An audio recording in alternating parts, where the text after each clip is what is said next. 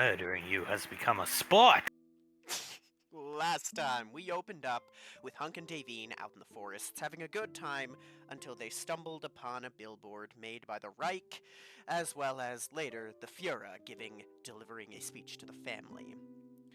Meanwhile, the adults of B Squadron, as well as Soul and Colt, were in the passages of a sewer system looking for a bunker that is supposedly hidden there that they thought may contain some stuff they could get Sasha for her birthday.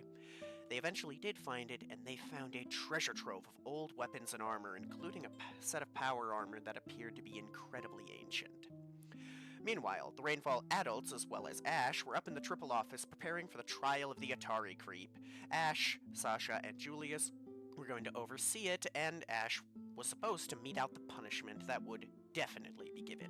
Meanwhile, the Reich found out that Zap had finished his reconstruction of Liberty Prime. He informed them it was old tech, so it would need to charge, but that it was ready for use. These stooges had been tracking Carter all day in various disguises and were under orders to tail him.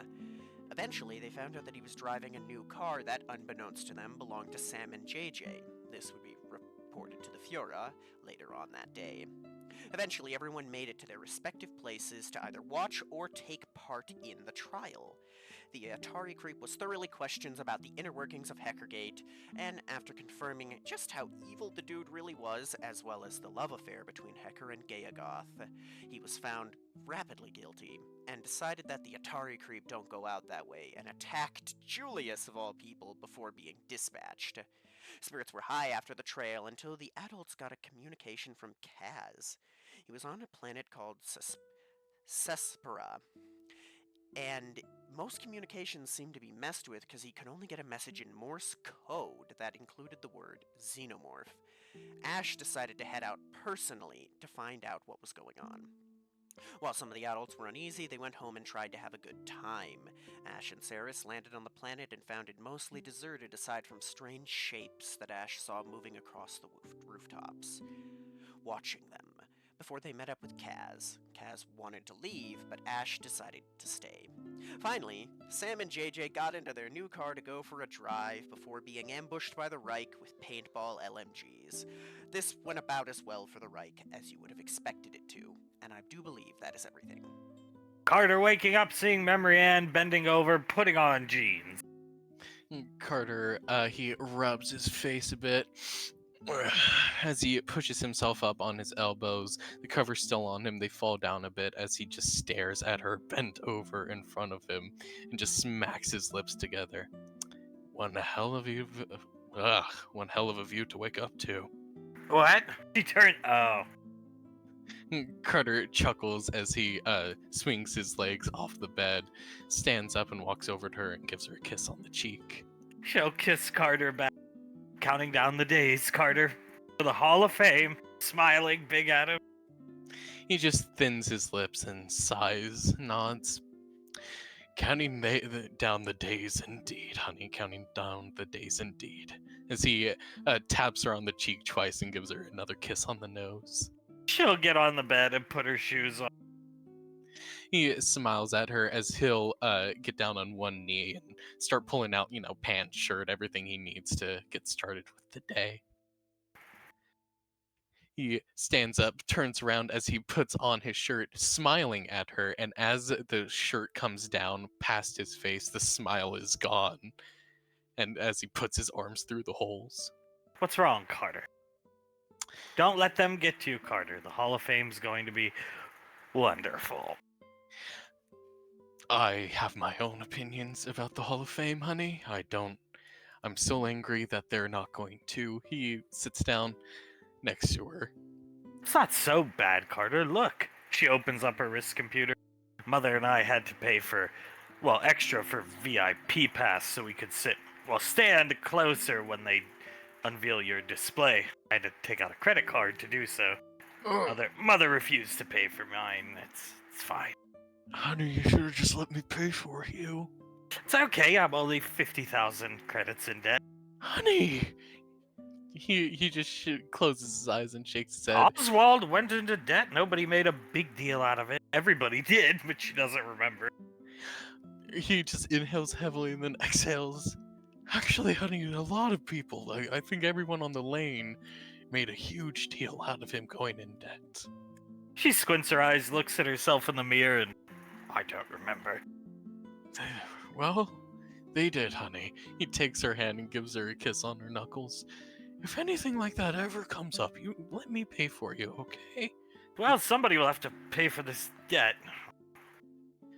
Well, I will, to the best of my abilities, cover it, honey. You do have the money. You're the one that actually gets paid from the band. You should get paid just as much as us. The talent would be nothing without the manager. She waves her hand in front of Carter's face. Nonsense. Anyway, what were you saying? Nothing. It's just. He shakes his head. I remembered what day it was today. Friday? Or is it? I don't know. No, it's not. Carter shakes his head. No. It's also, slaps his knees a couple of times and shakes his head again. Me and JJ are gonna box today. Why is this happening again, Carter? Looking at Carter holding his hand. What issue is there between the two of you? Just given how much stress I've caused for not just Samantha, but the entire family as a whole, JJ just wants to get some of his frustrations out, and he looks like he's thinking for a word to describe it, to minimize it a bit. A friendly altercation in a boxing ring might be the way to go about it. Oh, well, you have a good chance, Carter. Have you ever fought against JJ when he's angry? No, he's never really been that angry at me. Carter shakes his head. In fact, most of the time he treats me like a victim, scratching her head. Well, honey, in a lot of ways I have made you a victim. I've not done great by you. He's just jealous, Carter. You have the sword of Kamul, and what does he have? He looks at Marianne. The trust of my mother. Yes. Oh, well, yeah, there is that. Carter And clicks. Elizabeth. And Elizabeth. Shocking Soul doesn't have anything, though. She's kind of a dunce. Carter nods. You know, with the whole letting another man touch her thing, I think she has a ways to go. Yeah, well, at least Laz made out okay. Carter nods. The greatest child of Julius, honey. Well, it's a hard point to argue. It is. It is an extremely hard point to argue. I will forever and always say, yes, Laz is the greatest child of Julius. At least until Thomas, playing with one of Petra's offspring. Carter smiles and nods. I hope that boy does right by Hale, I really do. Oh, I'm sure he will, Carter. Education is valuable. Extremely. I often wish I could go to college. But He now said- with my credit score, there's no way I'd ever get a loan. Carter just looks down. I can always pay for you to go to college, honey. Well, I was hoping your parents would, but I feel like they owe me given the way your father treated me. But they said no, didn't give a reason. Carter sighs. I think I know the reason to that one. Your father's a dick. Carter shakes his head. One of his swords could fund 3 children's educations. He looks at Memorian and just taps his chest twice with his index finger. Oh. He nods. Teach me a bit of a lesson in, well, a very good way, as all of my mother's lessons are taught. Not to be a bitch. He shakes his head. No, not to be a bitch. Well, we'll make the best of the morning before the boxing match, Carter. Come now. He smiles at her, gives her a kiss on the cheek. Yes, we will, honey. Although, every single morning I wake up next to you is a good morning. She'll kiss Carter as JJ, waking up, looking in the mirror, sees Sam grab a pillow, assuming it's him, and pull it into her. He smiles at her, rubs his face a bit, walks over, pushes some hair out of her face, gives her a kiss on the cheek, and he will let her sleep, but go to the foot of the bed and take in that image and keep it close in his mind as he'll leave the room as quietly as possible and go up to where he hears some commotion. He hears Monkey Boy berating Jace.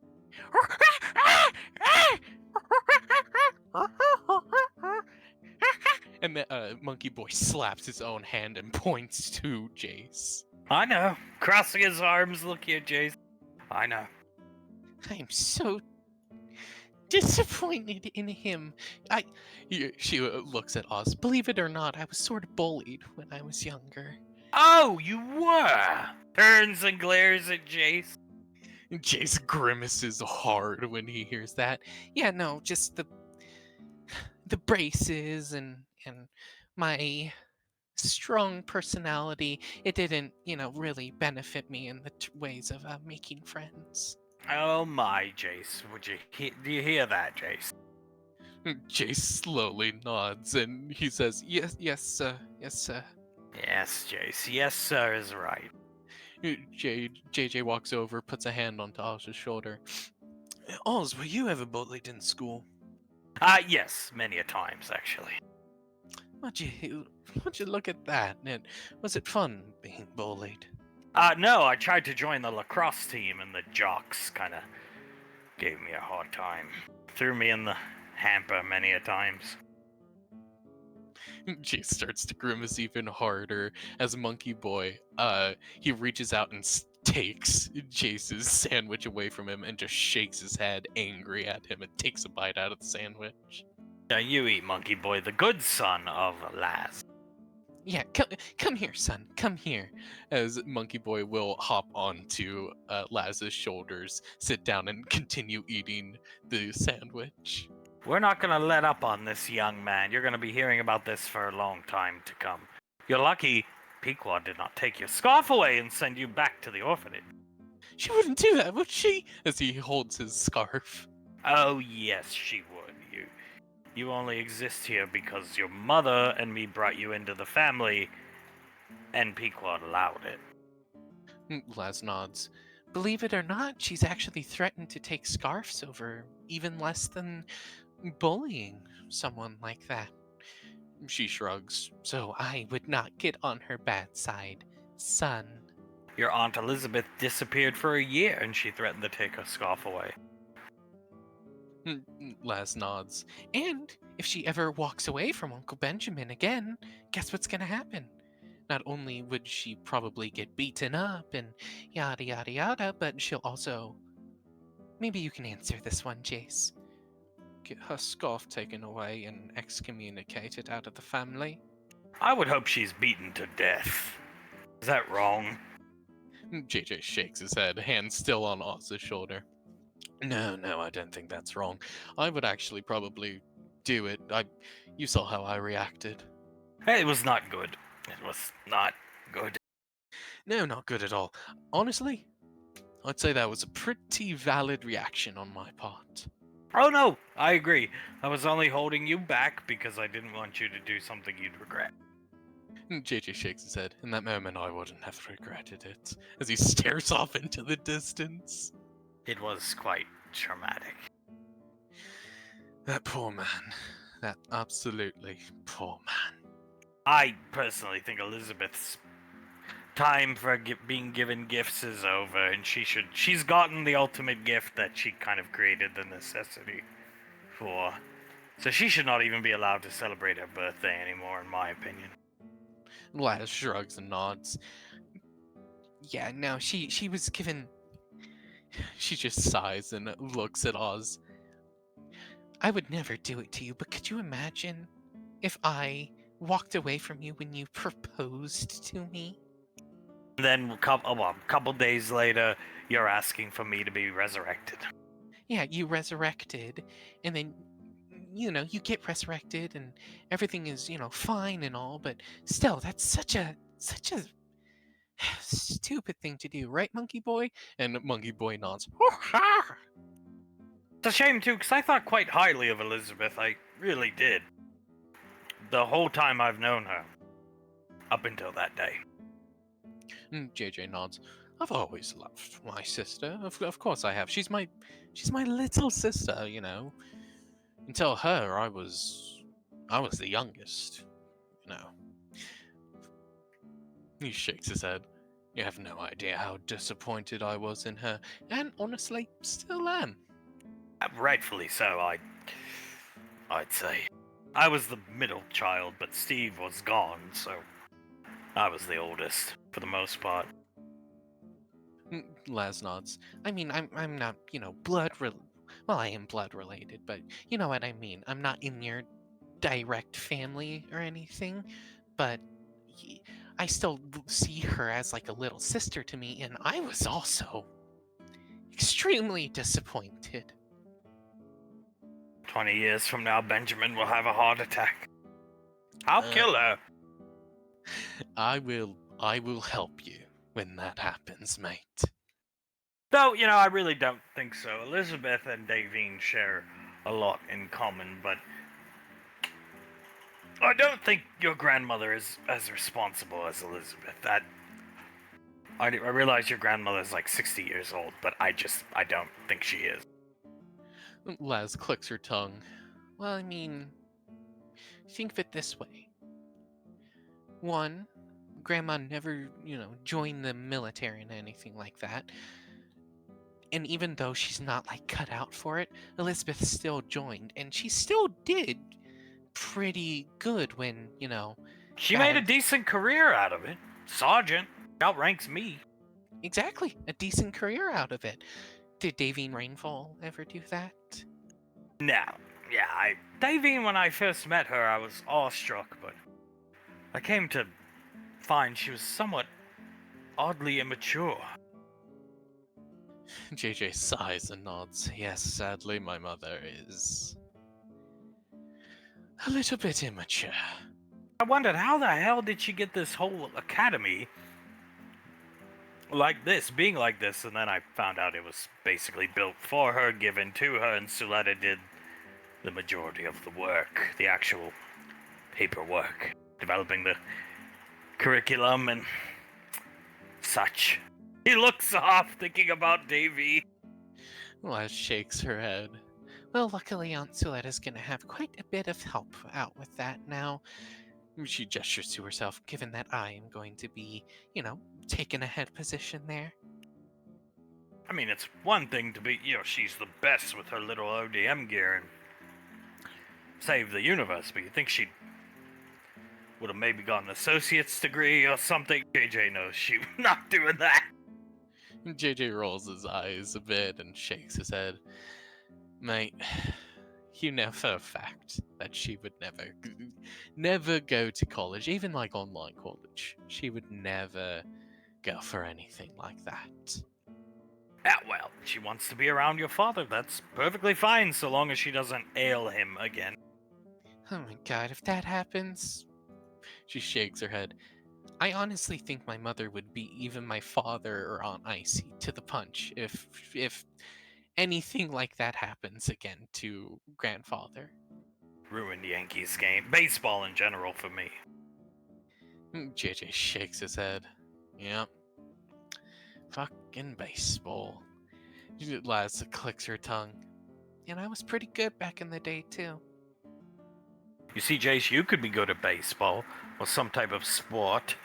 Something like that if you apply yourself, instead of bullying goddamn Rebecca. Jace scratches his cheek. Baseball. That's the one with the stick and you hit the ball with it and then, you know, home run and everything like that, right? Oh my god. It looks, yes, son, yes. JJ turns around and Laz notices that he has a face of, oh my god, we're trying to teach this kid not to bully and he's such a nerd. That is baseball, son. Yes, it's a sport. When you get older, you'll play some. Granddad likes playing sports. Just right now, things are complicated. Do you remember when they all beat up Sylar Clive, your Uncle Clive. They were playing a game called soccer. Or football, depending on where you were all on Earth. Jace nods. Actually, I do quite enjoy soccer. I actually think I'm pretty good at it. I think only, like, Integra could beat me. A good goalkeeper might be. Oh. Oh, oh yeah, Jace? Yeah, he shrugs. I think I might be pretty good at it.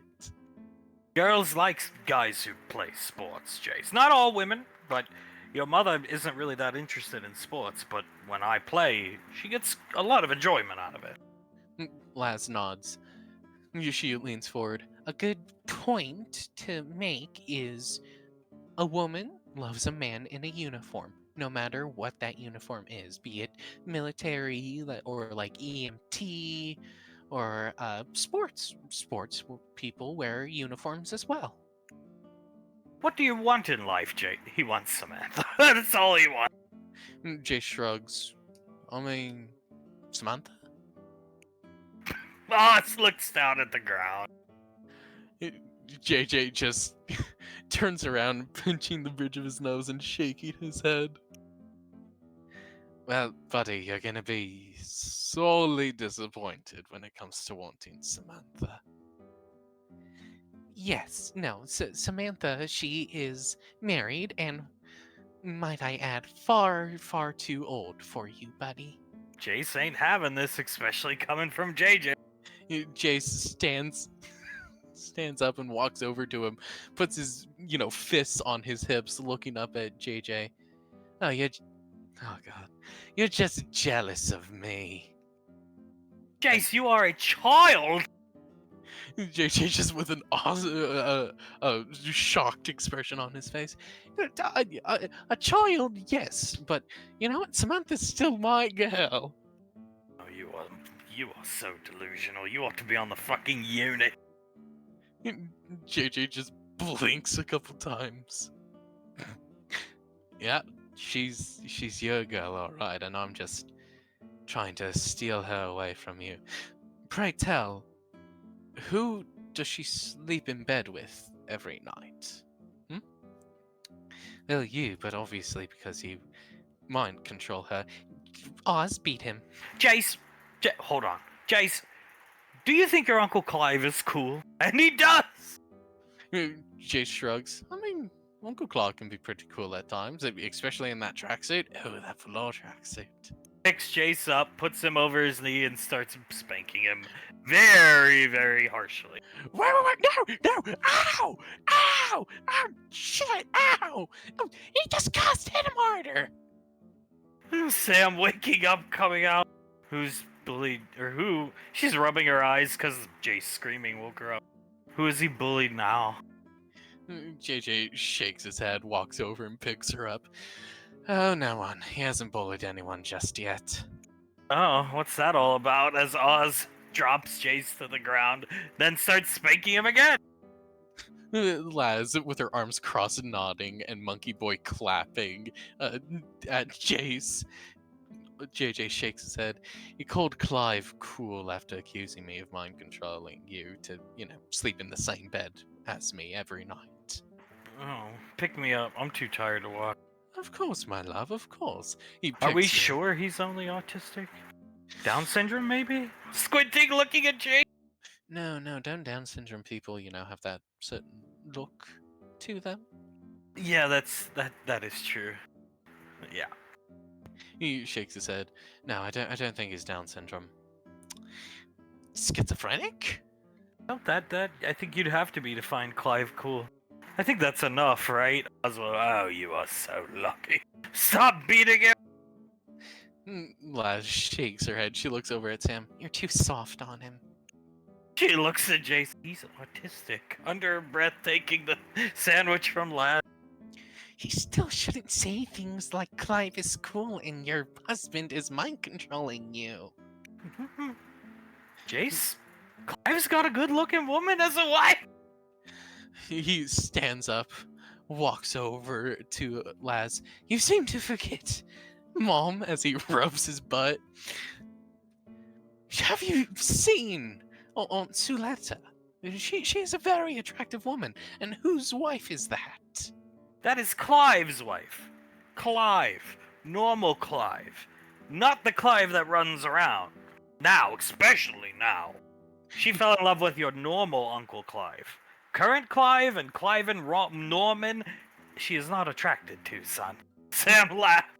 Jace turns around to Oz. You guys keep talking about this like mythical normal Clive. This is normal Clive. No, it's not. We met him.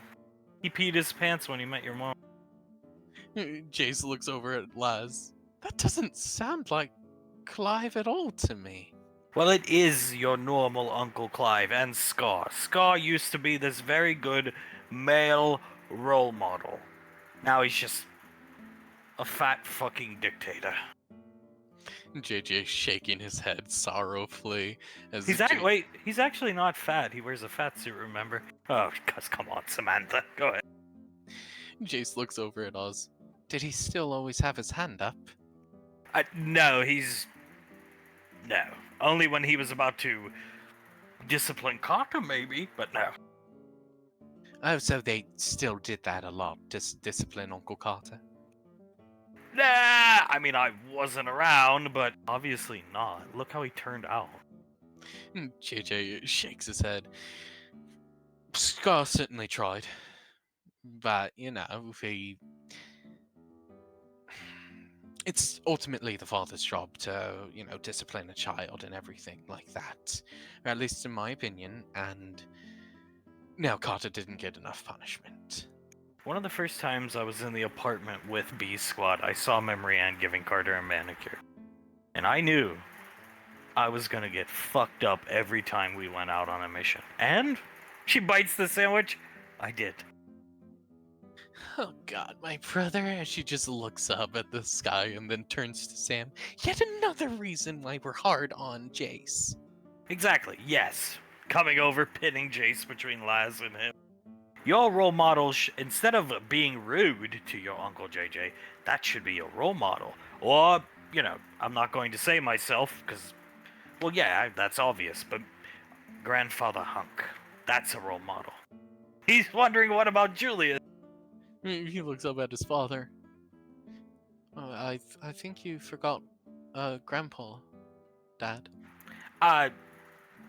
He is a role model. When you get old enough, you'll come to understand you can idolize and take traits from somebody, from their professional life, not their personal life. Julius falls into that category. I modeled myself after Julius, and I still have great respect for him, the Colonel. Julius the husband, I have none for. Father-in-law, I respect, but beyond that, no. Laz shakes her head. My father, your grandfather, has done quite well for himself in his career. Take those as far as you can go. Just keep everything else, in mind and do a lot of what he didn't do. I think that's good advice. Was Izzy really that bad? Oh yeah, what am I saying? I'm still waking up by biting into the sandwich. JJ just clicks his tongue and nods.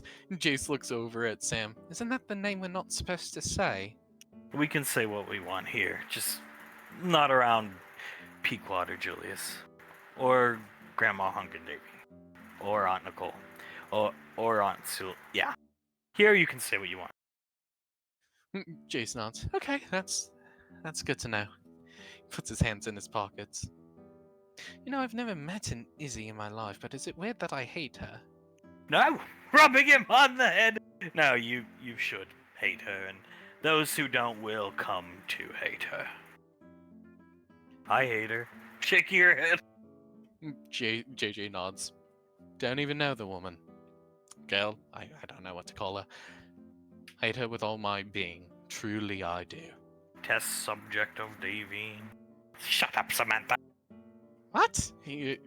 Jace looks over at Sam. Oh, the joke that I don't know his name. Davine was experimenting. That one? Yeah. If you're bad and bully people, Davine experiments on you. Oh. He looks up at his father. I swear I'm not gonna bully anymore. I swear to you, I don't want Davine to experiment on me. I should hope not. None have survived it. Oh, Jesus Christ. Grimacy! What? Jace's eyes widen. A just punishment for bullies. Glaring at JJ and Sam. Laz nods. Yes, a very just punishment for bullies as she looks over at Sam and JJ. It's almost... I mean, Grandma Davine at her core is, like, very good-hearted and kind-hearted. She doesn't become evil all of a sudden. The Skylander, on the other hand, well, turning the sandwich and looking at it. The Skylander, He looks over at his father and then over at Uncle JJ, and JJ nods. Skylander, I cannot begin to tell you the things that we've seen that man do. As JJ will look over, and all the adults know that it's faux fear, but he puts a hand on his chest and takes a wide step back in fear. Oh my god! From the picture. Sam coming back with it, closing her eyes, acting afraid. Yes, there he is. He even scares Aunt Sam and Uncle JJ. Look at your mother. Laz is turned facing away, holding Monkey Boy, so his entire face is like in her chest, so it blocks the picture out. You know Ricky's dad, right? Oh yeah, no, Ricky's dad. I know him. Yeah. He used to take the Skylander out on missions. The Skylander killed 1,000 people all by himself and saved Ricky's dad's life. Correct me if I'm wrong, but it was with a single snap of his fingers, right? And do you know why he did? Because Major Valorius was being bullied by them. What? He can kill me with a snap of his fingers? Uncle, as you well know, Uncle Krellin is not human. He is Starchild, as far as we know, the last one. Star Children are incredibly powerful, and your uncle wasn't even a soldier, Jace. He was a librarian.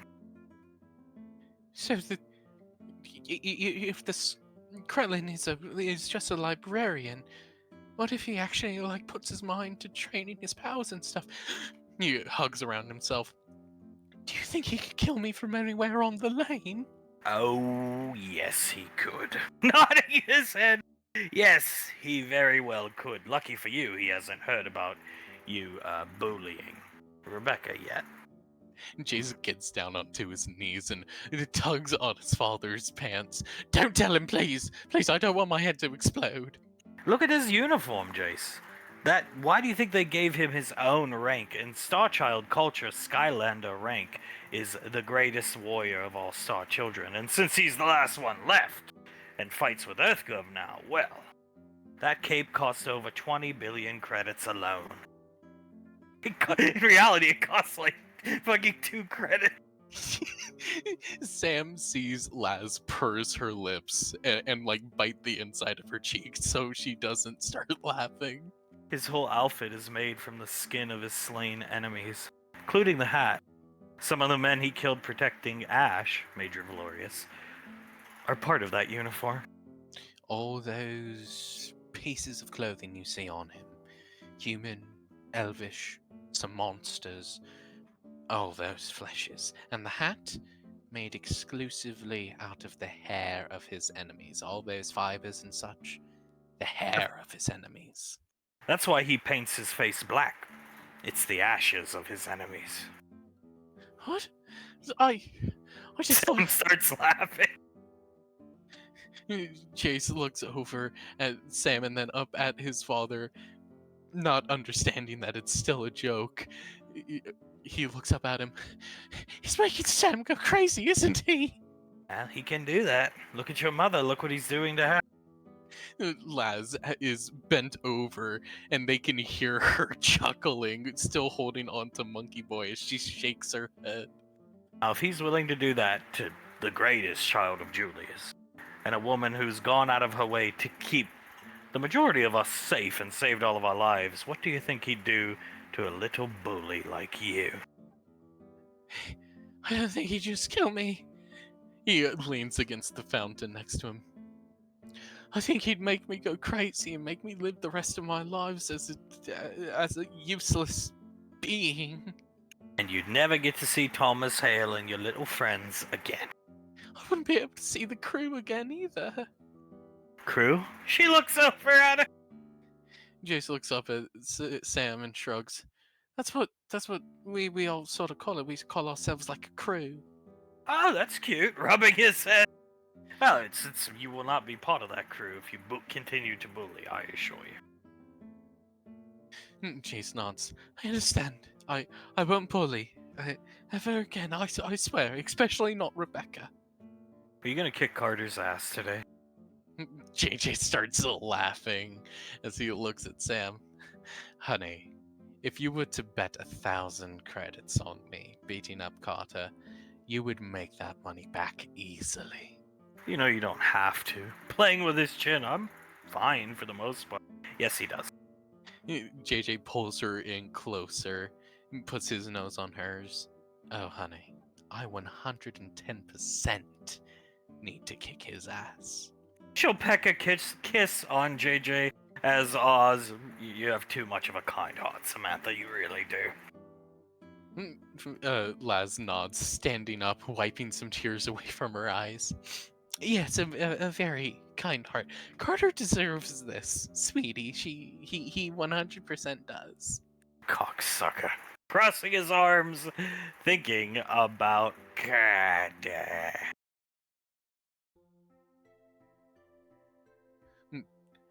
Davine strokes her chin a bit. She looks at Hunk. I don't know. Do you think we should take a couple more med packs? Definitely a lot. Davine nods. I'm sure we can find some way to procure some more then.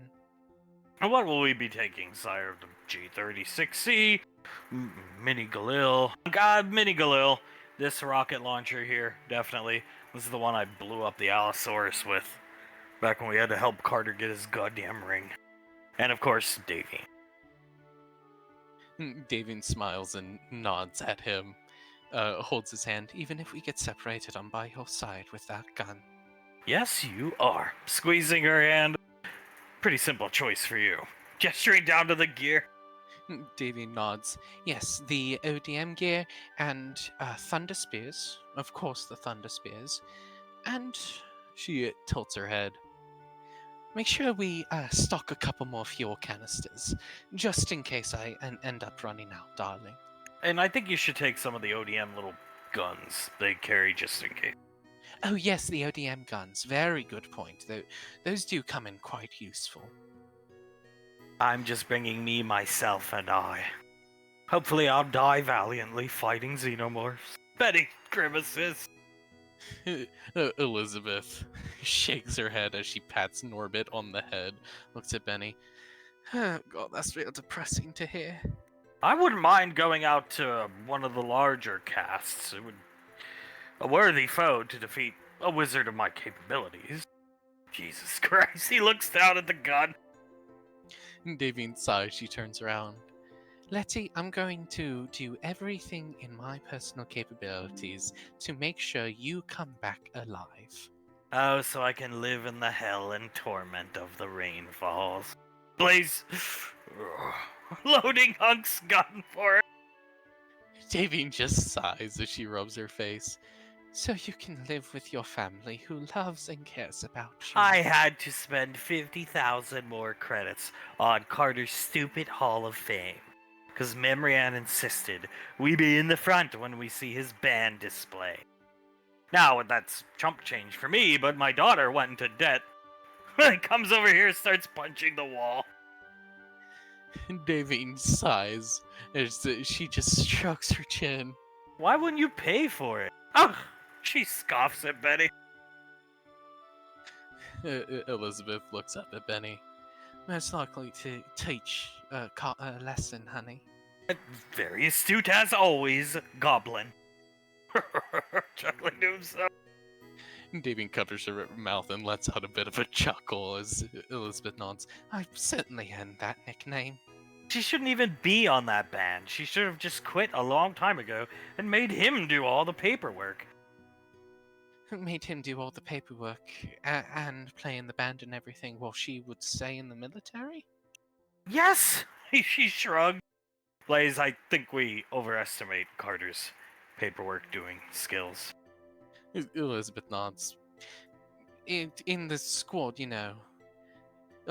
On Icy always said it was just like her and Julius. Yeah, just like her and Julius, honey. You know what that means? Nicole did all the paperwork, and Asshat did something every time we went out, which was one in every 7 or 8 weeks. Elizabeth just thins her lips and starts petting Norbit again. The best leaders can lead and do paperwork. I could do both. Just saying. So could I. I mean, I wasn't great at it. And I did push it on to Nicole, but that's part of teaching her. She had to learn because she was supposed to be my successor. Davy nods. I've never had to do paperwork for the military, but of course I do some of the paperwork here. It's a group effort between all of us, of course, but of course I do You've paperwork done here. more paperwork in the first year of the ODM Academy than Carter has his entire life. That is so disappointing. As she just looks up, points at the wall. Mind if I punch your spot, honey? Oh no, go ahead. Let it out. He'll let go of her hand. She'll blow him a kiss as she walks over and just starts punching the wall. Well, maybe we could, well, no, we're all gonna end up looking at Davine's gear. We're all gonna end up going to this Hall of Fame thing one way or another. Elizabeth just sighs, sadly. Oh, maybe, isn't there a way we can, like, just safely break my leg so I don't, like we're dodging the draft? No, you're going. You had to be a part of it. You had to follow Carter. I just wanted to sing. I in the beginning. I just wanted to be with Elizabeth. That's the only reason I agreed. Ha ha ha ha. Elizabeth sighs, looks at Benny. I'm sorry I dragged you into this. He shakes his head and holds her. You shouldn't need a band to get a significant other. God knows why he was worried about a band when he could barely manage life in the military. Oh, let's have a band when I have the worst records of everybody in PT physical training.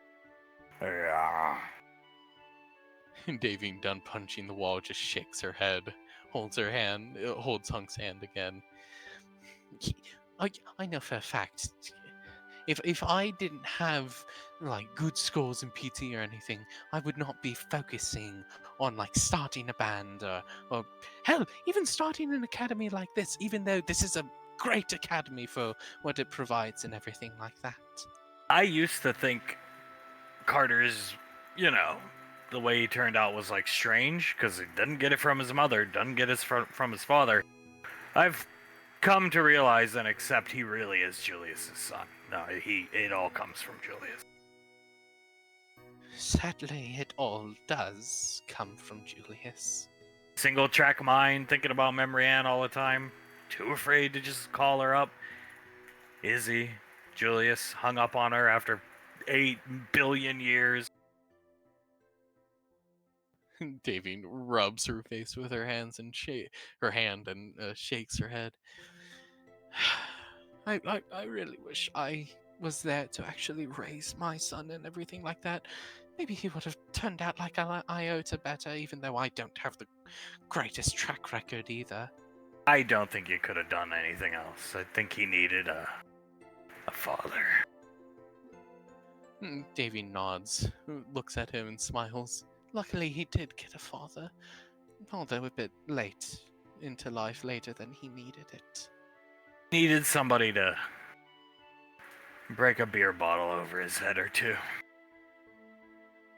Davy clicks her tongue and nods. I definitely think that, whereas Cyrus might have done that to the poor boy, he did not do it in the correct way? Is the right way to put it? You most definitely would have. Is that why sometimes when you're drinking Corona, you look at Julius and then twist the beer bottle in your hand? Yeah. Elizabeth looks at Hunk. Why don't you do it then? He's too old to do it to him. She tilts her head and shrugs. Still his dad, with it. If it'll make you feel better, and, you know, it might still teach him a lesson of some kind. I'm afraid of hitting him in the head as well, because what if Izzy, like, comes back into his mind or something, you know? Oh, why does he deserve to get hit in the head? He's only made his own wife feel like she's ugly. Lest we forget. Smiling! Davine purses her lips, turns around to Suletta. Is that possible, you know, head trauma causing him to remember something like that? I thought Icy would have completely erased it from his mind. I have no clue. Crossing her arms, I don't know. I question everything I know about psychology after meeting Clive. He is an enigma. Very much one in a million, I think would be the nice way to put it. Julius hasn't done all that bad. I mean, let's just revisit what I just said. Patricia thinks she's ugly. I heard you. And if you're trying to antagonize me into attacking him, it's not gonna happen. There's too much going on right now. Maybe after everything's done. We at least know where Ash is. Then maybe I'll push him off the yacht. Davy nods.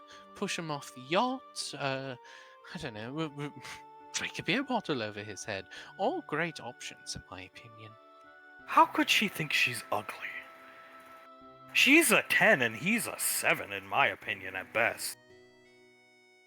Benny starts chuckling. And I'm impartial because I don't find women attractive, nor do I find men. I just never have. It's not in me. And it's not some of my kind and kin, absolutely, but in my soul stone, never a thing. Like Laz. I always thought Laz was a very butch looking woman. And assumed she was lesbian until I got to know her. Most did. Elizabeth looks up at Blaze. Let's say for a second that you do feel those kinds of feelings, and you get with a guy or gal, and, you know, you guys are going steady for about 5 years, and then they bring up their ex from, let's just say, 8 years ago. How would that make you feel? Well, just light them on fire. I don't have time for idiocy. Looking at the ceiling. She thins her lips.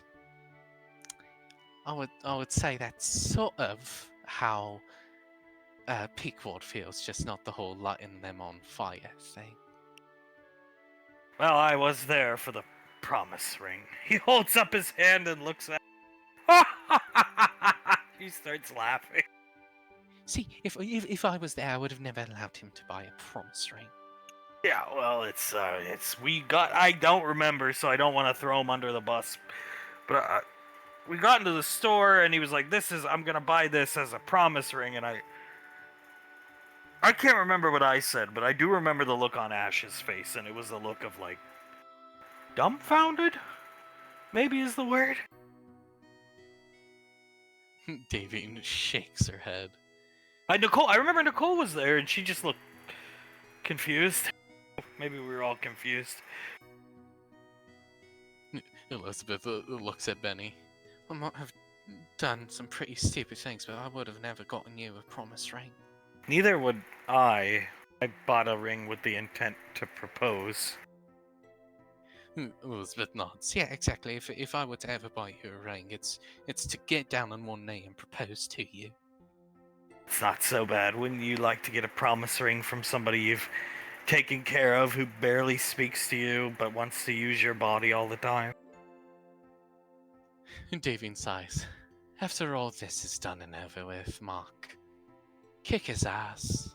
Gladly, if that's what you want. As soon as we know what's going on with Ash and the stress levels have come down, I will have a talk with Julius. Good. Very good. She rubs his back and gives him a kiss on the cheek.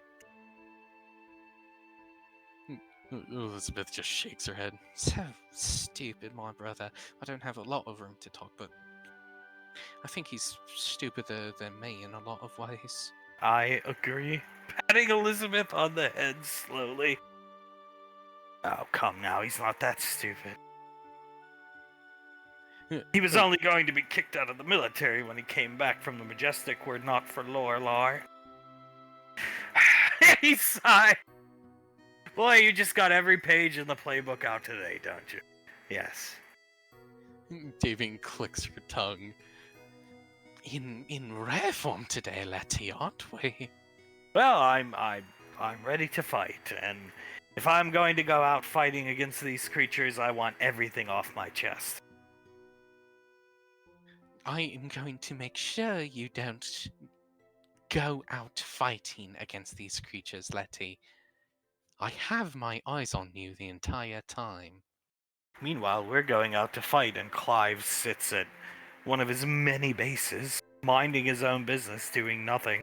How gallant of him. Yeah, well, Clive's not much of a fighter, and even if he was, I wouldn't want him out there. Yeah, even with all his... She puts up quotations. Unit training. I don't think that he would ever stand a chance against a single bug. I don't know, I'm sure Storvin Cliven thinks he would. Oh yeah, no. Alpha 9 didn't deal with that whole issue of the xenomorphs on that one colony or anything. I'm the one who both piloted the APC and got all the charges into it to shoot down that big old thing. I'm the one who killed all those xenomorphs. I was Alpha 9, just me by myself. Oh yeah, no, me by myself. In fact, I invented ODM gear. Not on my own. I had the signature move of breaking someone's neck while behind them. Nobody could ever stop me. Nobody at all. She shakes her head and clicks her tongue. Check out Epsilon Squad too. All by myself. Scar was pinned down and I saved his life. I'm a good friend to Scar, though, even though I'm a complete asshat to her. Elizabeth shakes her head.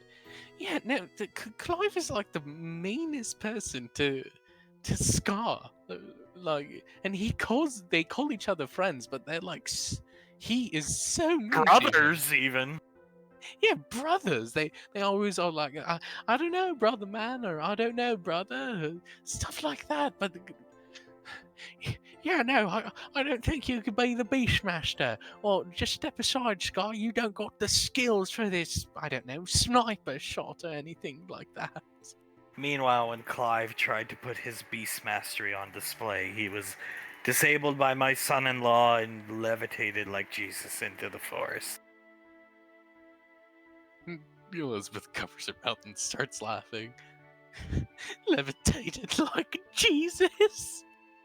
They do make a hell of a team in terms of comedy. If he was more sane, Patricia could make a lot of money off the five of them, I think. Oh yes, in terms of comedic value, if I was outside of the family and I didn't know the goings on there within, I would most definitely think it's all just a comedy sketch. She is making really good money off them, but yeah, like a show like the A-Team or something, yeah, like an episodic type of thing. Oh god, okay. Who would be face if they were all part of the A-Team? Jesus. Scratching his cheek. Well, we know Krellin's gonna be Mr. T, because do I really have to say? Oh yes, no, darling. It's obvious why. Yeah, he likes his, well, Clive would have to be face, I'd say, right? Yeah, but then who's gonna be the leader? I forget his name. Hannibal? Both Clive and Clive. He's made many things where he's just all the cool characters and everybody else is the lame kid. The Roofy Dead, for example. Very good point, Letty. Very good point. So Clive, Scar, and then I don't know, Fred or Samuel as Murdoch. Probably Samuel, because Samuel doesn't seem to fight back as much with Clive. At least badmouth him. So poor Samuel would have to play the insane pilot while everyone else is, well, Clive and Scar are playing the actually cool characters. And Samuel can actually pilot, unlike Uncle Clive. That is also true. Samuel's like all three of the Stooges have their various uses, don't get me wrong, but Samuel is the most useful when it comes to if they were actually a military squad. And yet he's never good enough for the U-14. Not for nothing, Krellin saved Ash, and I'm grateful, and I think Krellin, when he's focused, could easily handle himself in a lot of combat, but Samuel is the only one out of all of them that has any business fighting or wielding weapons. Elizabeth nods. Out of all of them, I think I would feel, strangely enough, most safe if I had Samuel next to me on the battlefield. Well, I mean, Samuel is in debt to your mother. Doesn't act that way. More or less in debt to Clive now, but he was sworn to be your mother's servant back in the day. Davian sighs. Oh, I bet he never. He wishes he never made that kind of promise to me. No, he wishes he had parted ways with all of us and went back out and disappeared into the vast expanse of our universes. How much you want to bet that sometimes he just looks up at the stars and wishes he could be out there instead of on the lane? He's been seen doing as much, at least so has Colt and Soul have told me. They like to take their dogs out on late night walks, so... Yeah, and I can't blame the guy. No, neither can I. Neither can I at all. If I was, forced to be a part of the unit, but not good enough to actually be on, like, the unit, or especially in the Reich, I would probably be staring up at the sky as well. What? Who is he? Oh, Von Braun coming over inspecting his armor. Von Braun, that's right. Von Braun. Davy nods. Oh yes, the Führer, Rommel, von Braun, Himmler, and then Grobing? Groening? Something like that. Some fat guy who was Minister of Air Force, which makes no sense because Frederick doesn't know a damn thing about piloting. Yeah, no, if you ask Frederick any kind of question, as, part of like a plane or something like that, he probably would not know the answer to it. I must admit, sire, it's good to see you suiting up again for a change. Hunk, looking at his helmet when you're, not stressed out and thinking you're ugly and have no confidence in yourself and all these things. Damien smiles over at Hunk, walks over and nods. I too believe that when you're not stressed out, when I don't make you feel that way, it is quite nice to see you getting all suited up in your combat uniform and everything. It's been a long, long time. I don't even know. Yeah, I wore it on the island with Carter and them, but didn't even put the helmet on. Last time I did a award, I think, was that, yeah. Oh, it was such a loss to EarthGov when they lost you. I'd say it was a loss, but I had been there a while, let's be real, and my days of leading from the front were far behind me. With the rank I had, there was no way it would ever happen. But you, on the other hand, oh, what a loss. Both times. Damien sighs. Looks up at I wouldn't have made you leave it behind. I'm just putting that out there. He looks back at her, glaring at her. I'm not that weak, It's like other people I know who should be married to Clive.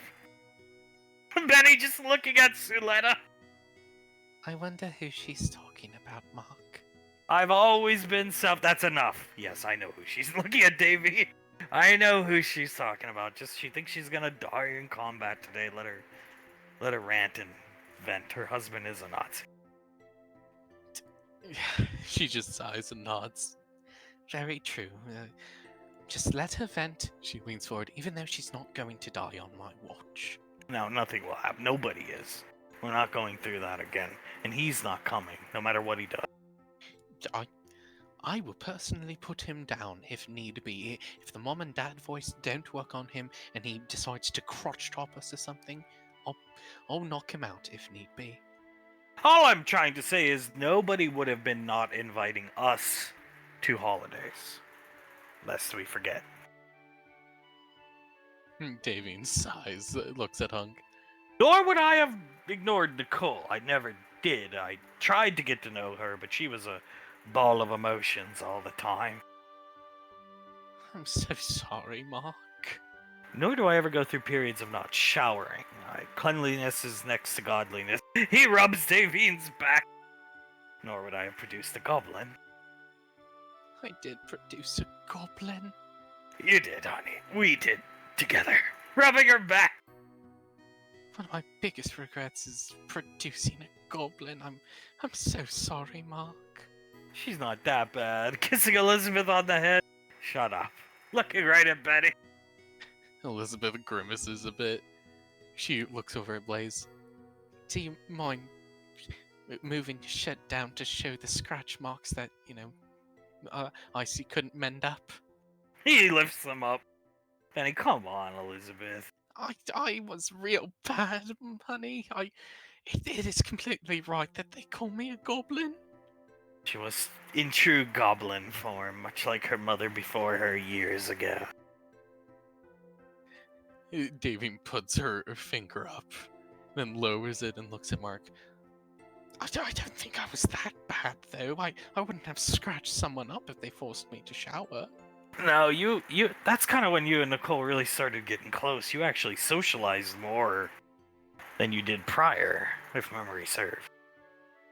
Davy nods. Yes, her spending the night with me in the gym and us talking to each other during that time. It's when we really started to form our bond together, and both of us showing how much we really loved each other.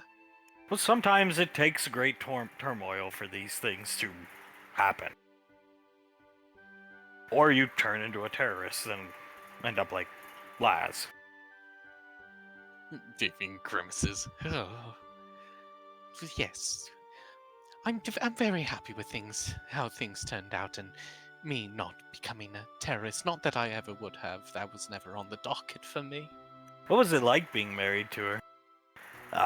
If a woman ever proposes to you, you should say no. How about that? Looking at Betty! Elizabeth smiles up at Benny. Luckily, you proposed to me.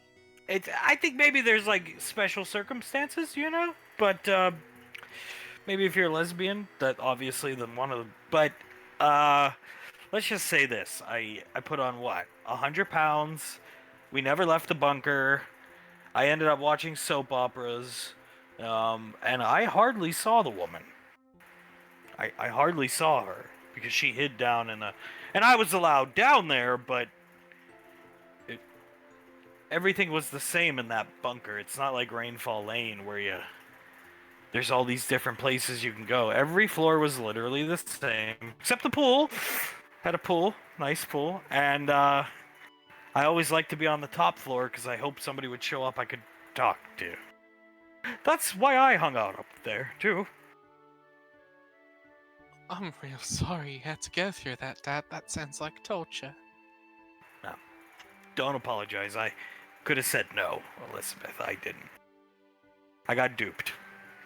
She promised she'd be a mother to Nicole, and it was, oh, this is great. And then it's like, well, yeah, she doesn't really like spellcasters. Shortly after the marriage, she told me she'd only put up with Nicole because she was my daughter. He air quotes. How intelligent of you. Looking at Hunk. Meanwhile, I was single, putting her arms up in the air. Davine rolls her eyes. God, that bunker hag was such a bitch. Well, Julius killed her, right? Julius, Ash, and Patricia, yeah. Proud of them. Very proud. Davine nods. I believe, correct me if I'm wrong, but that was one of the first times those three ever went out together on a quote-unquote mission like that, since the Alpha 9 days. Yeah, Hunk nodding his head. Ash is usually reserved for like the priority one crap, important stuff. Julius can't really just get up and be sent out, and Pequod can't either. But oh, when it's that bad, yeah. She really wanted to kill Carter and Sol and Laz. Her name, the child that was named up, yeah. All the children of Julius, she wanted to kill. Had Not- bounties put out on their heads. And not just because, Julius. I don't think Julius betrayed her, but I'm sure she saw it as such. Not just because of that, but because they were spellcasters. She was... Yes. Davy nods. Even as they weren't coming into their own at that point of spellcasting. Well, Sol eventually did in the Moog, but I digress. Wait, Mom, she knew them when they were babies, though? Yeah. Davy nods. Oh yes, most certainly. She was there when Carter and Sol were born, yes? That's like me saying I'm gonna kill Jace. That's like me saying 20 years from now I want to kill Jace. Jace might annoy me sometimes or something, but I would never even think about it, really. Well, that's because you're sane. Elizabeth nods. Well, like me saying I want to kill Hell because she's already exhibiting factors of being a spellcaster. Well, he shrugs. Yeah. Yep. She was not a sane woman at all, and she was, well, let's just say she was a fucking idiot. I think she started to mentally degrade rather quickly with Davine around. She felt competition, and rightfully so. Laz was not an attractive woman for the most part. I'm sure if she tried to be, she could have, but no, and then comes the elven bitch. And, well, it's over at that point. Even I knew I had no chance. Hagar! Davy nods. She sort of bumps her hip against Hunk's. Best competition out there, aren't I? It wasn't even close. I don't think I'd call it competition. Rubbing her butt. She smiles as she stands on her tippy toes and gives him another kiss on the cheek. La Naya. Oh God! She just pinches her eyes closed and shakes her head. What's that? She turns around. Idiotic, what I would equate to schoolgirl jealousy of a woman who never had a chance with your father, whom he did have a past with, but he was never going to indulge in that past ever again. Elf woman that worked for SIS. She was like at the beginning of her career when I was at the beginning of mine there. We worked together, ships crossed in the night, maybe slept together a couple times. She wanted it to get, serious, and I didn't, because Integra always told me, put your career first, get your life in order, then worry about a woman. Because I was a bigger mess than Julius in a lot of ways. Maybe I wasn't, as blatantly dumb as him, but in terms of, understanding how to be an adult, I might have been just as bad, if not worse. Davine sighs and nods. So, given that she was another elf woman, and he had already been with her in the past, jealousy and idiotic thoughts that were completely unrealistic, looking back on it, came to pass in my mind, and I 100% thought he would rather be with Lanaya than I. They used to go outside of SIS HQ and kiss in front of her. Davine requested it. Davine smiles, looks at Hung. I had to show her my win, of course. Didn't she move or something? Didn't she? She got so sick of it, she requested transfer to Earth. Yeah. And now she's on Mars. If you'd ever like to go visit her, no. He shakes his head. No, I think those days are behind us. I'm sure she knows 110% that I won the best prize out there, and she reaches around and smacks his ass. You wouldn't have given him a heart attack, that's for sure. and she was high elven kind. And Davine just sighs and shakes her head. Just let her get it. It's gonna be an all-day affair, because she's gonna die valiantly fighting. I am, thank you very much. She looks up at Hunk. What I bet you else? Clive won't even mourn me. Well, Davine stops talking and just starts picking at her lip. I'm sure he would mourn you, honey. Normal Clive would. Clive and Norman would. This current iteration of Clive. It believes you're married to Scar. She starts drinking beer. Yeah, Eva Braun over there. I really wonder what I did. I go through my whole life in my head. It becomes harder the more I drink as of late, but who did I wrong to deserve this? And I can't. I did kill a lot of people, and maybe I never even caused much collateral damage. That's how I climbed the ranks so quickly. I was always very thorough and precise. He didn't do anything. He just got a bad hand, and Julius should not have been given a son if he was not prepared to raise one. But unfortunately, Julius and many others are given sons. Davy nods. What's that saying again? God gives the toughest challenges to his strongest soldiers? Yes. Yeah. Strongest soldiers. Something like that. Grimacing thinking about Julius Earl. Davine sighs, puts a hand onto his chest and smiles at him. You'll be able to teach him a lesson after all is said and done, honey. Counting down the minutes. He'll crack his knuckles thinking about Julius. As in Palo Alto! Carter leading the children. Well, actually, Thomas leading the children. No Jace, though, unfortunately, because he's with Mom, his mother, and father, and Aunt Samantha, where he really wants to probably be anyway, walking through Palo Alto. Carter just whistling a bit. He looks over at Ricky. Hey, Rick. Yeah, what's up, man? Not to bring up anything bad or anything, and you don't have to answer if you don't want to, but hear from your dad? Not since, before the Atari creep trial. Right, I'm sorry for bringing it up then. You're alright, man. I'm a little bit worried, but I mean, it's not like it's the first time that they've gone this long without being able to contact us, right, Ellie? It's really kind of normal. Holding Ricky's hand, walking, and ever since his mom kind of partially rejoined the ranger unit when they were going out with the bounty hunter guy and Krellin. Yeah, so I mean, it always worries me, but you know, it kind of is part of the deal if they're actually out doing stuff, you know? Saris just left me, told me I was in charge, and if anything bad happened, don't worry about it. I got so good at the job, I'm not sure exactly when it happened. Holding Ricky's hand, I'm not sure when it happened because I don't know the woman, but apparently, General Lorelei, the one who is hot for your father. Looking back at Carter, remember he had face bomb. General Lorelei approved Ricky's dad to live in Orange Twist.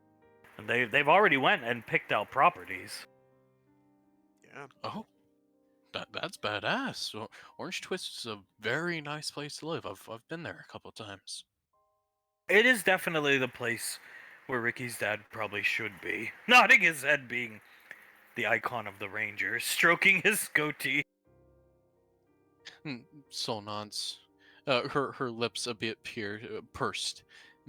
Smiles, then looks over and smiles at Colt. The Ranger Major and all, he certainly deserves it. And they're gonna open another flower shop there, and me and Ricky will run this one, and they're gonna run one out of Orange Twist. Yeah. At some point, they're waiting for Ricky. They're waiting for things to calm down, and Ricky to go off to Ranger training. And I've talked with Dad about it. I'm gonna see about maybe buying the old house from them. That's a good idea, nodding his head. Plus, you got a house attached to your business anyway. Yeah. So nods. Never hurts to have a bit more property under your belt. She chuckles a bit, just starts looking around, and then up at the sky, and her lips start to purse. No, yeah, and future proofing, right? If Ellie and I end up having kids. You definitely should. Carter and I can't wait. Cold asking Soul what's wrong with her whisper. Soul looks over at Colt, holds his hand. I can't get what Spender said out of my mind. I know it was the right thing to do, but should I have killed him right then Oh, and there? absolutely. He wasn't gonna help us. Speaking loudly, everybody could hear him. I mean, looking around. She's worried about what's happening. Carter turns around, looks at Soul, puts a hand on on her shoulder, and bends down a bit. Made the right decision, Soul. He wasn't gonna help us. No way. He was pleading for his life. And even if he could have, you were under orders. You did the right thing. You did what you were told to do, and you gave the fuck what he deserved. The guy looks down at the kids. Honestly, she chuckled.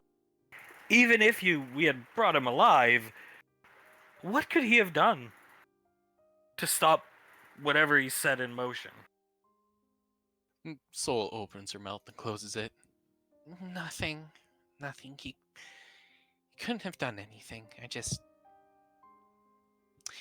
Maybe there was information there that might have helped us or something like that. Easier damage control or something. I don't know. I've been thinking about that real hard. Thinking about ways to stop it and, coming up blank and stuff. Thomas quickly moving ahead with the kids as they hear the sound of children screaming and roaring and cheering. Ellie, what's going on in town today? Colt, I was just gonna ask you the same thing. I don't know. And there wasn't supposed to be any parade or anything like that, right? Krellin. Well, the adults in the equation here come round the corner. See Krellin dressed as the Witch King. Samuel, Frederick surrounded by children signing autographs. Fool you, Nom Galleon, kill me, die now. Pretending to be Carter blinks a couple times as Thomas holds Hale's hand and his eyes start to sparkle a bit. Is it just me, or is that sort of cool? The Witch King? Looking back at Thomas. He nods. I mean, like, look at that helmet, crown. Look at that crown. It's the Morgul crown. My mom read Lord of the Rings to me. That's pretty cool. I want to read Lord of the Rings. I mean, that he gestures out to them. Integra. And Integra nods. Yeah, no, that's I think they're doing the Witch King versus Aowen right now. Only they're doing it wrong because the Witch King's killing Aowen. Ha ha! You pathetic woman. Me sexist? The kids start laughing! Ellie, oh goodness! Squeezing Ricky's hand! It's really weird, but I'm actually getting a warm feeling in my chest watching those idiots perform for kids again. May never be killed by woman cause me superior man. Oh, Carter. Carter just shakes his head. You would think after 20 years being in a military family, they would do a better job at, like, tailing people and stuff. May the greatest servant of rain falls, yet to be revealed to enemies of Gondor. On the ground writhing. Does he know the Witch King's evil? Hale looking at him, scratching her little head. I don't think he does. I think he's the good guy. May slay any who religiously persecute. No motion kill me.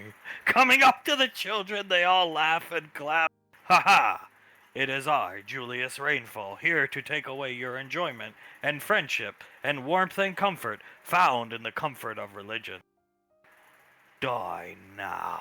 Walks up to him, starts choking him. Oh, this is fucking pathetic. Right, yeah, no. I should have guessed that that's supposed to be my father. Samuel's supposed to be my father. Hiya, hiya, hiya, I'm a terrible fucking husband. Hiya. Yes, you are. And now me kill you and feed you, you promise ring, you piece of shit weasel. Hits him with a obvious fake foam mace. Ah! He falls back here. No, yeah, that one's fair enough. I don't want to know the drama involved kissing Ricky's cheek, but I don't think this is good look for the Rainfalls right now. Oh, you're so right. She's grimacing, squeezing Carter's hand. Extremely right. Extremely, because they're...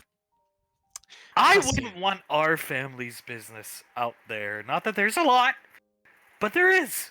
All families have them. Hale will turn back. We got way more than most. She's shocked that Hale can talk. Thomas looks back at her, nods at Ellie. Yeah, way more than most. You'd be surprised. Apparently, there's a curriculum that's going to be taught. Goodness! Yeah. Part of the reason I'm kind of not surprised is I've been either party to or aware of most of it, Ellie. He squeezes her hand lightly. It's hard to shock me with drama at this point. Frederick, miss you fucking cue! Frederick comes running over as Theoden King. He runs over, puts his hand out. No! But wait, Krellin puts up his finger. Why you protect Julius when religious persecute people? And be a horrible husband. Think about what side you on here. Join me and we defeat all Gallians who should not have their spouses. Much like Carter, big dumb piece of shit. Frederick convinced?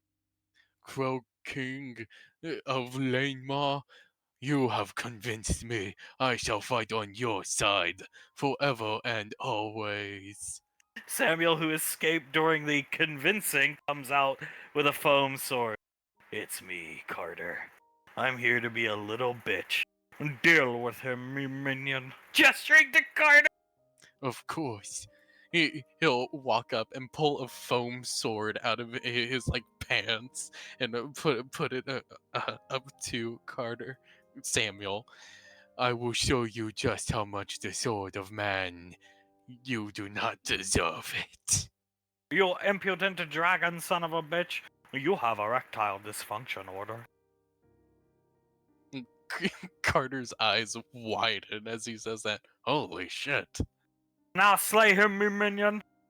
Of course. He runs up. Summon your dragon now! Ha ha! As he starts attacking him with the foam sword.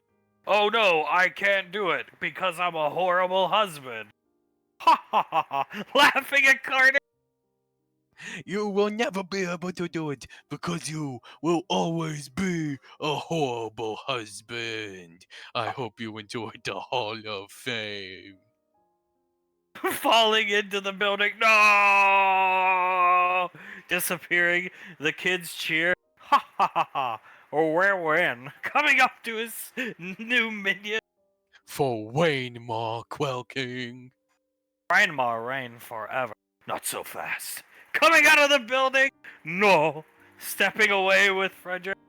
It's me, the Moon Maiden. Let me find an opposite member of the sex to touch me. Stop he now. No! He runs over, puts a hand onto Samuel's chest, and like pushes him away. It is not a good idea to let a member of the opposite sex touch you. Moon Maiden, you idiot. Go eat some ice cream. Sounds alright to me. Stands up. Why not let... So seeing all this, why not let another man touch me? Especially when my ex, who I never should have been with, is around. Fine. Me take matters into my own hand. Hiya! Hits him with the mace and he falls over in front of the children. Now all of Gallia defeated. And one day, Memrian be with good man, and Colt with good woman. And hopefully Sol and Carter sent back in time to Gallia. I agree. Jesus Christ. Cold watching! Notice how Davine isn't present because they know your grandpa will kill them? Oh, that's why. That's sweet. I guess not really. I feel really uncomfortable. You get used to it. Marianne squeezing her own throat. Carter takes her hand, takes it off her throat. Squeeze my hand instead, honey. I don't want you squeezing your throat like that. It had to be fucking here too, where we ran into goddamn Eric and Hazel. I'm so sorry, Colt. I never should have let that fucker touch me or anything like that. No offense, Ricky. Okay, maybe I'll break it up. You guys talk. She goes up to try and break up the show. Because all these kids probably know her. Oh god, poor Ellie. She doesn't want to hear all the, like she said, all the lore, all the drama, so whenever this shit happens, she's just tossed in the deep end. Coming up to the group, Samuel's standing up. Who the hell's that? Huh? Turning, looking at her. He turns around, foam sword in his hand. Yeah, he switches hands and puts his hand out to shake it. Hi, I'm Fredwick. How can I help you? Doesn't she look familiar? Looking at her. Coming up to her. I'm Ellie. I work at the flower store. Ricky's wife, essentially. Oh wow, Ricky wife. Shaking her hand. We dance with you when Fred was here. Yes, smiling. Oh yeah, Fredwick. He was pretty cool, wasn't he? The crowd cheers. Oh yes, he was. She claps to herself. You guys probably shouldn't be out here spouting this stuff about the rainfalls. If Clive can fucking murder people, why can't we do this? She has no argument! Oh!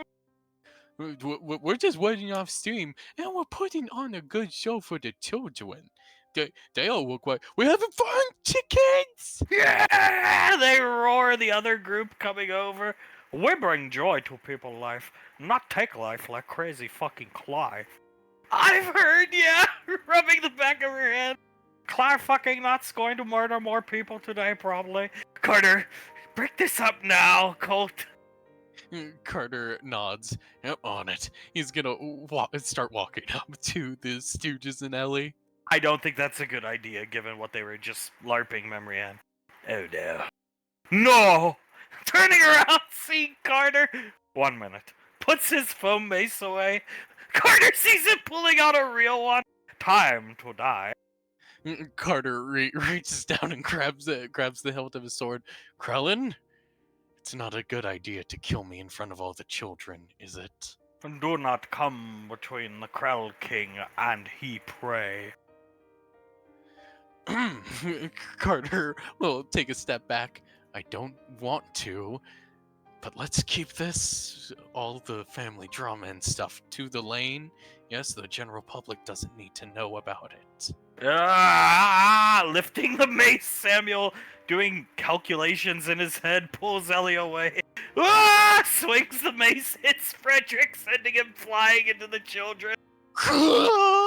As he flies into and past the children. Oops. Turning around, the mace falling out of his hands.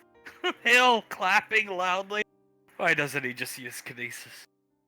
Thomas on the floor laughing. Rebecca looks up at her aunt. Even I would have used kinesis. No, honey, you're much smarter than the advanced alien race. Integra just shaking her head, looking at poor Frederick and all those kids who got hit. Looking back. Okay, show over. Kids go home. Okay, they all start running off, patting Frederick in the head. Sorry about that, Carter. Have to put on good show. Pulling out the fake mace again. Carter sighs as he walks up. Yeah, no, it's no problem. You actually scared me a little bit with that mace. Why don't you just use kinesis to swing it around, though? Never thought of that. Looking down at the mace, Frederick picking himself up. Ricky is going to gently move Ellie so that he's between her and the mace. Keep this in me pants. Oh, that's just awesome, Krellin. Yep, that is just great to hear, buddy. We don't really appreciate being tailed by you guys. We're not tailing you. Scratching his helmet. Don't give a fuck what you're doing. Think you that fucking special? Claps his hands in memory and space. Arr! Flitwick nods. Yeah, no, we're just doing this for fun. I mean, he shrugs. We're just around, man. We have time to spell, apparently. So we came down here and started, whopping. Isn't this costume really cool? May buy off Etsy. Memory and face. Father pays you well. Yes, nodding his head. Flitwick nods. Yes, he does.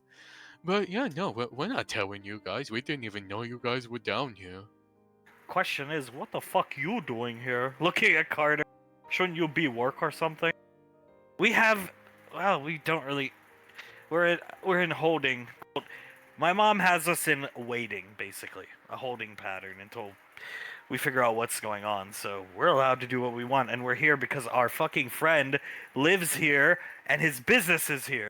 All right, turning around. Yeah, good to see you guys. Waves at Krellin. Frederick Wow, and me Sam. Krell King comes up shaking Ricky's hand. It's a pretty sick costume, not gonna lie, man. Way better than Clive Goblin. That I agree. Rubbing Carter's shoulder. Carter nods. I too agree with that. Way better than Clive Goblin. As Flitwick, all sweaty and stuff, just reaches out and gives Ricky a hug. He cannot fight it. Good to see you too, buddy. It was great to see you too, Ricky. Pats him on the shoulder a couple times and goes away from the hug. The actual question is what you're doing here, Uncle Krellin. Why aren't you busy with the unit? Oh, good point. Looking down at Hill. Don't know. Clive locked away in secrecy of Area 51. None may enter. The gates of Mordor. Did the Fourth Reich end or something? He looks at Ricky. Don't really know. Clive go into Area 51. He say, you stay out, Bragg. Never say anything since. Thomas squints his eyes. Why don't you just break in? Pwah! He scoffs at Thomas. Samuel coming around scoffing at Thomas. Frederick will do the same. Please. You don't think we try, Thomas? Looking down at Thomas. That gate impregnable, can't even say a word. I'm built with the most advanced technologies known to man, even greater than Starchild. Thomas shows him a picture of the Tumblr lock. What you think of that? Ancient Anovian magic invention? Thomas's eyes squint and his head recoils a bit as he looks over at Hale. Babe, can you give me some hairpins? She'll start pulling out 3 or 4, hand them to Thomas. Thank you. He holds them up to Krellin. Just use these, man. What the fuck is this? Looking down at them. Tilting his head, looking at them. It's a bobby pin. I use them to open locks that are, locked and stuff. It's quite easy to use. I'm sure you guys will figure it out. Ellie comes over. Yes, they're used for, girls put them in their hair. Oh. Looks down at Hale. Makes sense, she a Novian. Have these things to get through Clive, Ancient Anovian, Mithril Gate? Nodding his head up and down. Right, that makes sense. It makes sense. So it's like a magic key then. Bend them and they blow up an open gate. No? Hale looking up at it. No, that's not how those work. Flitwick will walk over. Oh, he puts his hand over it. I can feel the magic emanating off of them. Oh, Samuel's scanning them with his eye beam. Are they magical because they come from her? No. Yeah, I don't think so, no. Just normal bobby pins her mother puts in her hair and be quiet. Oh my goodness. Ancient magic artifact of Kamul Court. Oh my god. Flitwick will walk over to Hale and get down on his knees and bow down to her. Thank you for this gift, ma'am. You're welcome. Rubbing his head, looking at Thomas, confused. Anything for you guys. Thank you so much. It must be a very hard thing to part away from that magical artifacts. If it helps you guys keep an eye on Crazy Clive, we're happy to help. Yeah. Always happy to help. They will. Thank you very much. He, still being extremely sweaty, hugs Hale. She hugs him back happily. Yes, putting her hand between Hale and Frederick, breaking up the hug. Yes, Father, how has Father been? Don't know. Looking at Memorian. I mean, when last you saw him. Very angered by many defeats at the hands of Carter. Carter clears his throat. Yeah, no, Carter bust. Zeppelin. He hasn't gotten very many wins on me, especially as of late. Pretty bad decision to go after my sister's car and JJ's. Well, I think it was Carter. Looking at everybody. See Carter driving Sam's car, Ricky? Well, Carter have new car, Memorian get him. Then Clive order assault on car. Oh no. They're alive, right? Oh yes, we ran away. Samantha beat Clive up, hear he's screaming, and Scar get knocked out by JJ. Carter nods. Yeah, no, that certainly makes sense. They most likely did see me driving Memorian around when they let me take the Jaguar for a test drive. That was cleaning Hale off of the sweat off of her. Thomas, help me. Thomas nods. He'll walk over and start cleaning her off with a little handkerchief he has. That was the whole point. We were going on a test drive to see if Carter preferred it to another car, basically a Porsche. Oh, well, Clive think you'll buy it for him. Looking confused. So how much damage did they end up doing to it? Oh, whole car ruined. Aunt Nicole had to mend it from what me hear. Sam screaming her name. Frederick nods. Extremely loudly, screaming her name, and would not stop screaming until it was, in fact, mended. Try to talk Clive out of these things, but once get idea in his head, he going to do it. Like especially the whole, you and Nova bits when he was calling. I see. We tried our best to talk him out of that one. Oh, maybe grandmother should have just killed him. She better than that. She is. She knows how much it would hurt her sister and everything like that. I definitely think she's better than that. Finishes cleaning off Hale's size. Yeah, I suppose you're right. You ever considered, like, I don't know, jangling keys or something to distract them? No, probably wouldn't work. Fixated on Carter, gesturing to Carter, and Thomas. Hate Thomas very much. Thomas just throws his hands up, looks at Memorian. Why? Because you look like your father, and your father has done many things that hurt your mother. So you inherit the sins of your father. Thomas rolls his eyes. Just my luck, am I right? That's bullshit.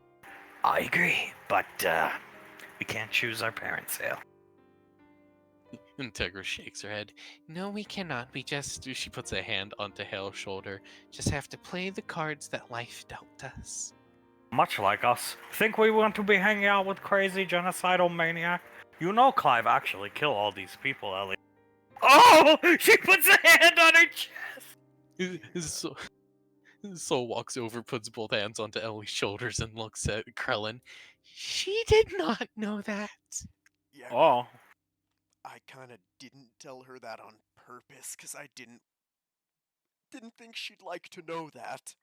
Murder everyone at volcano, then firehouse.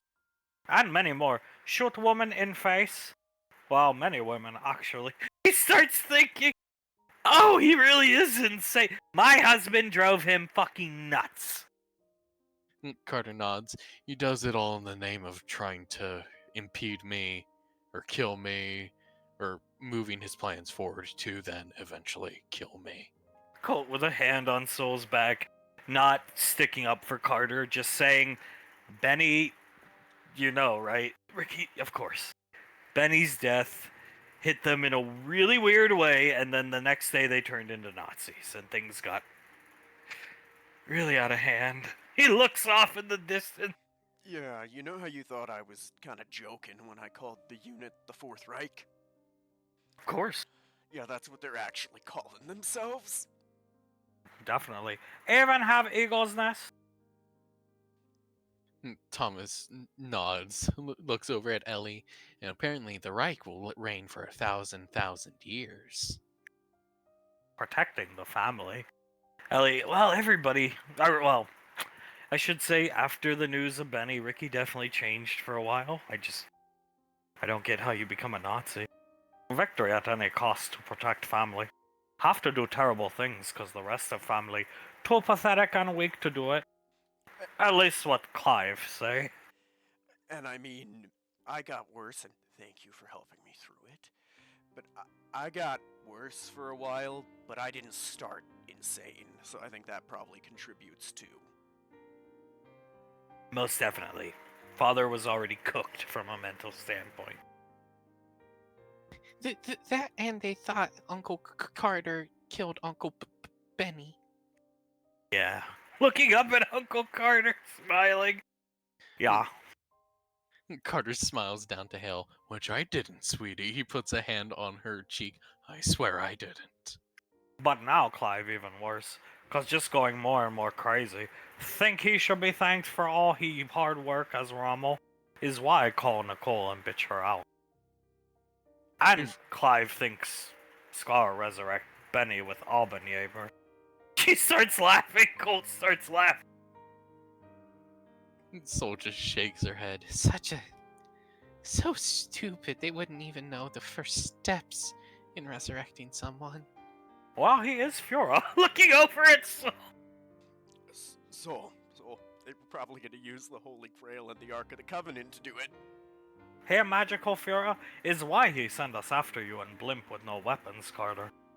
Fura's presence should be enough to defeat you. It all makes so much more sense. Handing Hale to Thomas. Because he's magical. You guys should have been able to kill me. I always wondered why you guys didn't, fire on me. Or anything No like that. weapons. Yeah, no weapons, but, even with a simple machine gun or anything like that. Paintball machine gun, but a machine gun or anything like that. By the way, nice shot, dickhead. Crash into Sasha's house. God, you could have stopped it. Soul nods. You could have used telekinesis, Krellin.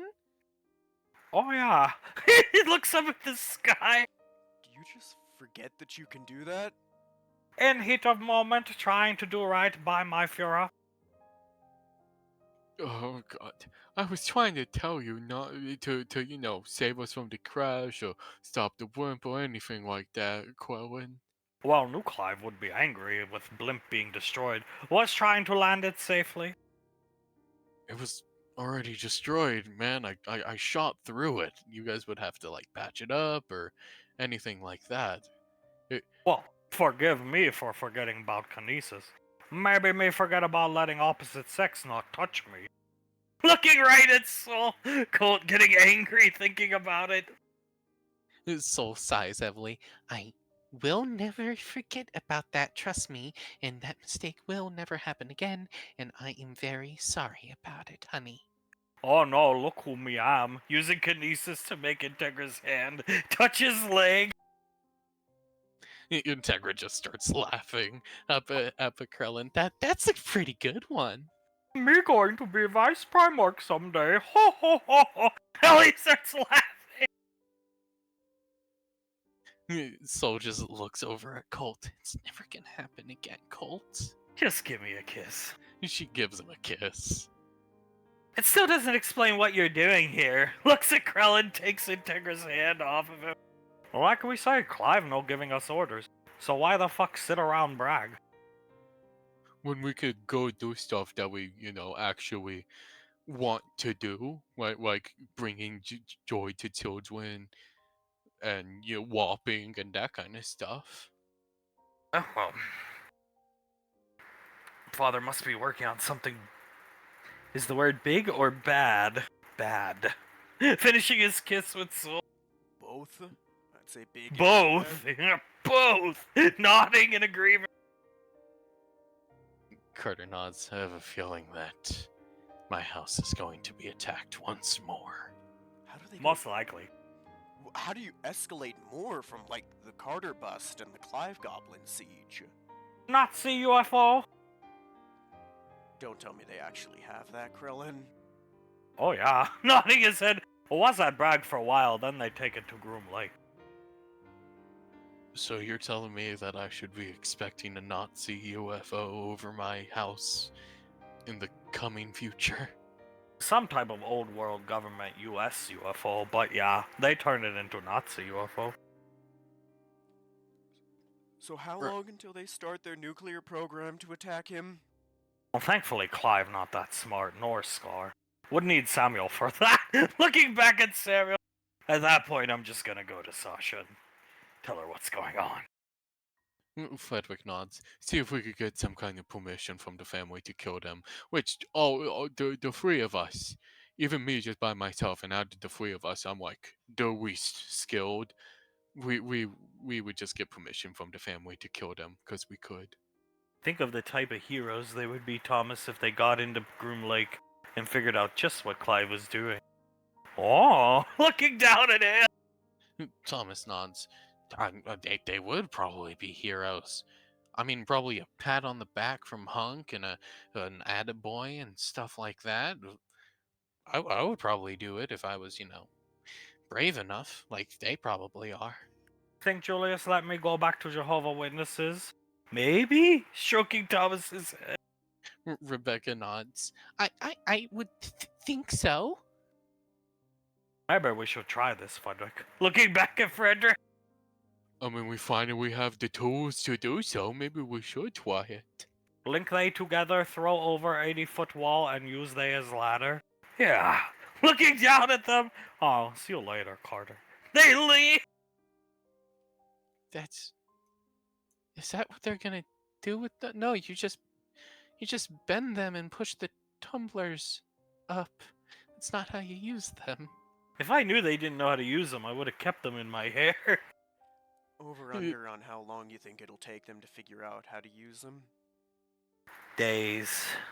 Weeks. Months. Watching them walk off. Carter nodding. Years. Soul looks over. Is it bad to say I don't think they are going to figure out how to use them? And remember, he's a star child, which... yeah. Not just a star child, but a goddamn librarian. May buy off Etsy. I suppose more esoteric tech, like a bobby pin to pick a lock, is much more unknown to them, so they are confused by it. Greatly confused, darling. Patting her on the head. Greatly. Thomas looks at Hale. Those weren't magical, were they? Why were they saying they were... Samuel scanned them and he thought they were magical. They're just bobby pins my mom gave me. Looking at Thomas, they're not magical. Thomas shakes his head. You know what? If we're ever going to break into another place, I know exactly how we're going to use those bobby pins. Link them together, throw them over an 80-foot wall, and then climb up them, obviously. 80 feet? Does anybody know how much that actually is? Groom Lake is well protected. Yeah, I've seen Fort Bragg in real life, Ellie. He puts his hand over her shoulder, squeezing it a little. The 80-foot wall is actually around Groom Lake. They actually made a very effective clandestine base. My mother even compliments them. And just a note, we're not talking about the actual Fort Bragg and Groom Lake, Area 51. No, we're talking about just two random bases that they've built on the lane. Yes. Nobody really knows what goes on inside Groom Lake. Uncle Scar was even able to build a scrambler on Sasha likes to fly drones over there, and the footage is always scrambled. Oh, wow. She's shocked. I don't know what other stuff they've done in there, but we know from experience that they manage to aerosolize, I think is the word. They're roofies. Biochemical warfare. Yeah. But nothing, too serious like mustard gas or anything like that. No, just roofies. Roofies that make you shit yourself. Painfully, mind you. It's befallen, I think, most of us here, save for the children, but yes. Yeah. They weaponized laxatives is what they did. In an attempt to get back at Carter. When they're the ones that kidnapped me, mind you. I've heard. Shaking your head. Yep, woke up with that letter next to me and I had to go save my wife. The Clive Goblin. God damn it, Colt. Sorry. No, it's okay. He puts a hand onto Colt's shoulder. It's funny to you guys. I understand it. You guys should make fun of the Clive Goblin. Wouldn't you prefer the Clive Goblin to the genocidal maniac he is now? Yes. Of course, I would rather that. Well, Clive Goblin also killed people. He also killed people, and the Clive Goblin did kidnap me. Rommel actually has struck me, rubbing your cheek. That is true. That cannot be forgiven. I want to get back at him for that one, but I just can't, because it's all my fucking fault. Personally, I prefer Native American Clive. That's just saying. Looking at Soul. Oh, yes, no. Native American Clive, who's also Jesus, floating off into the forest. That's my favorite iteration. Least damage done, least amount of time, a lot of shock value. Carter nods. It's just good to know that I was able to take on the Beastmaster of the Lane. Carter shakes his head. Is there any version of your father-in-law that likes you? Ellie looking at Carter. No. Nope. To my knowledge, there isn't even one that really tolerates me. But, it's most of them just straight up hate me. They're all created in Father's psyche to cope and deal with what Carter did to me, so none of them like Carter now. Yeah, I think every last one of them has made an attempt on your life at one point or another. Well, save for Father riding nude with Scar, there is that one, but that one's just them being gay together. Yeah. Carter nods. Yeah, no, that's it. That one was just them ding dong ditching everyone on the lane. Not very dangerous. That a bit scarring, but not very dangerous. The infants of the Rainfall family are more mature than my father at times. Gesturing to them. Thomas shrugs. I mean, ding dong ditching sounds a little fun, but I would never do it nude. That just sounds stupid. No, but I think Father likes it. Hasn't done it since he's become a Nazi, though. Do you miss your dad? Every second of the day. Looking at Ellie.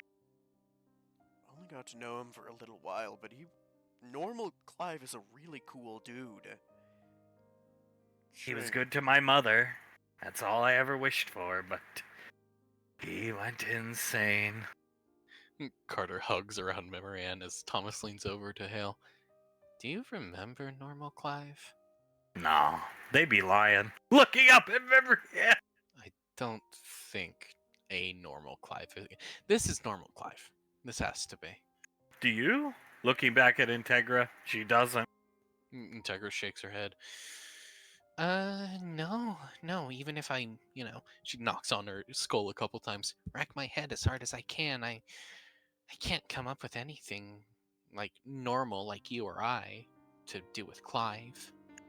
He was a good man, rubbing Carter's arms around her. For the short time we had him. My actual father died when I was very young, so... Looking at Ellie. Oh, I'm sorry.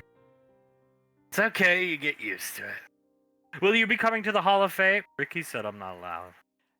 Yeah. Oh! Ricardo, how rude of you.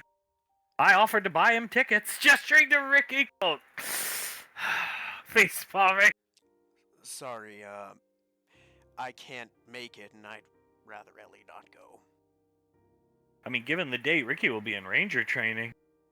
What a shame. She should be coming with us, her friends. Getting to see Carter up on stage. Oh, I mean, but we can't close down the shop during that time of year. He looks over at Ellie with a, like, please help me look in his eye. Right, Ellie? I wouldn't mind going. Cold face bombs again! Business is more important. This business has a big reputation up to uphold, given Ricky's mother's work. That I agree with. Putting her finger up, fine, suit yourself. You'll miss out on Carter receiving all the due glory. What's wrong with her? Looking up at Marianne. I don't know. She gives Uncle Carter a lot of credit for things he doesn't deserve, right? Integra knows, as Rebecca looks on confused at Marianne. Carter did a lot of things in his life. A lot of them led to things that might have indirectly or directly hurt Aunt Marianne, guys. And those things caused her to, start to go, I don't want to say crazy, but her mental fortitude started to degrade a bit. And eventually it got to a point where she just gives every single piece of credit she possibly is able to Carter instead of who actually deserves it, i.e., Aunt Marianne. Hale looking shocked. Thomas feeling compelled to test Integra's theory and ask Marianne something. He sucks air in through his teeth. Hey, Aunt Marianne. Yes, darling. He looks up at her. I'm sorry, I can't remember. This is actually really weird for me, but who made me eggs and toast this morning? Oh, Carter did, stroking his head. Carter just sighs heavily as he looks down at Thomas with an almost knowing look on his face, and Thomas looks over at Hale. Yep, she's right. Wow, that's stupid. Looking at Carter and then Marianne. Real stupid. This is a Slap bad- him, Thomas. Yeah, I was just about to say that. Thomas creates a couple of shadow clones that stack on top of his shoulders one by one until the point where one of them is at Thomas or Carter's level, and it just rears back and slaps him across the face. Ellie looking on, shocked as the slap happened. Town sitting here slowly turning his cup of coffee at the table.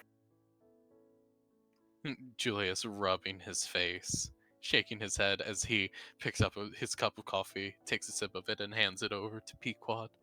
Thank you. Taking a sip. He's gonna call. Everybody just relax. Julius nods, looks around. Yeah, I'm sure he's gonna call. He starts to tap one of his fingers onto the table repeatedly.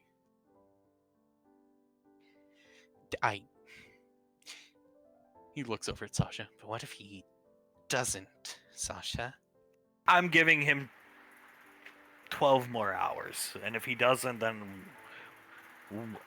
we're going out to look for him. Julius nods. Fair enough. That's a good plan of action. I like that plan. Hopefully he contacts us by that point, and who knows, maybe everything is fine. He just leans forward. Oh god, we shouldn't have sent him out, should we have? No, there was no stopping him. Drinking her coffee. That's his buddy. I know, but forgive me for saying this, but I would much rather have Ash around my actual friend than Kaz, even though Kaz has done great work for us. I agree. Looking at her coffee cup, but when Ash sets his mind to something, he's gonna do it. For better or worse. Julius lets out a bit of a chuckle. Stubborn old man, am I right? Extremely stubborn. Pequod nodding her head. He looks at Pequod and smiles. Gods of this moment. Oh my fucking god! She slams her hands on the table. I see. Oh, I forgot about that. Julius starts to laugh as he leans back a bit. I'm sorry, what? I see. Oh, you don't even know, dude. They used to make fun of Ash so much for this.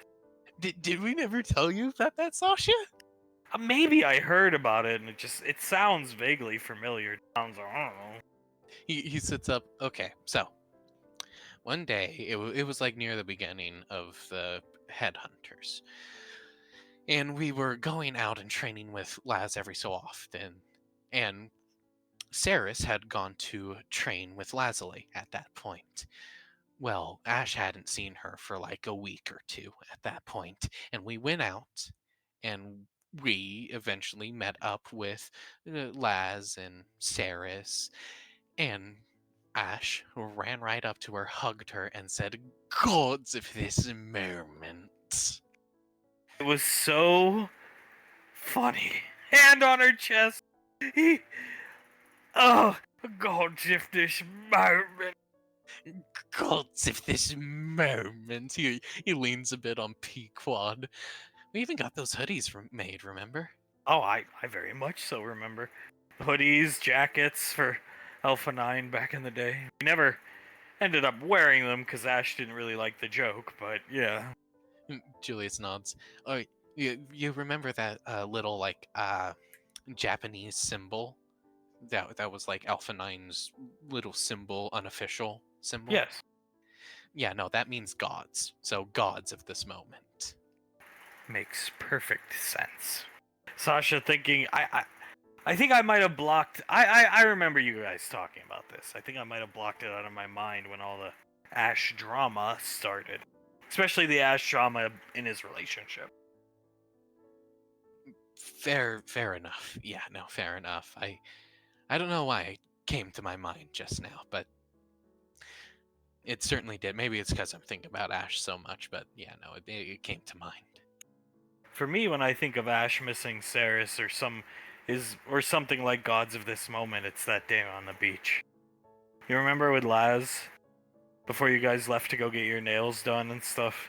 He was just sitting there alone because Saris was doing joint ranger stuff, and he just let out a little sigh and, "Oh, Miss Saris."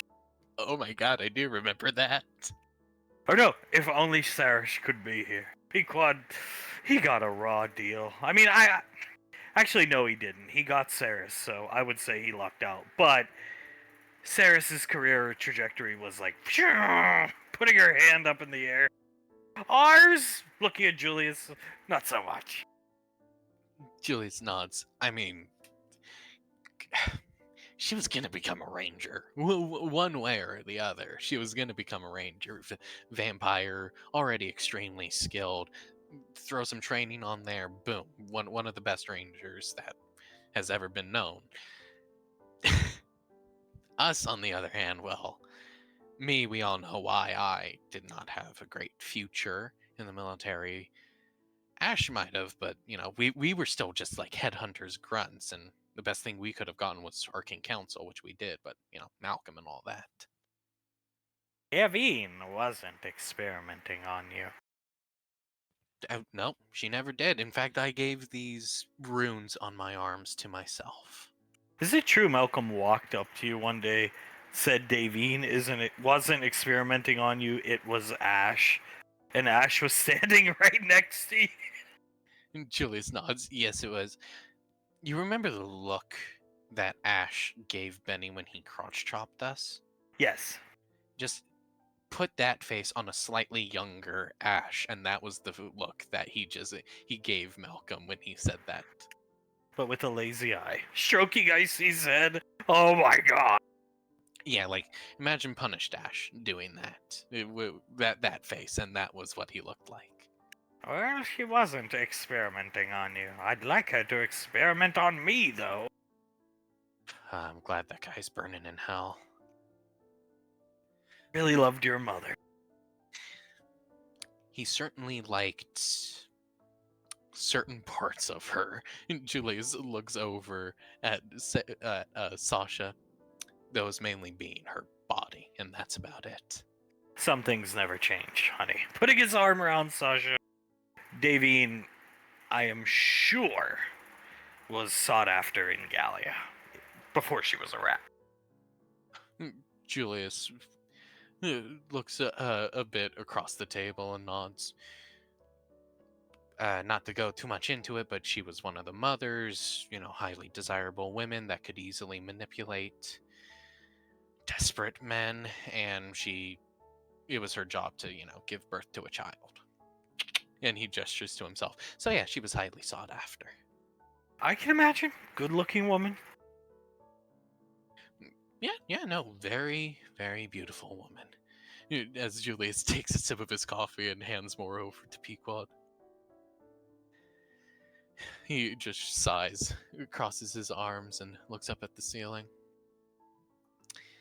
Yep. What if... He tilts his head. You guys ever think, what if I never found that dog on Pegasi? My mom, that is. Well. She looks at Julius. Maybe we'd all be living together, here. But I don't think it would be quite like it is now. And Dad wouldn't be here. And there would be no rainfalls. I hate to admit it, but yeah. Julius nods. Yeah. I am glad I found her. 100% I am. He smiles a bit. Rough moments for sure, but I'm glad I found her so I can finally have the family I've always wanted. As he takes Pequod's hand and kisses it. And you, in no small part, contributed to that heavily, my love. Well, to be frank, I did not think you would ever come back, let alone come back with your mother. Looking at Julia. Julius laughs. Trust me, when I first, went out with Malcolm and everything, the last person I ever thought I would discover was my mother. I thought she was dead. Like everyone, I thought only me and Ash were around.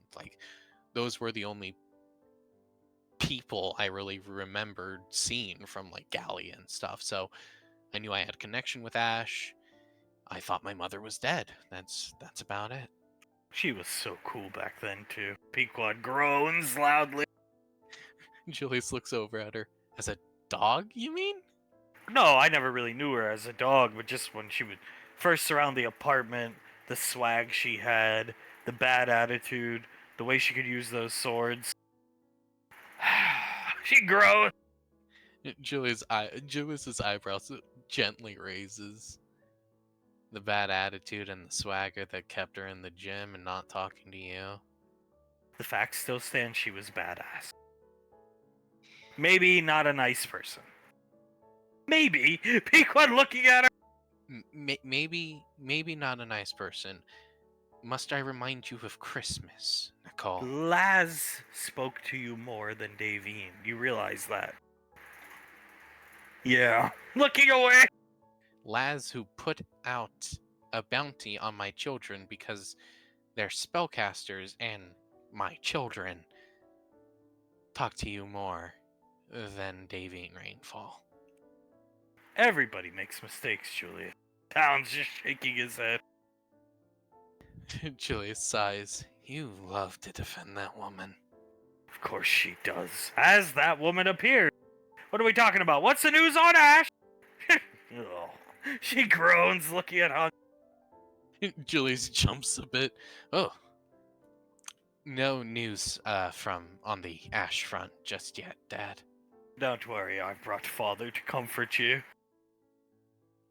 Julius's head slowly turns over to look at Father, and sighs and looks back at Hunk. Father would like to join you when the time comes to go out and hopefully not have to rescue Ash. Hopefully just make sure he's okay, but you'll understand Father's not capable anymore due to his injuries. Sasha just staring at the side of the mannequin's head.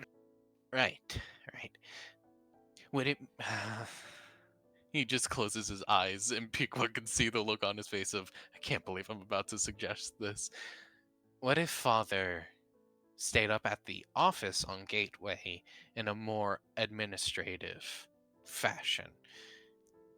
eyes in the sky type deal from all of our cameras, Auntie. What do you think of that, Father? Well, I'd have to think it over. Suletta's saying that. Sasha's head recoiled.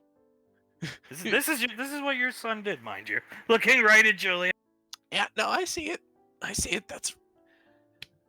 Oh, that's real bad. Julius grabs his chest and like squeezes it a bit. Oh, She's just staring wide-eyed at her aunt. oh my God, my son. My son did that to her. I'm gonna kill him. I can't kill him. I'm gonna punish him, that's for sure. I'd like some news on Ash. Talon's looking over at the mannequin. There's not any right now, Father. I see, lacing her fingers together, smiling at Father Goodscar. Davine, with her eyes closed, just shakes her head. She's even doing the lisp. I think my daughter Suetta should die in combat today. I agree. Holding his hand! That's... Man, you know what? You know what? I am starting to see why everybody despises Carter. Rubbing a finger in her eye.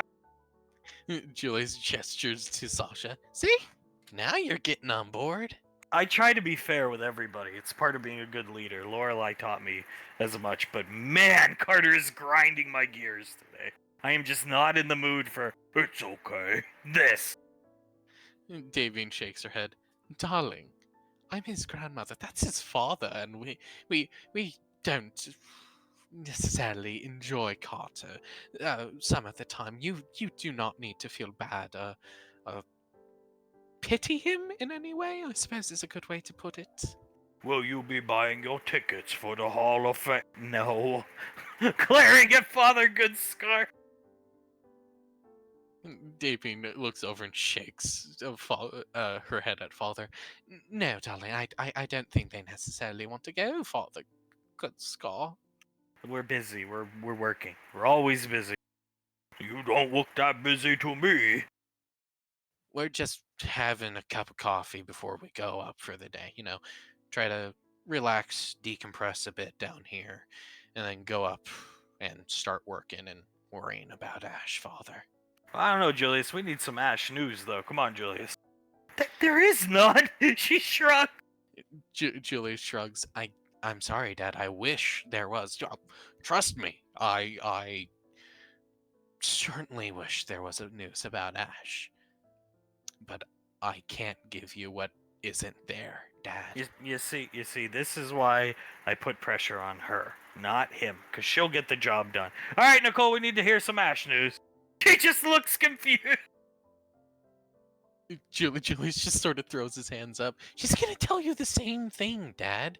Use your little magic little, cerebrum brain stuff and reach out to Ash. I've been trying. She looks at Hunk. Well, come on, get him on the horn there. Right, dear? I can't. Davine looks down at Icy and then over at Hunk. Darling, you're doing it again. She can't do it. All right, I am sorry. Just old habits die hard. I'm just shocked you can't reach out to her. You could talk to your mother from Gateway to when she's down here, which is why I'm worried, Dad.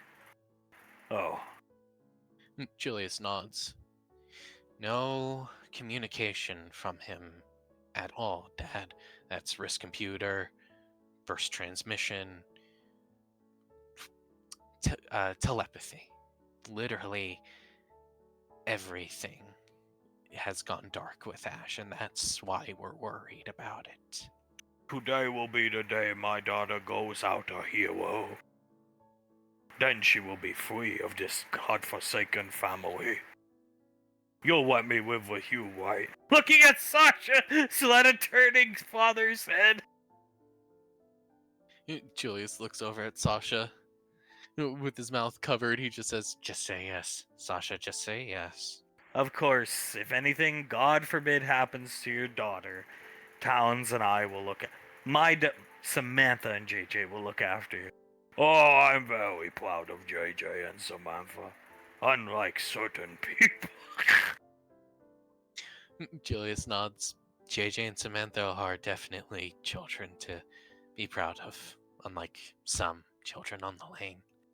Who are you not proud of, Father? Oh, well, my daughter here might like Carter, but I'm not a big fan of Carter. My God, she's projecting through a mannequin. Oh, this is getting worse and worse by the second somehow. I think Carter deserves to be single the rest of his life. Julia's mouth wide open nods. Wow, Father, that is... certainly have some strong feelings. How long have you been holding these feelings down, might I ask? Oh, the last 20 years. But you were on an asteroid, how would you know? Oh, that was propaganda. That was propaganda. Wow. He looks over at Pequod. I didn't even realize. I would have thought I would have been inside on that propaganda. Now don't say such things, Carter is a good boy. Slapping Father's hand! Davy looking over at Suletta. I just get so depressed when I look at her sometimes, Mark. I wish I could help her. Putting his arm around Davine. It's the toll Carter took on her. Yeah, just fucking Carter, alright. Glaring at Davine! And me. I definitely took my fair share away from her psyche. Forgiveness is key. Yeah, that is not happening. We're not having that discussion. Rearing back her coffee to throw it at Davy. Julius puts his hand in between them. No. She's pregnant. Don't want scalding hot coffee on her, honey. Oh, that's right. Setting the cup down. It's okay.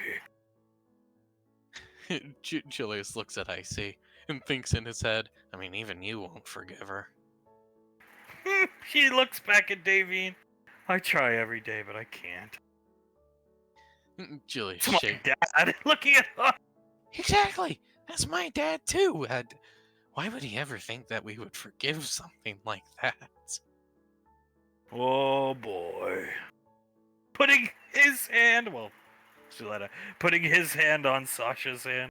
I know you're nervous about Ash, but trust me, Ash can handle himself out there. She does not respond. Julius's eyebrows go up and he looks at Father Goodscar. Well, thank you for saying that, Father. Really, it is appreciated. Just, it's a natural thing to worry, especially even if he can handle himself better than 90% of people in the military. It's still our natural decision to worry about him, you know? Personally, I think he'd make a good man for my little girl here. Julius just looks down. Ash is a very good man. Who is married? Thank you. He is married, though. You know that, right? Happily, might I add. Putting up her finger. Oh, what a shame.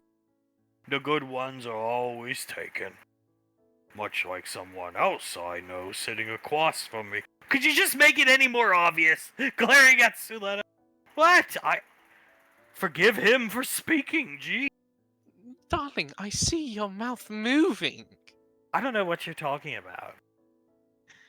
Davine sighs. She looks at Hunk. Mark, do you actually think she doesn't know she's speaking for Father? I think she does. Just, it's her projecting through a mannequin.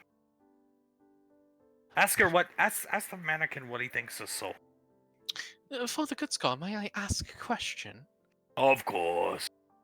She sits up in her chair slightly. What do you think about Soul, the Moon Maiden, darling? Well, I think she's just quite extraordinary. Save for, of course, this guy named Erwick. Oh, she facepalmed. Julius just sighs. But then again, she gets that from her father. His head recoils a bit. What? Davine's eyes widen as she looks over at Suletta. Julius looks down at Pequod.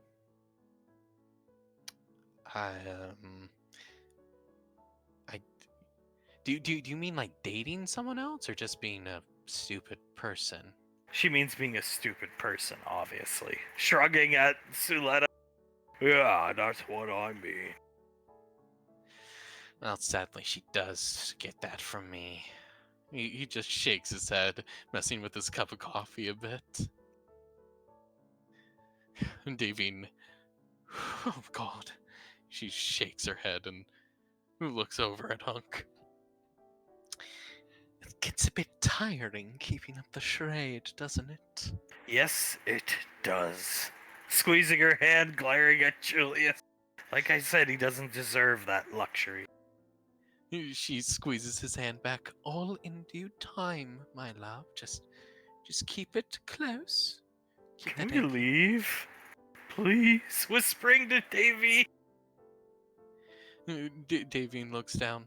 You want us to leave, darling? You No, can we leave? Looking at Father Goodscar and Suletta. Davine thins her lips. Only if you give me a kiss on the cheek, Istram. Oh, I see. We'll happily give Davine a kiss. Pequod, we need to get up to work. Oh, why not sit and stay a while? We need to get up to work. Sasha just leaves.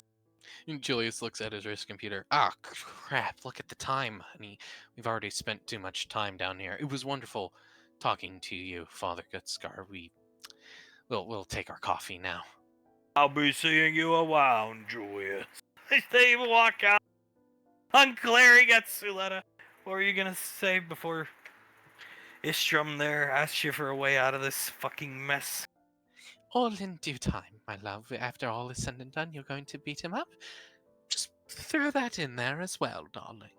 Maybe throw this hot coffee in his face, too. Oh, that's not a bad idea. His sister will heal him no matter the injury. Yeah, good. Sipping the coffee. She's a good sister. This is pretty good coffee. Looking at it. Wow.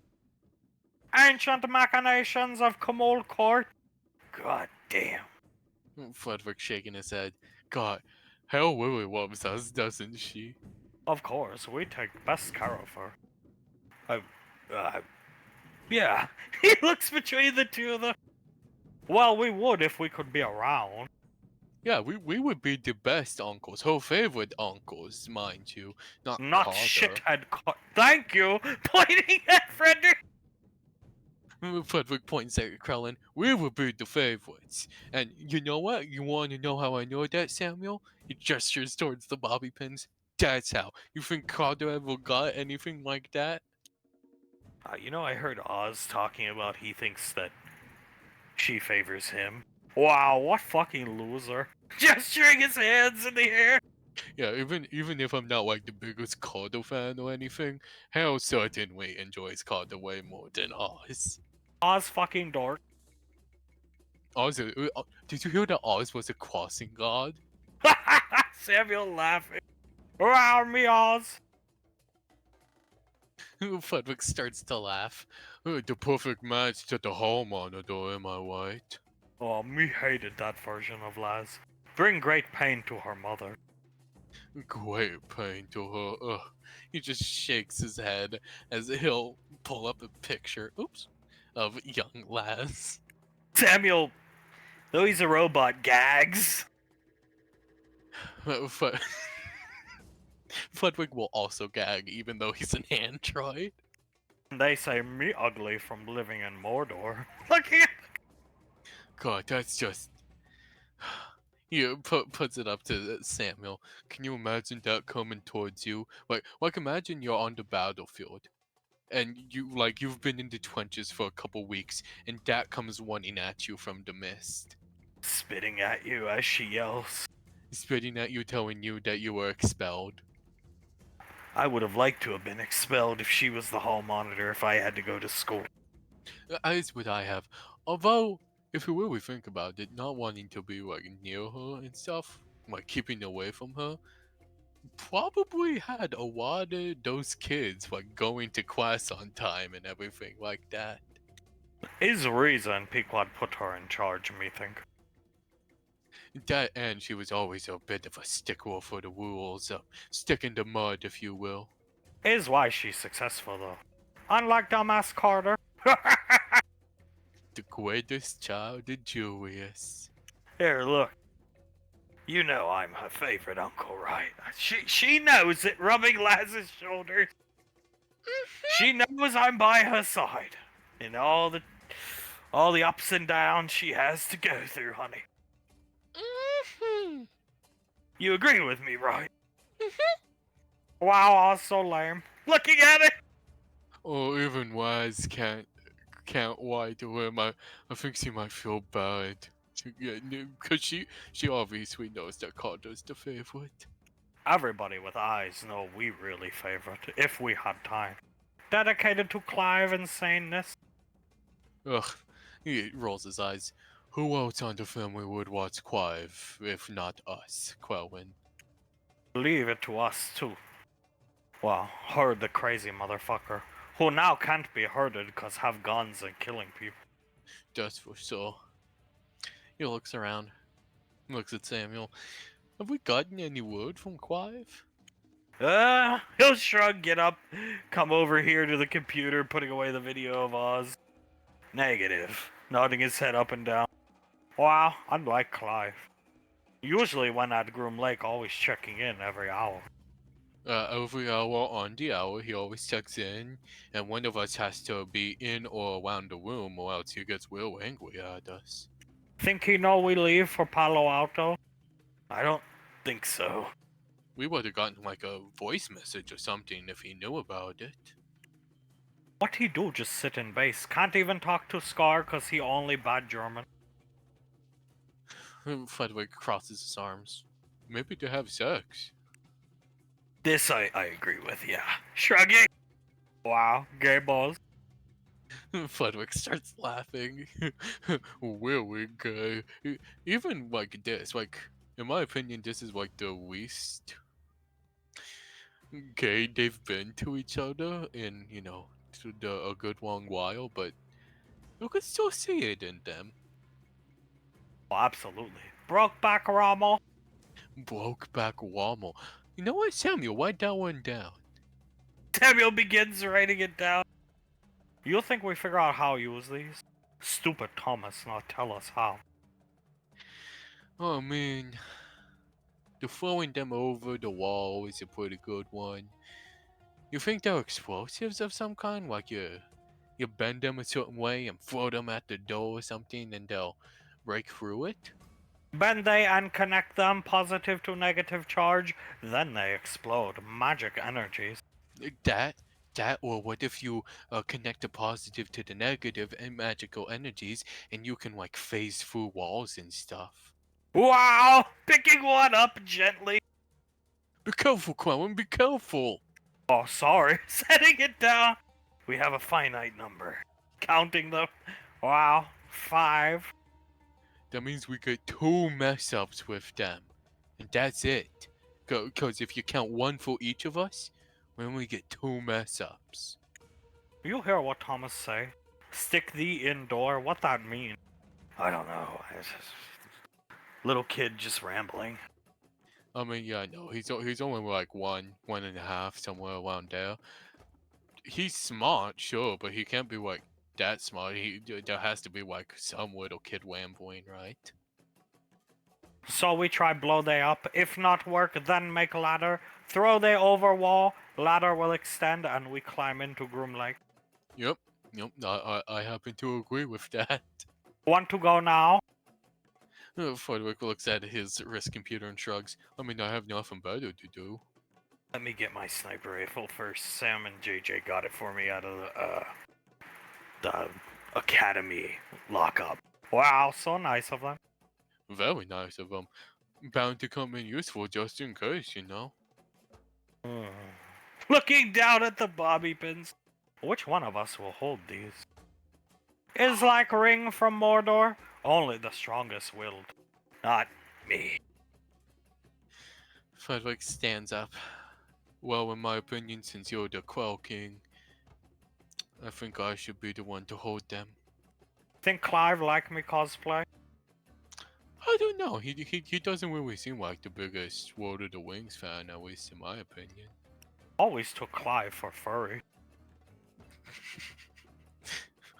Really? Why is that? Seemed like geeky guy back when he normal. That is true.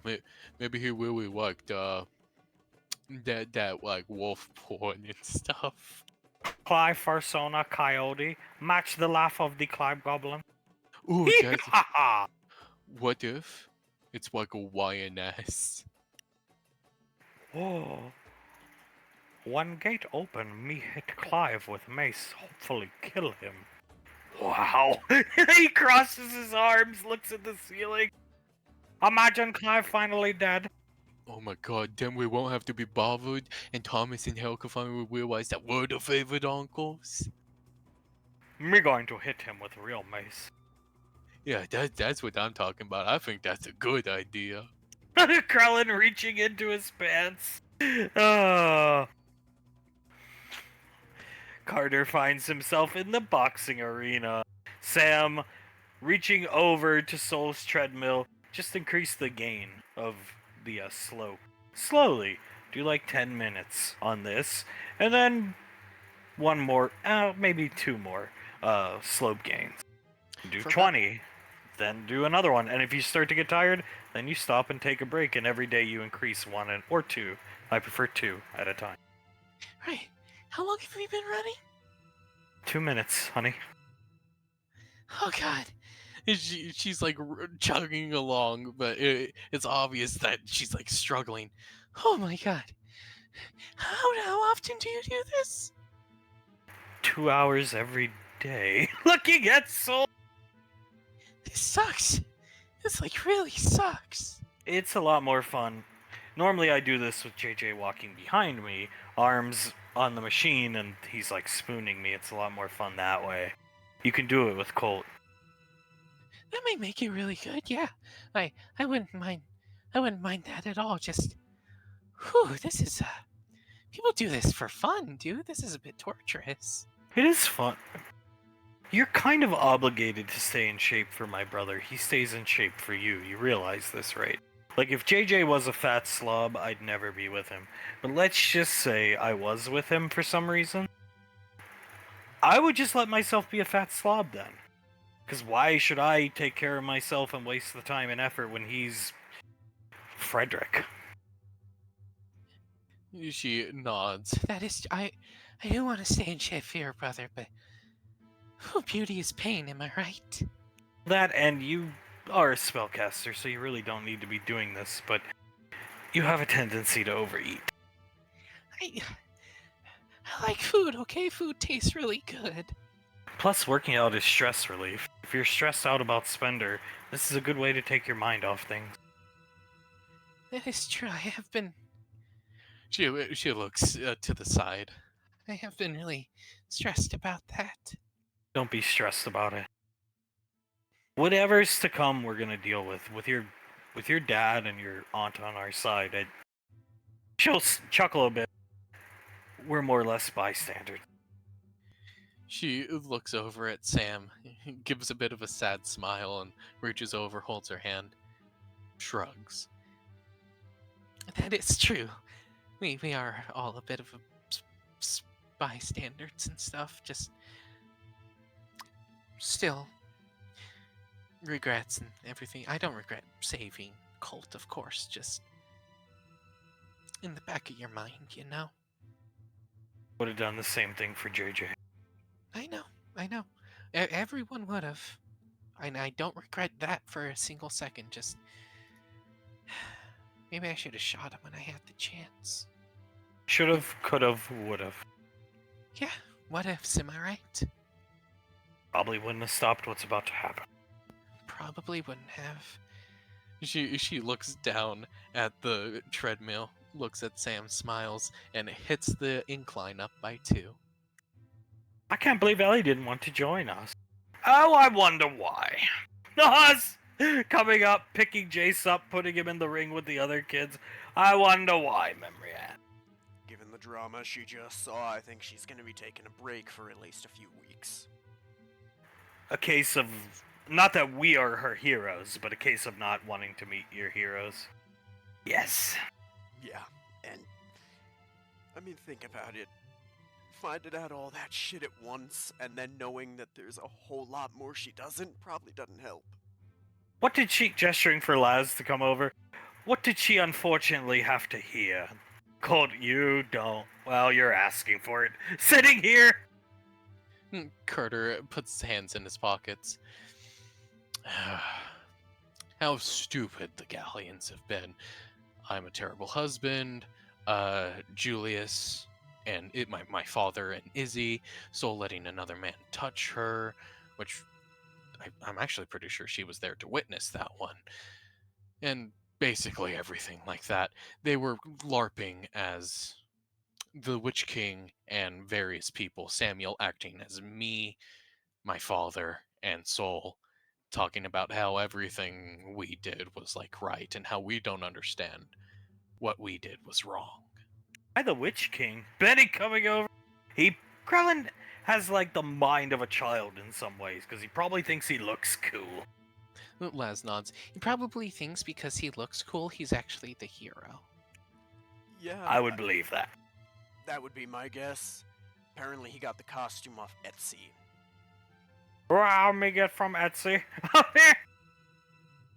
Carter just chuckles. I wonder how much it ran him. Magical costume from magical Etsy store. He probably would think that Etsy was some kind of magic store or something, even though you could just access it on your wrist computer and look up like a doll or something, and you could find it made there. The kid's up in the ring looking up at Uncle JJ. Hale will tug on his shorts, boxer shorts. You gonna ha ha ha yeah, pretending to punch Thomas, Uncle Carter. Yeah, JJ smiles down at her, gets down on one knee so he's eye level with her. How hard are you gonna cheer if I do that, huh? Very loudly. We saw, Thomas will explain. Gesturing Aunt Memory Ann's condition. He's come to understand. Alright, so he walks right up to JJ. JJ turns his body towards him. Gonna give you the down low of it, even though you probably know everything already, but well, Memory Ann does not take credit for anything. I asked her who cooked me eggs and toast this morning. Guess who she said? And JJ nods. Kata did. Exactly, and Integra explained it a bit further, just given some of the actions that he's done in the past, and yada yada yada. I slapped him in the face. JJ's eyebrows go up. That's a boy! He rubs him on the top of the head. I'm proud of you, Chuck. He points towards Hale. You got a good one, honey. Yes, I do. Putting his head in her chest. Blah, blah, blah, blah, blah, blah, blah, blah, blah, blah, blah, patting Rebecca on the head. These children shall learn properly. Glaring at Carter. Rebecca smiles up at Snuffles. Yes, we will, Mr. Snuffles. Meow, meow, meow, meow, meow, meow. So approaches the bully of the family. As Jace walks up to them. Jace, with a terrified look, he's still terrified look on his face as he walks up to all of them, waves, and then just walks over to Rebecca and hugs her. Ricky, getting ready, will, obviously nicely ask the kids to get out of the ring so they don't get hurt.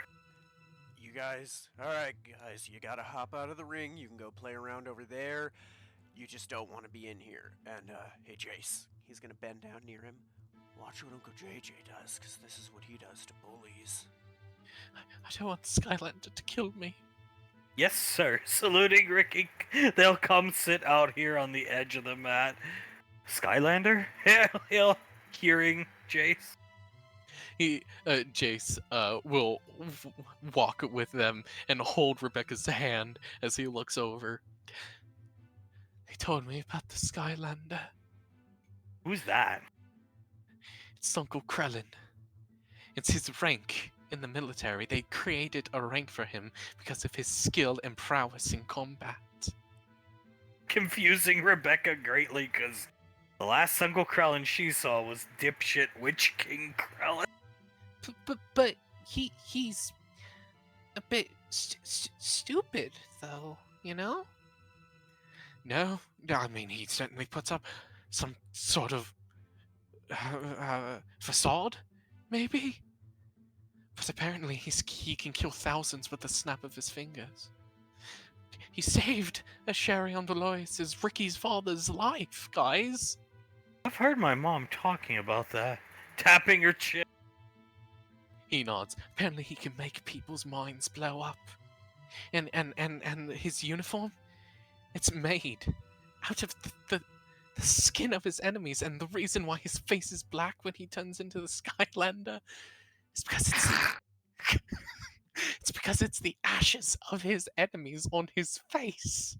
Hale looks at Mr. Snuffle. This is all true. Oh my god. Even Integra believing it, she leans back a bit. No, Snuffles, no, you have to be joking, right?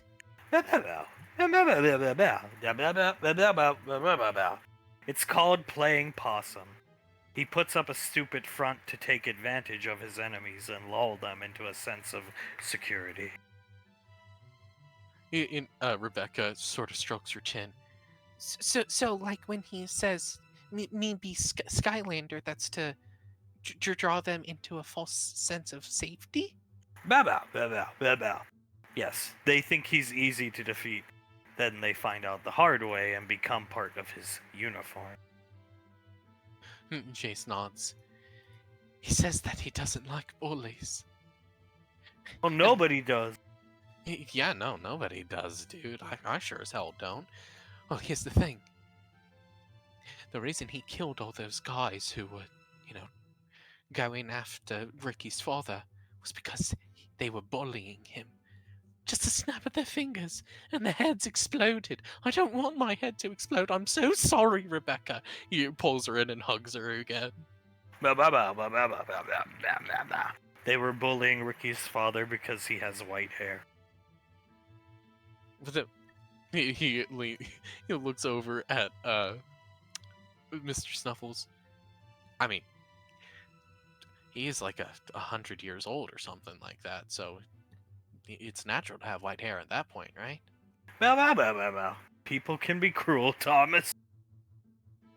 He shakes his head. Man, looks at Hale. People suck sometimes. That's why I'm glad we get to live on the lane. As am I. I am also glad to live on the lane. And Integra puts a hand onto Hale's shoulder. My mother certainly gave us one of the best gifts we possibly could have, right? Yes, she did. And we should be grateful by not ever bullying anybody. Of course not. I'm never gonna bully anyone here ever again. I swear. And Rebecca nods. It's okay, Jace. I got my anger out already. Jace leans back. Okay. I still want to hold your hand, though. I'm a bit scared right now. Of course. Oh, Carter, you're gonna do wonderfully. Pulled grimacing. Ricky gesturing for Carter like, come on, dude. Carter just sighs, shakes his head. You've got this, Carter. Don't let him intimidate. She looks at JJ. What's JJ doing?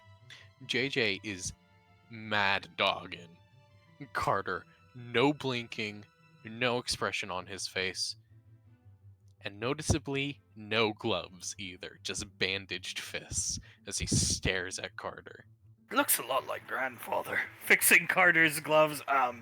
Don't let him intimidate you, Carter. Get in there. Helping him in. Goes through the ropes and takes a step up, punches his gloves together a couple times. All right, we're gonna have a good, clean fight here, all right, guys? I'll call it right down the middle. Just touch your fists together, and we'll get started. Carter will take a step forward and put his fist out, and JJ does not move. Right. JJ will then take a step forward, look at his fist, and just do like a bit of a hammer punch down on top of the glove instead of touching knuckles together. Okay. As Carter will take a step back away from JJ, and JJ just cracks his neck. Laz leans down to Elizabeth. What are the odds that he gets, his bones broken somehow? Very high, in my opinion. Very high. Ricky's gonna look between them. All right, and fight! Carter will walk forward, JJ just standing in a completely neutral stance. Carter punches forward towards his face one time. JJ definitely dodges off to the side, twists his body, plants his feet, and uppercuts Carter right in the jaw. Carter takes a couple steps back, leans against the ropes, uses the momentum to take another step forward, and JJ walks right up to him, punches him twice in the gut, making him bend down, and another uppercut to the flat of his face, centered on the bridge of his nose. My ribs!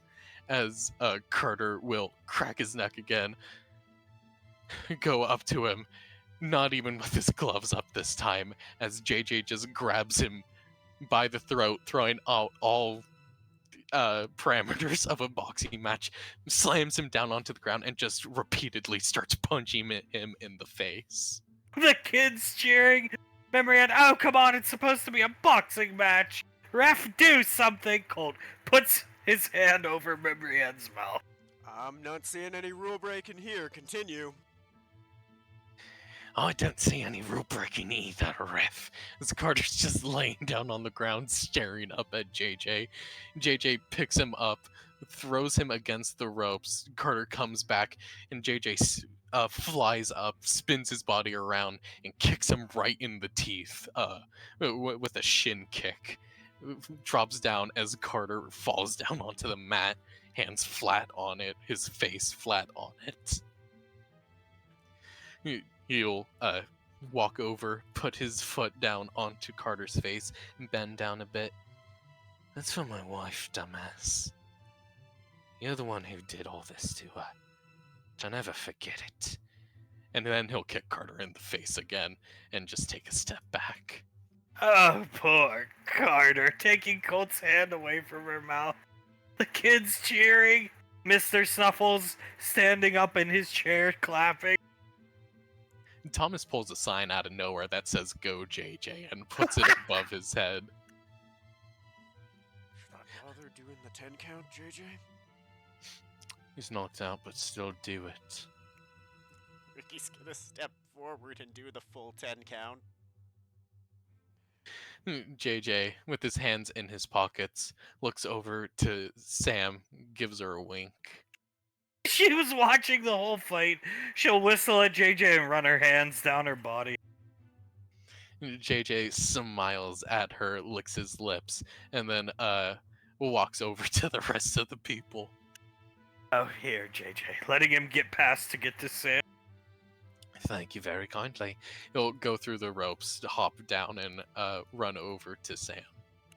Carter coming to, Memory Ann helping him up. Carter drowsily is like standing up. Did I win? No, he destroyed you. Sort of guessed that would happen. I think I'm missing a tooth. I'll have Aunt Nicole check you out, darling. Thank you, honey. I want to kiss you, but I have a lot of blood on my mouth. I'll clean you up, come. She sits him down over here. The kid's coming up to look at beat up Carter. Not much of a match. No, not at all. She walks over to Oz, hugs around his arm. It was pretty funny, though.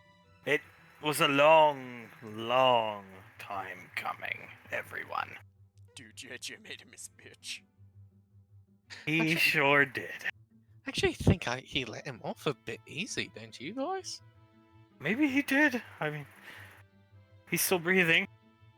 He is still breathing. He sure as hell knocked him out there, that's for sure. Think of my mother. Sam turns the treadmill off, hugs JJ. We gotta take Mom, remember? Right, we do have to take your mother. He hugs her, leans back a bit, and then kisses her very sweetly on the mouth and leans back. God, you're just so beautiful, you know that? Almost smashing, pinching his cheek. Almost. Darling, in the entire goddamn universe, you're the most smashing thing out here. Well, not as much as Carter's mouth right now. I think I knocked out a tooth or two. Yeah, I'd say so. Colt looking at Carter, then over at JJ. We gotta head out. Looking around the room, taking Mom. We actually found armor. Well, we told you guys. We're going down there to get the gifts, and then we'll be back up to Gateway. Are you guys gonna go up there?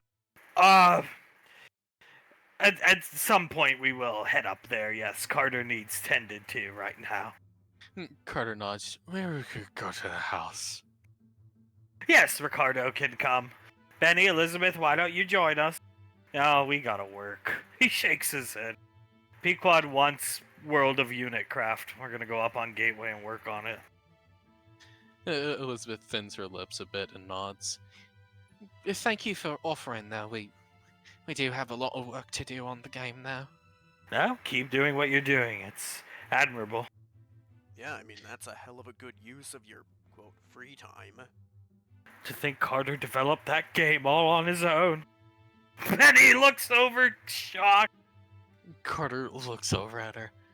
Honey, I had no part in developing that game. That was all Benny and Elizabeth. Get off the treadmill. Looking right at Soul. So we'll turn it off. Hop off, very sweaty and exhausted looking. Rick, we'll see you on Gateway. Waving to Ricky, taking his wife off, cleaning her off. Yeah, I'm not gonna be party to this. You should come with us. Ricky looking back at Carter and memory hand. He's gonna stay. I gotta stay. Just, I am not reffing the match when one of you two wants to fight him. It'll be her, trust me. She works the hardest between the two of us. Elizabeth nods. Oh, and I can kick his ass, I know that for a fact.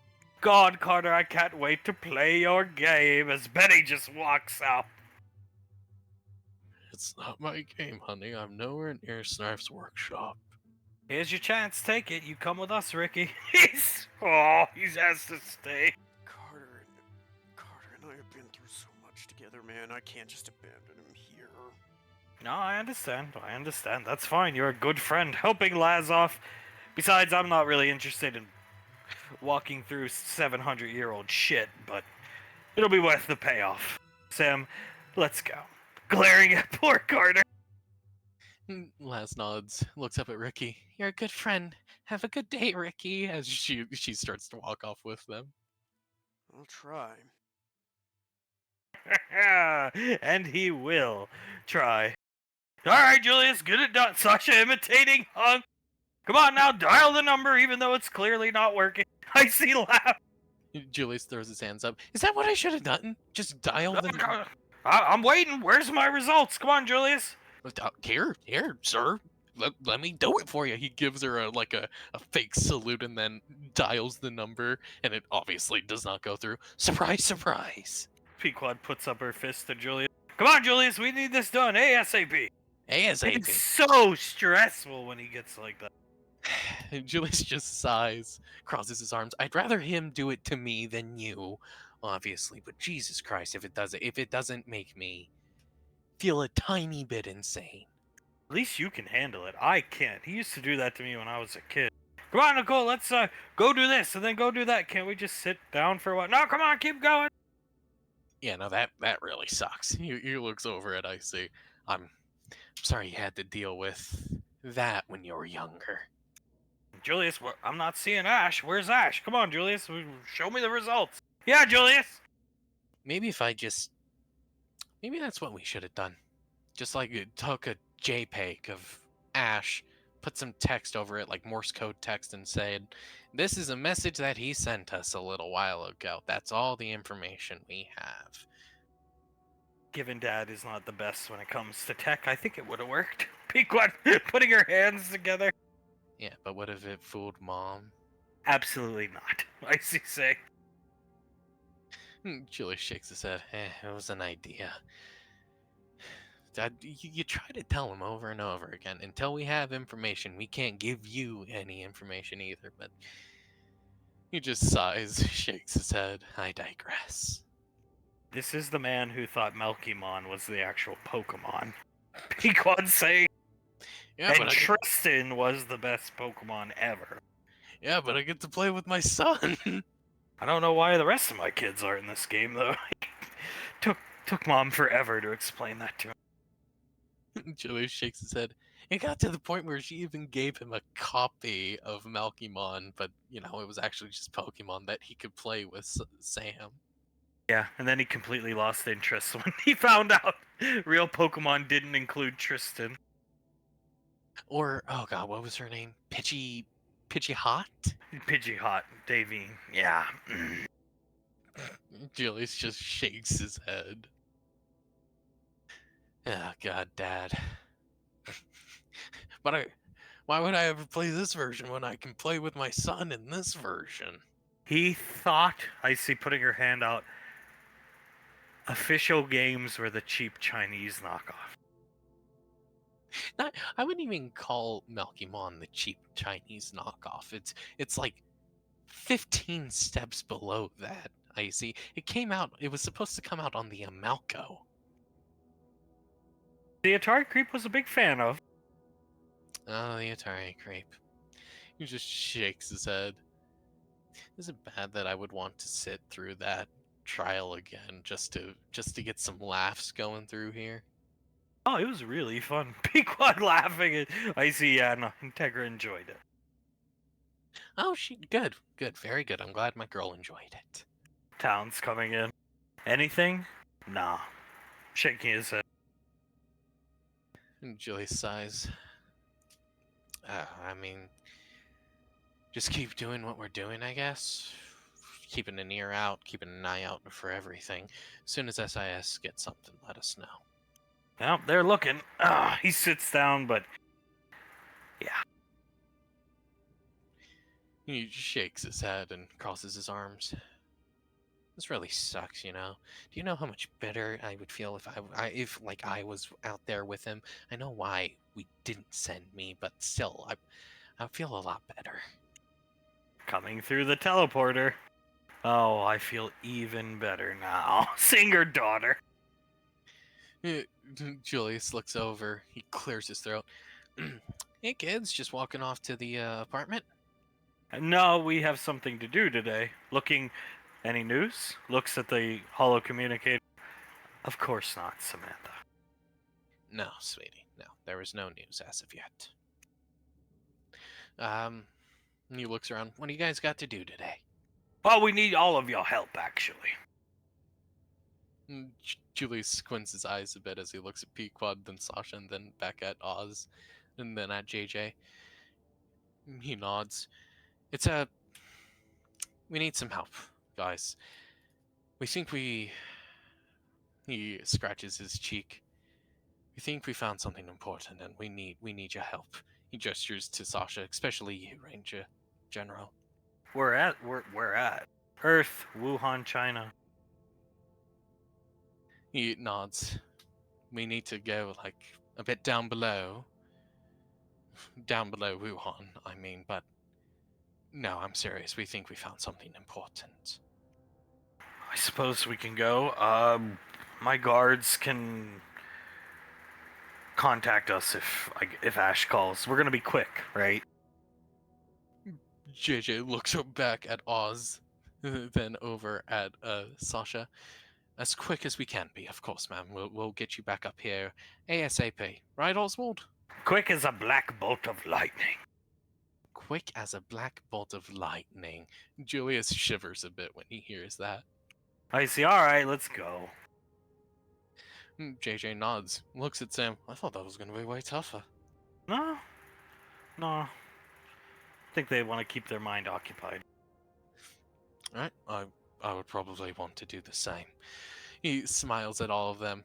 Thank you for joining us on this journey of sorts. Everybody will start getting up and getting ready. Not equipped to walk through piles of shit, though. Blaze walking around with Jace. Carter sitting here, Zap tending to him. You doing gonna be fine, Carter, don't worry. Carter nods. Thank you for fixing all this up, Zap. I appreciate it. You sure it's a good idea to done be letting Rebecca do that out there? Gesturing to Rebecca. Oh, she's fine. If she falls, Hale can use kinesis to catch her. If Rebecca doesn't stop herself, trust me, she's fine. Okay, I just worry, child in the water, you know. A lot of terrible things can happen, like a giant robot attacking friends, murdering people. Turning around, looking at Zap. I don't think that one's gonna happen, man, but it's alright. I'm quick enough too. If she does fall in, I can be in there and out in just a couple seconds. That's very specific. Well, flashbacks to the Calamity thing when they came down from Mars and did all their thing. Nodding his head. Carter looks with a suspicious look in his eye. He leans forward a bit. Take your meds today? Oh, yeah, actually, yeah, I did. Mama Land make sure I take them. You know how it goes. Happy life, happy wife. Very true. Happy wife, happy life. If you ever need to talk about the Calamity Wars, I wasn't there myself, but you always got an ear to talk to in anyone here. Oh, I might take you up on that deal. Y'all don't know some of the things I saw back then, like, old world robots made to destroy other governments let loose back then, and a lot of death and decay surrounding those times for us who are still around from back then. Are you aware the Nazis took over Paris, France? Of course we are. Looking at Zach. That was even before the Calamity thing, but oh yeah, it's bad time. Yeah, they taught us about all that in school, and then they covered it again in military school, right? Yes. Looking at Zach. Carter tilts his head. I never realized that countries still fought each other and made weapons to fight each other during the Calamity War. I thought that was the time when everyone joined forces to stop the Calamity. Well, leading up to it, the United States government and China was getting ready to go at it. It was only a matter of time, but then all that shit went down and everybody started working together. Oh, okay. So it was items made before everything happened that they had on hand just in case. Yeah, man. China was kind of evil, and so was the United States in some ways, but you know how it goes. Right. Did the Nazis have any of those kinds of weapons? Not that I'm aware of, nothing so advanced, and they was long gone by that time, but, they had things like half-tracks and that type of stuff. Tiger tanks and MP40s. Yes, we're well aware. Carter nods as he just leans back, looks over at Marianne, and she could tell he's very suspicious. Well, Uncle. Oh, yeah? Do you know where Father's been? Oh, done locked himself away in Groom Lake. Little son of a bitch fucking bastard motherfucker. Jeez, what did he do? He must have done something recently to get you this mad at him. Oh, recently threatened my life with that Luger. That's an actual Luger. Loaded. Oh my god! Hand on her chest! Carter's suspiciousness immediately fades away, and he looks at Zap. Why didn't you tell us about that? He told me he'd kill me if I said anything. Why'd he threaten you? Well, they wanted me to help them out with something, and what can I say, Ricky? I ain't gonna work for the Nazis, alright? Hey, I'm not gonna put anything on you for that, but he threatened you over it with a fucking gun, bro. Oh, yeah, he fired a shot right into the air. They pointed it right in my face. If you get threatened with a gun, you need to tell someone, anyone, preferably not one of the kids or something. They can't really do much about it, but me, Marianne, anyone you can get a hold of, let us know, Blaze. Yes, you need to come to Julius or Hunk Carter, whoever's closest, head of the family, Nicole, Pequod, immediately. I mean, yeah, when they start getting like that with members of the family, that's when you gotta have a Clive reset moment and knock his ass out.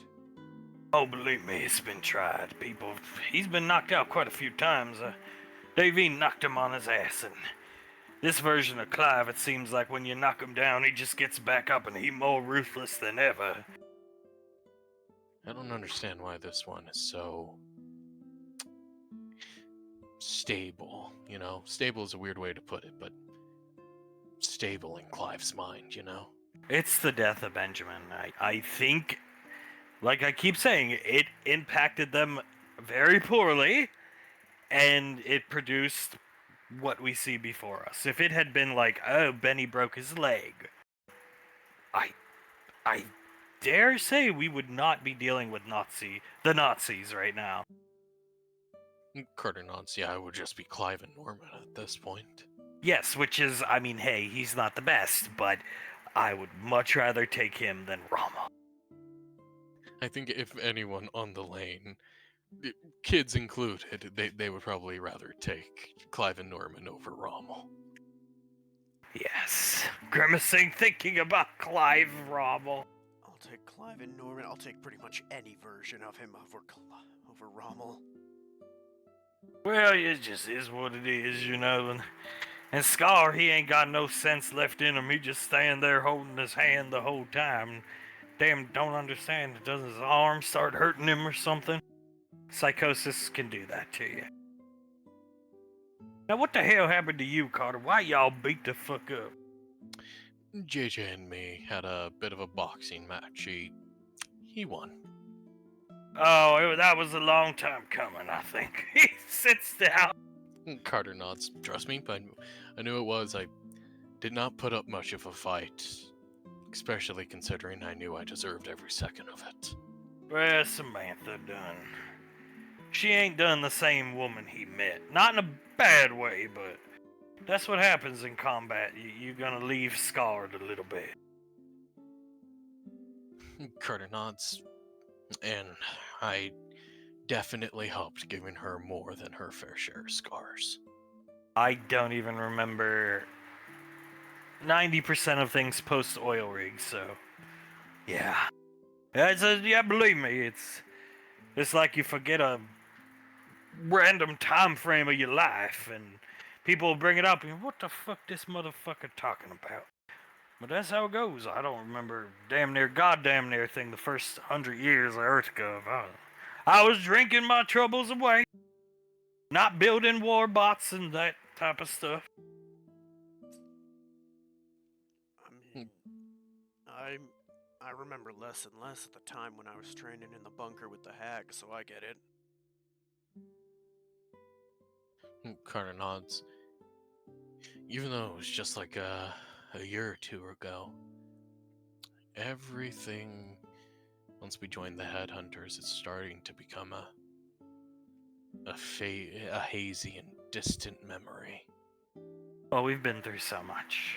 I mean, how many times if we weren't being jumped by extraterrestrial creatures who are quite intimidating, we were having our lives attempted upon, and then losing people as a result most of the time. Carter nods. I mean, honestly, rubs his face. It's gotten to the point where the only clear memories I get are from the sword. Of specific moments, at least.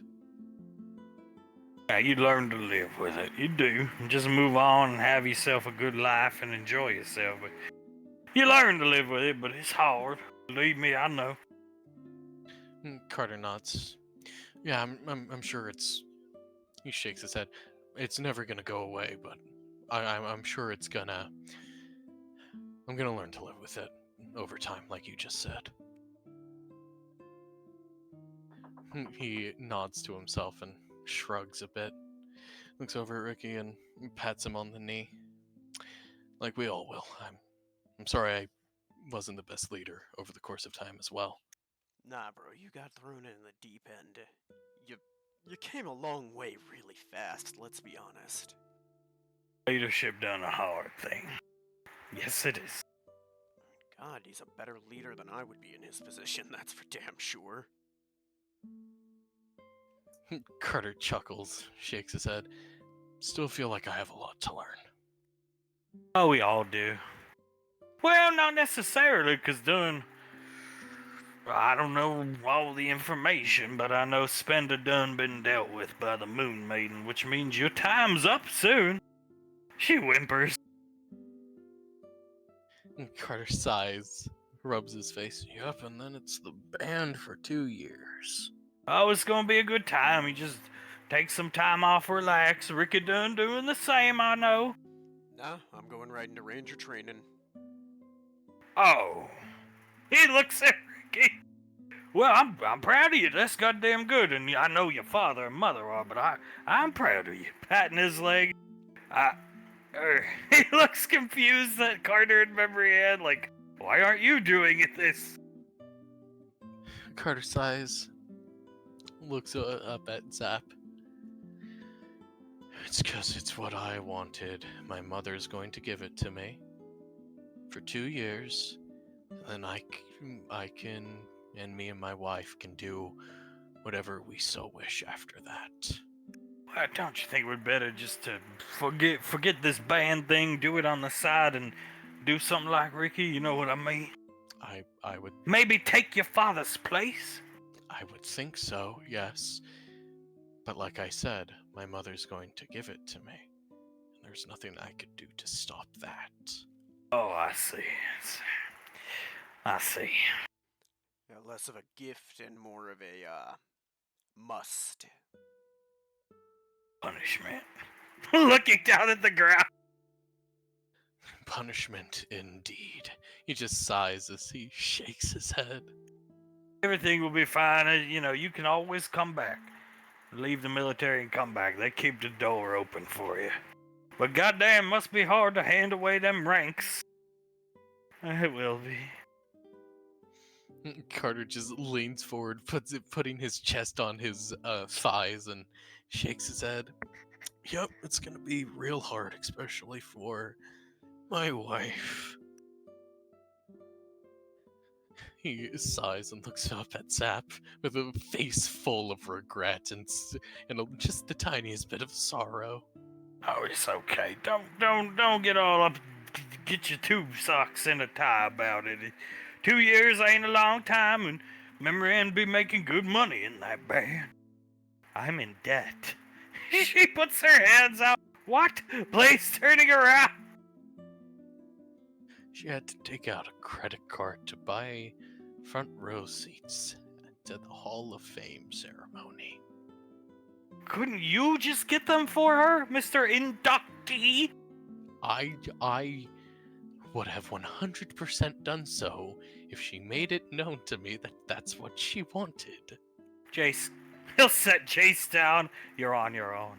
He'll walk over here, push Carter's bike over. Hey! And he walks off. Carter nods. Yep, I deserve that. Oh, that's a goddamn nice bike. Let me see if I can... There you go. Fixing it for Carter. Thank you, Uncle Zap.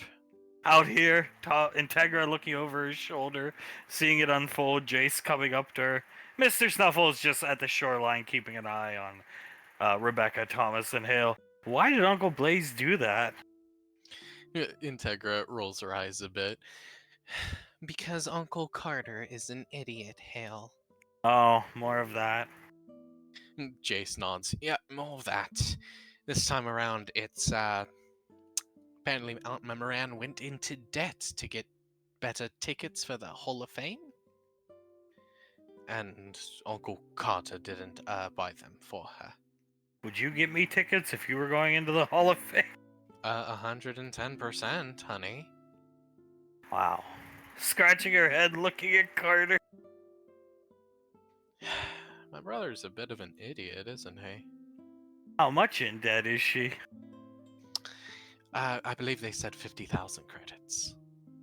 Rebecca knows that's more than she can ever hope to count at this point in her life. Oh my god, that's... She looks up at the sky. That's way more than I count. We might be smart, just not that smart. Thomas scratches his chin, looks over at Mr. Snuffles. Mr. Snuffles, how much is 50,000? It's not a lot compared to the money your mother makes, but it is, for some people, their whole salary for one whole year. Oh my god. And she's 50,000 credits in debt. Oh, Carter.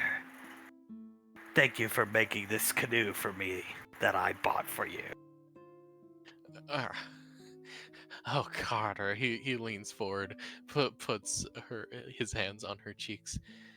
Thank you so much for inventing the Pequod spot so I can always have a place to rest my head. Even though it's clearly named after your mother, kissing him on the head. Even though it's so obvious, he returns the kiss. Oh, God bless you, Carter, for birthing that frost plesiosaur so our friend Rebecca could ride. Thank you so much, Carter, for helping that Allosaurus give birth, even though it was the kids that actually helped her. I'm so proud of you, Carter. Oh, Carter, as he gently pinches one of her cheeks and shakes it a bit. You built this beautiful cabin for us that clearly Uncle Scar built for himself then gave to you. Mr. Supple's laughing. Thank you so much, Carter, for making this lake. She's actually said that one about the cabin. Oh, no shit. Now, nodding his head, looking back at her. Thomas just sighs as he looks down. Yeah, my brother's a very, very stupid man. Meow, meow, meow. Tilting his head, looking back at Carter. Yes, he is. Sitting back down here. Alright, so, have you heard anything from your father? It's all the talk around the lane. Everybody's like, where the hell's Ash? Wanna know, Hunk came up to me and I need to know what's going on with Ash. And I was like, what the fuck? I just got out of Groom Lake. Ricky looks actually a little uncomfortable thinking about it. No, we haven't heard anything from them since they left. It's only been a couple days, but it's just people are worried, given the fact he can't be reached. He's a very resourceful man, your father is. Looking off into the water, your father damn near ruined his life, and he took down your mother and your grandmother with him, but then he rebuilt it. Now, your grandmother, I'm gonna be honest with you, that woman had been through a lot before she met Julius and your father. At some point, damage is done. He's looking right at memory. At some point, damage is done that cannot be undone. And I think your father was just the final nail in the coffin for Integra. What I mean is, the damage was irreparable, but she had been through hell for years before all that. But your father rebuilt his life, you know. He learned from that. And I think that's why he became so good at his job. Not necessarily anything this Colonel Curtis guy, I'm sure he learned from that. You learn the stuff like, okay, how to approach people and this. But the best way to learn in life is from your mistakes, not your successes. You'll learn more when you get your ass kicked. Or better yet, kick your own ass, yeah. Believe me, I get that. Just, I'm sure he's alright. I got a bad feeling, alright? Just like, I can't explain it. It's like a pit in my stomach, like something's wrong. Even if I know it probably is wrong. I mean, he operates without impunity on his own, picks who he wants to work with. That, he's earned all that. I just wish they would have sent us with him, or if not us, somebody else. Well, people like Ash in some ways like to work alone. Because he don't got to worry about looking after you, and he can get out there and get the job done. That's how a lot of these guys like to work. Hunk was like that for a long time. Like a very long time. I mean, I get it. I just... at the very least, I wish he could have brought, Bumps Carter, your dad, or Miss Icy. Well, he took, they are incredible people. I'm not taking any... I ain't Clive. I ain't gonna shit talk him. I'm not that dumb. But what I am gonna say is he took the person he needs the most, that being your mother. So, I know, but that kind of makes me worry even more. If the two... Oh yeah, sitting here fucking waiting to hear from him ain't no goddamn good. Yeah, and it just... with everything that's happened over the last, couple years, it just is scary not to hear from them, even if Spender's dead. I can understand. Drinking his iced tea. Carter nods. It always feels like we were, well, honestly, still are, given recent events, twiddling our thumbs when it came to Spender, Strat as a whole, all that. He shakes his head.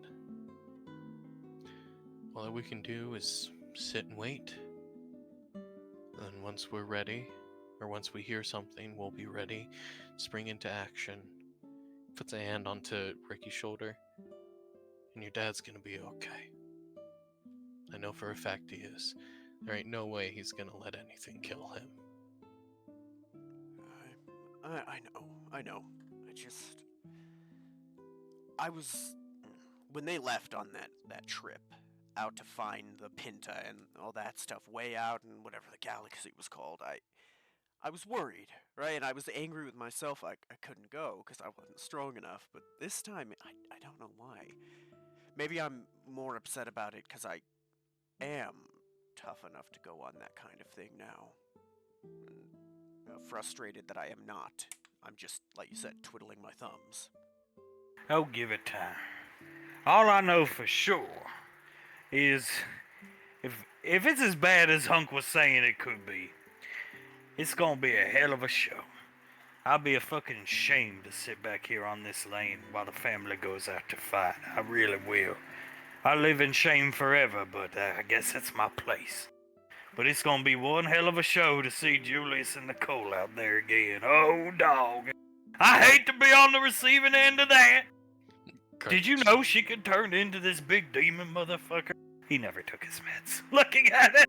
Oh my god, he never took his meds. That's why he's been so nice to us. Done wish he was there the day Davine stabbed me. Done killed Davine for me. Would have saved a lot of trouble. Red starts laughing. And god damn it, Blaze just left. She would never do that to her mother. You need your meds. Starts inspecting him. No, I don't worry about it. Carter stands up. Zap, where are the meds? Oh, they somewhere around here, don't you worry. Reaches into his pocket. No, you don't need to be touching me there. That's for me. No! And she pulls them out. Oh, fuck. You want my help, Carter? Limit break. Limit break. Oh, get your hands off me, Ricky. I don't want to have to do it. Pulling out a gun? Jesus Christ, Zap! I ain't gonna sit idly by, Ricky. Carter's going to grab Zap's wrist and try and twist the gun out of his hand. I'm saving this gun for Davine. Knock him out, Carter. Fine. Carter will take out his sword and he'll bash him. Bursts of rage tackling into Ricky. Jesus, he's gonna limit break it, all of his might just barely holding Zap from his neck. What the hell? Looking over Jay Shaw. Oh my god, what the hell is going on? Toss him into the air, Ricardo. You're up, try it! He's as much as he can. He's gonna put as much force as he can to push him up into the air. Memrian freezes him in air, ice from the lake levitating around him. Put the pills in his fucking mouth. No, you gotta let me deal with Davine. She gonna give him a heart attack again. Carter shakes his head. I actually sort of agree with that and puts the pills into his mouth. Bites on Carter's head. God damn! You won't stop your grandmother, I will. Pour the tea down his throat so he has to swallow them. Limit break and do so. Handing it to Ricky. He's gonna limit break and grab, one finger in each nostril on Zap's nose to hold his mouth open and start pouring it in. Oh, Zap. Ricky pours it down Zap's throat. What the fuck? Sasha says loudly. It's going to be wonderful, ma'am. Just wait, please. You're gonna love it, right, Sam? She's gonna love it. I swear to God, if you have taken me down here and there are 2 cardboard cutouts, you're fired. Pointing at Soul. There's not 2 cardboard cutouts, I swear to God. Our fucking daughter. Oh my God. Julius looks around, leans over to Towns. There's 2 fucking cardboard cutouts out down here, isn't there? How much credits? They were kind of funny, Julius. 100. 100 credits. Do you know how fucking funny it would be if we walked down all the way down here just to see John, Kevin, and the Menace? Up until she fires Soul and drama ensues. That, true, very true. But it would be sort of funny. But Jesus Christ, my daughter. And you said this was gonna be quick, Colt. Yeah, we're just, pretty sure it's like somewhere around here. He looks around. JJ looks over at him. Pretty sure it was down that way, right? No, I think it was this way. What are you talking about? No, it was that way. As he points it off into a different direction. Whoa, did you mark it on your wrist computer? Did you? Well, no! Oh, he I'm throws- sorry I was carrying my wife so her feet didn't have to step into shit. I didn't have a free hand. What do you think I was doing, Colt? Well, I mean, he looks at JJ. JJ puts his hands on his hips. I'm waiting. Colt, come on. All I'm saying is you got the hair radar. Isn't your hair gonna point us in the right Oh, direction? the hair radar. The hair radar. Maybe a goatee will point us in the right direction. How about that? Okay, Clive Jr. hitting Colt in the back of the head. Well, thank you very much. My wife likes my goatee. Soul will walk up next to Colt. It's very handsome in my opinion. Isn't letting other guys touch her. Angering Colt greatly. Soul looks over at Sam and then at Colt and hugs around his arm. Never can happen, honey. Look at me. It's okay. It better not. It won't. I promise you, from the depths of my heart, it won't happen again. Guys, please get this show on the road and show them the right path to the other section of the sewers. Oh, but it was just getting fun. She'll walk up a bit and point off into the right direction. Follow me, boys. It's this way. See? I told you it was this way. No, you were going the other way, idiot. Yeah, no, you were pointing off in the wrong direction. I was pointing at the right one.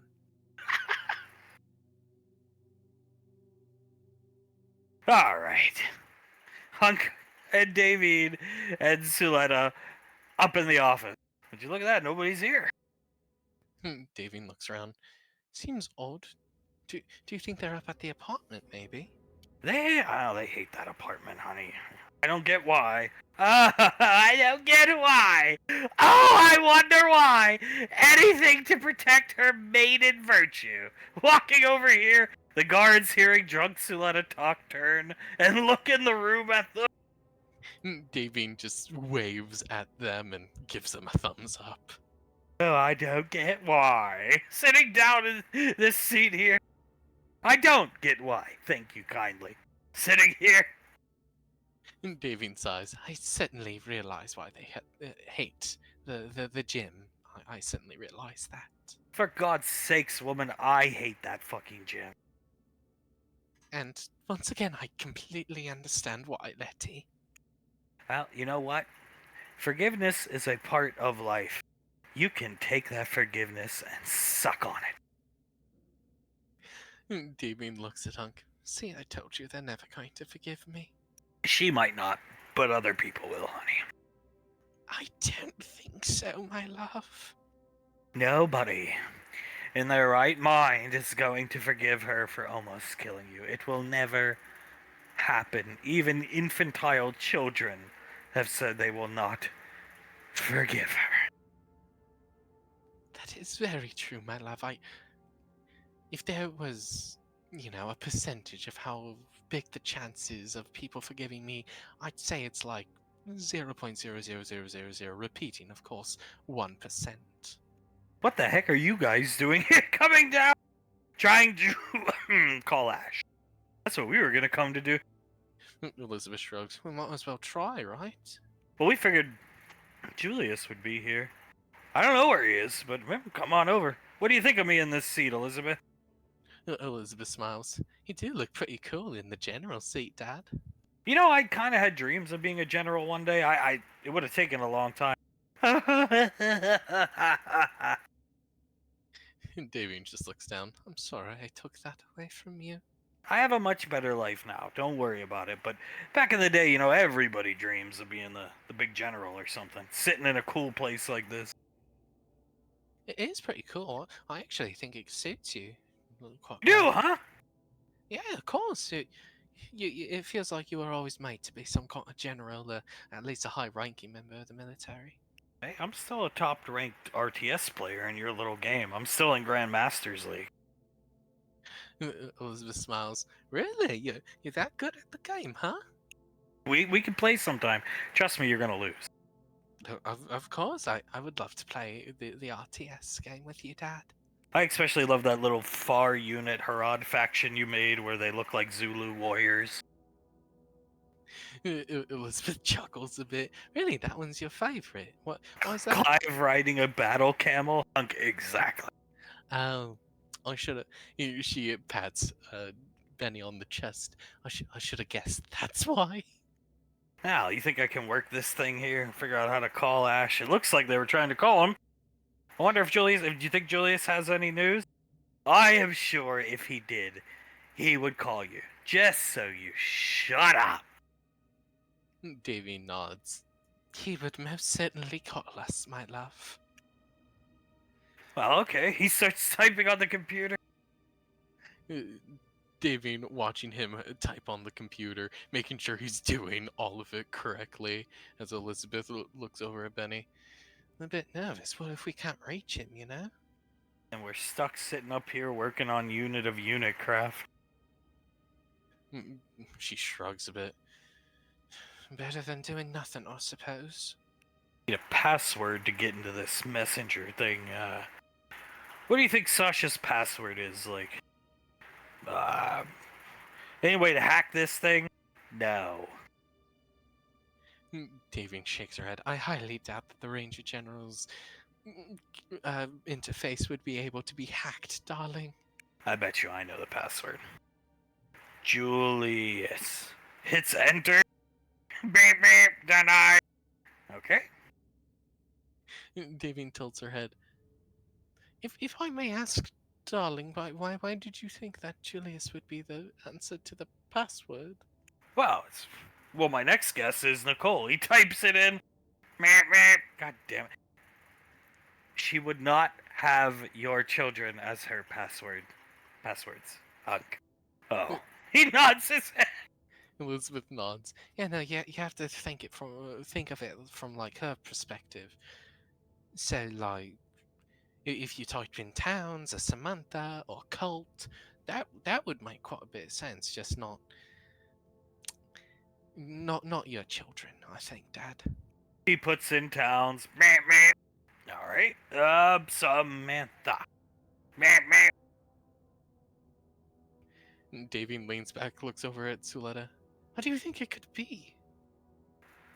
Colt, obviously. That's her baby boy. Meep, meep. God damn it. Elizabeth tilts her head. I don't know. Lorelai, maybe? She's the one who taught her. Meep, meep. Sniper. Meep, meep. I don't think we're gonna get into this computer, my love. Try I hate Davine. He looks over at Suletta. Alright, whatever. He'll type it in. Meep, meep. It was worth a shot, honestly. Well, I think the Ranger General, unlike certain people, has learned to forgive things. Keep telling yourself whatever you want. Elizabeth bends her lips and just shakes her head. Davian looks up. Why not try something like No Mercy or something of the sort? No mercy. Meep, meep. God fucking. Get one of them guards in here to tell us the password, Elizabeth. That is not a good idea. No, yeah, it's not a good idea, Dad. I doubt they even know, dude. Yeah, no, you don't usually go around telling your guards that your password or anything like that. I hate Jace. Meep, meep. Damn it. Potato girl? Meep, meep. Elizabeth just scratches her chin. Julius is hot. Meep, meep. What was it like her first mission? A raptor? Raptor mission? Something to do with that? Meep, meep. Daddy Towns. Welcome. Holy shit, I got it! He puts his finger up in the air. Oh my god, he did it! That's weird.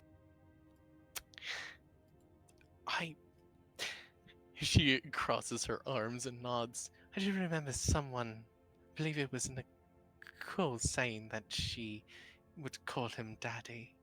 Yeah. When he jumped towns as Arnaki or something like that, I think. Davy nods. Yep. I just didn't expect that to be her password. Oh my. It's a good password. Password for my terminal down at the academy is Davy Nude. Davine's eyebrows go up. Oh, honey, as she puts a hand on his thigh. Mine is Elizabeth's butt. Elizabeth bends over in front of him a bit and wiggles it. Mine is I hope I die today. Damien leans forward. That's not what it actually is it, darling? She'll hand over a wrist computer. Go ahead, put it in. She'll put in what she said. Welcome. Oh, darling. How long's that been your password, honey? Putting his arms around Suletta. Oh, ever since the rise of Clive and Rommel. Could we launch missiles from here? I don't know. And Davian looks around. I would suppose so. She walks back over, hands her the wrist computer, and then puts her arms around her as well. Go get one of those guards' attention, Elizabeth. Okay. She'll hop out of Benny's arms, giving him a look of this is not a good idea, and then walks to the door. What the hell is your fucking parents doing in there? Coming over here to Elizabeth, this guy angrily looking down on Elizabeth. I got no clue, guys. I really don't. They just... It's one thing if they want to go on fucking Julius's computer or Nicole's. It's another thing the general. She throws her hands up. They want to contact Ash, okay? Or at least try to. They're real Well, world. them and everybody in the universe on Gateway right now, honey. I know. Trust me. That's what we were coming down to do. Where are they, by the way? Went down to Wuhan, China. Right. The armory for them for her birthday present. He shrugs and nods, so it would seem. What do you need? My auntie, she points to Soletta, wanted me to get you guys' attention. He shakes his head no and walks out to his door. Post. Oh, he'll come in with Elizabeth. What do you need, ma'ams and sirs? Davine will turn around, look at Soletta. I'm not going to ask that question, darling. Oh no, please do. She looks back at the guard. Are we able to launch missiles from here? Absolutely. Yes, anywhere on Earth. Nods his head. Davine sighs and then looks at Suletta. How would one go about that? Looking at the computer, he steps away. I would like to launch them at our home, Rainfall Lane. Trust me, nobody would be affected. Nobody at all. Elizabeth walks up behind him. Do not tell her how to do it, sir. He steps back behind Elizabeth. Oh, just be getting rid of the Nazis. I'd be doing the world a favor. Davine shakes her head as she hugs around Suletta a bit tighter. Oh, honey, we shouldn't do that. You know that we shouldn't. She'll let go of Davine. Come now, young man. I can do a lot for you. Unbuttoning her shirt. He's back even more, dragging Elizabeth with him. Run away. Yeah, no, run. You might want to start running. What, do you think I'm not beautiful? You are, ma'am, but I am not. He closes the door, locking them in. Ah, God. And Davy sighs. Darling, button your shirt back up. Some honor guardsmen they are. They don't even know how to have fun. Hunk starts calling Ash. Davine sighs as she puts a hand onto Sila's shoulder and just starts rubbing it. Alright, he's gonna answer. Just everybody relax. It's not even ringing. Picky Elizabeth up. Yeah, no, Dad, there's no, like, signal going through or anything like that. Well, maybe we need to fix the antenna, Elizabeth. What? He looks confused. Fix the antenna, Dad? Oh yeah, that's how it works, alright. I don't think that's how it's worked since the 90s or something like that. Alright, here, let's try and call again. Yes, spam calling him would surely make him feel better. Davine shakes her head. I don't think we're going to get through to him, darling, if it didn't ring the first time. He tries to call again. Krellin, Frederick, and Samuel outside of Groom Lane. Wow! Swings his giant mace at the gate. Boom! Me Witch King, but me mace do nothing. So how we use these, Frederick? Holding the bobby pins! Oh, wait, let me see the first one. Hands it to him. He looks at it very carefully. Got women number of twice, but this, you guys. Looks at Samuel and then at Krellin. You guys ready for this? Samuel cocking his sniper rifle. Okay. Very carefully, he's going to, trying to, with the precision of a bomb, fold them into on each other so the tips touch. And as soon as one of them, the tips do touch, he quickly throws it like it's a grenade at the door, trying to blow it up. Any day now. Looking at them! It's gonna work. I know for a fact it's gonna work. Samuel looking, tilting his head. Soon. Is it gonna work? Maybe need water. Oh, that's a good point. He'll reach down and pull out a canteen, walk over carefully, like inching forward, and pour a bit of the water onto it, and then quickly run back. Maybe not how to use. Samuel, I don't think so. Maybe not. If it's not an explosive, then he strokes his chin. Give me one. Here you go. He hands one over to Krellin. Watch and behold this. Star Children, very afraid of Anovians. Did not want to mess with them, cause they kill us probably. Very powerful, but study them greatly. Know many things about their culture. Throws a bobby pin over. Now door will open. Will we? Try it out. He throws it over. Stares blankly at the door. Fudwick tilts his head. Maybe we have to. Maybe it doesn't like automatically open for us. Maybe we have to manually do it. Try open door. He'll walk up, hold on to the handle, and try to twist it. No? Fudwick shakes his head. No, it didn't open up. We've only got 2 left. Oh no. Oh God, what do we do with them? What do we do? Me know what to do. Give me one. He'll hand one of the 2 left over. Ah! Holds it in his hand and screams at it. Ah! Just watching him. Fudwick covers his ears. What is he doing? Ah! Door open? Looks at door. He'll walk over and try to open it up and shakes his head. No, it's not open. The bobby pin turns to dust in his hand. Was channeling all me mind powers into oops. Watches it fly off into the wind. Crap, we only have 1 left. Don't know what to do. Well- Maybe shoot it?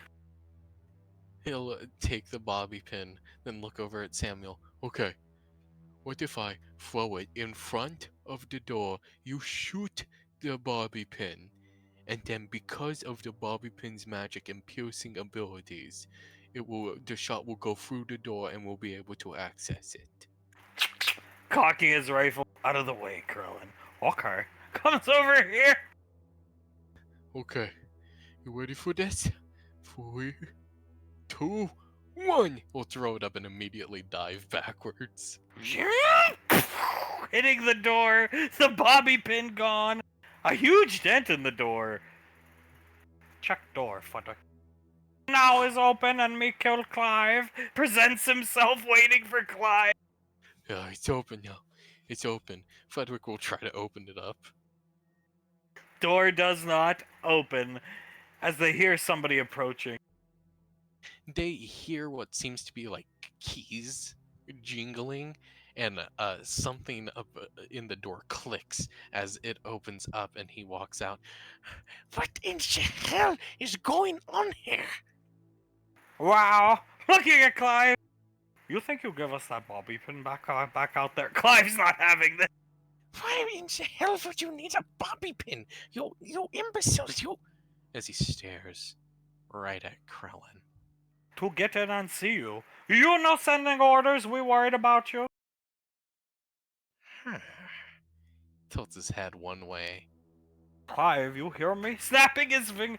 No orders, we worry about you. Try get in, see you. Like me costume? It is a very good costume, Herr Himmler. He looks him right in the eye. Where did you get it from? Me buy off Etsy. Ah, I see. It's It is Morgul crown. Morgul crown, you say? Is it heavy? Heavy lies the crown of Eye of Sauron. Heavy lies the crown of the Eye of Sauron, yeah.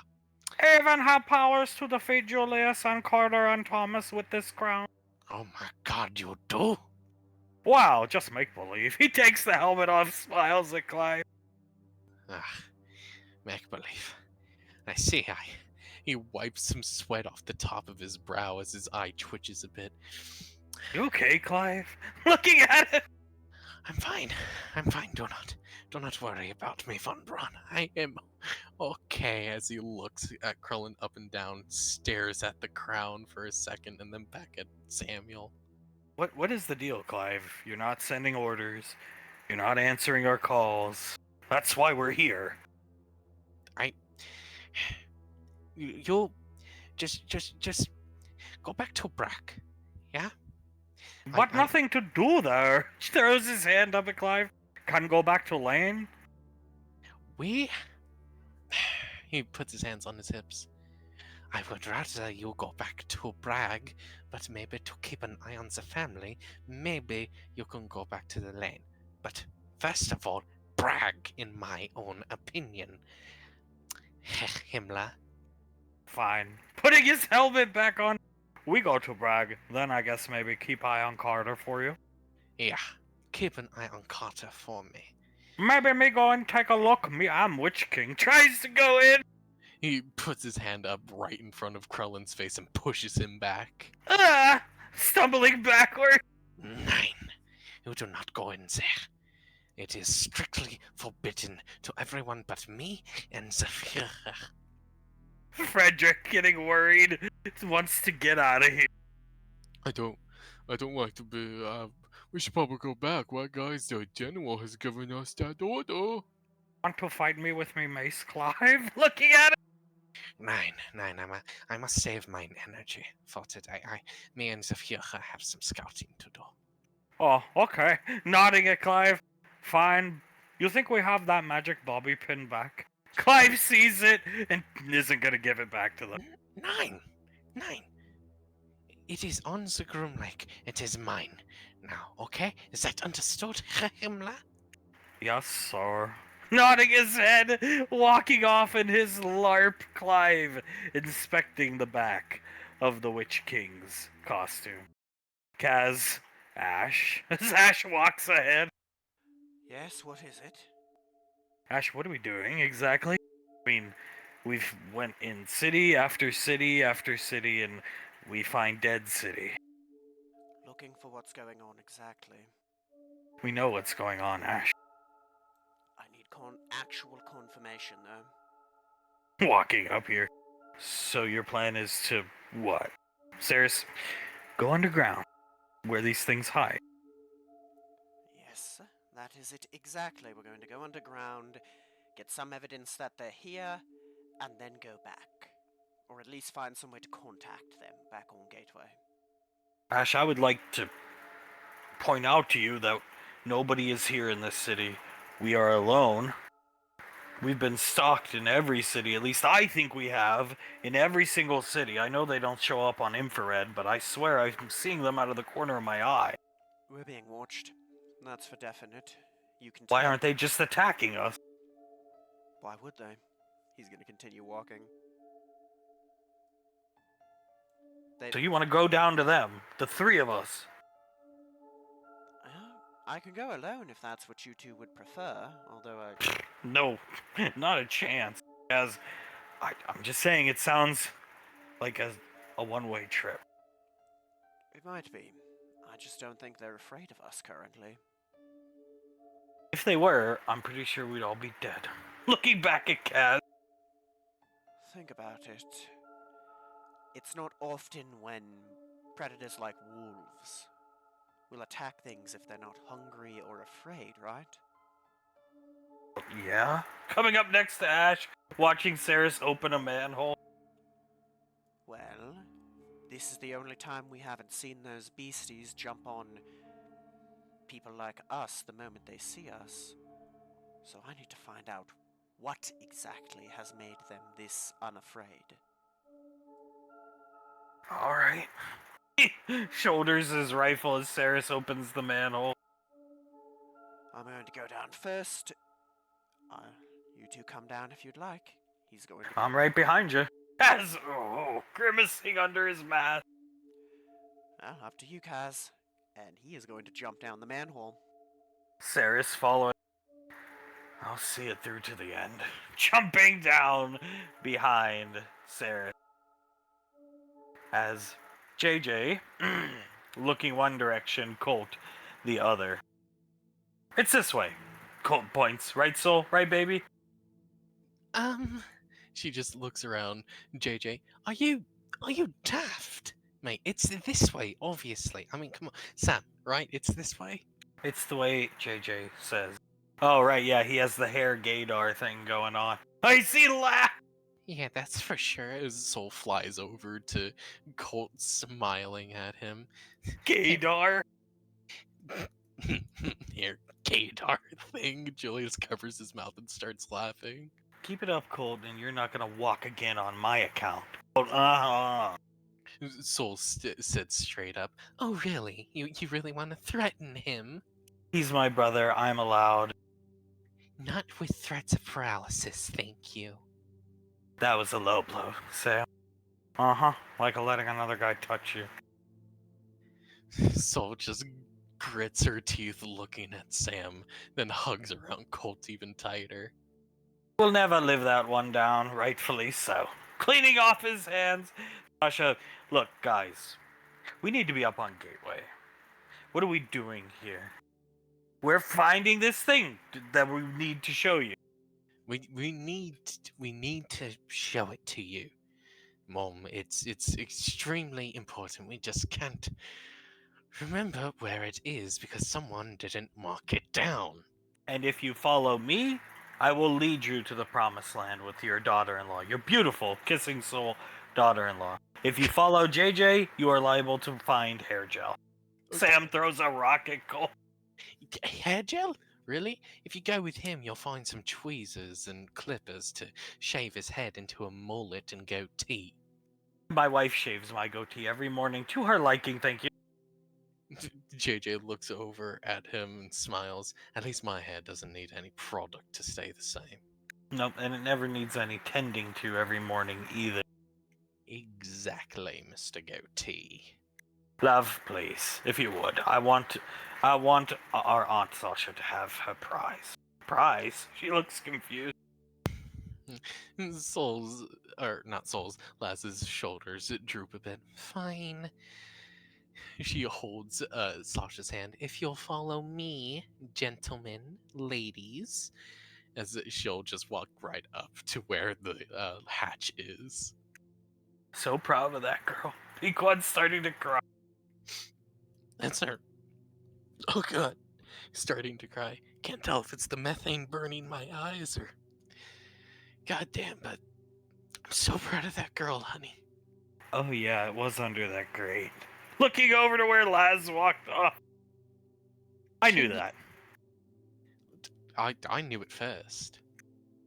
God, you two. You four. Walking between them. Julia's with Pequod in his arms walking up. God damn it, you two. You need to just calm down. Jesus. He chuckles a bit. What is that? Shining a flashlight down. That is a bunker hatch coming over here. A bunker hatch to something very spectacular, ma'am. She'll get down. Help me lift this up, honey, as I've got it. she and Oz will lift it up and shine a quick flashlight down, and she sees a ladder going down. What exactly are we jumping into? The Promised Land.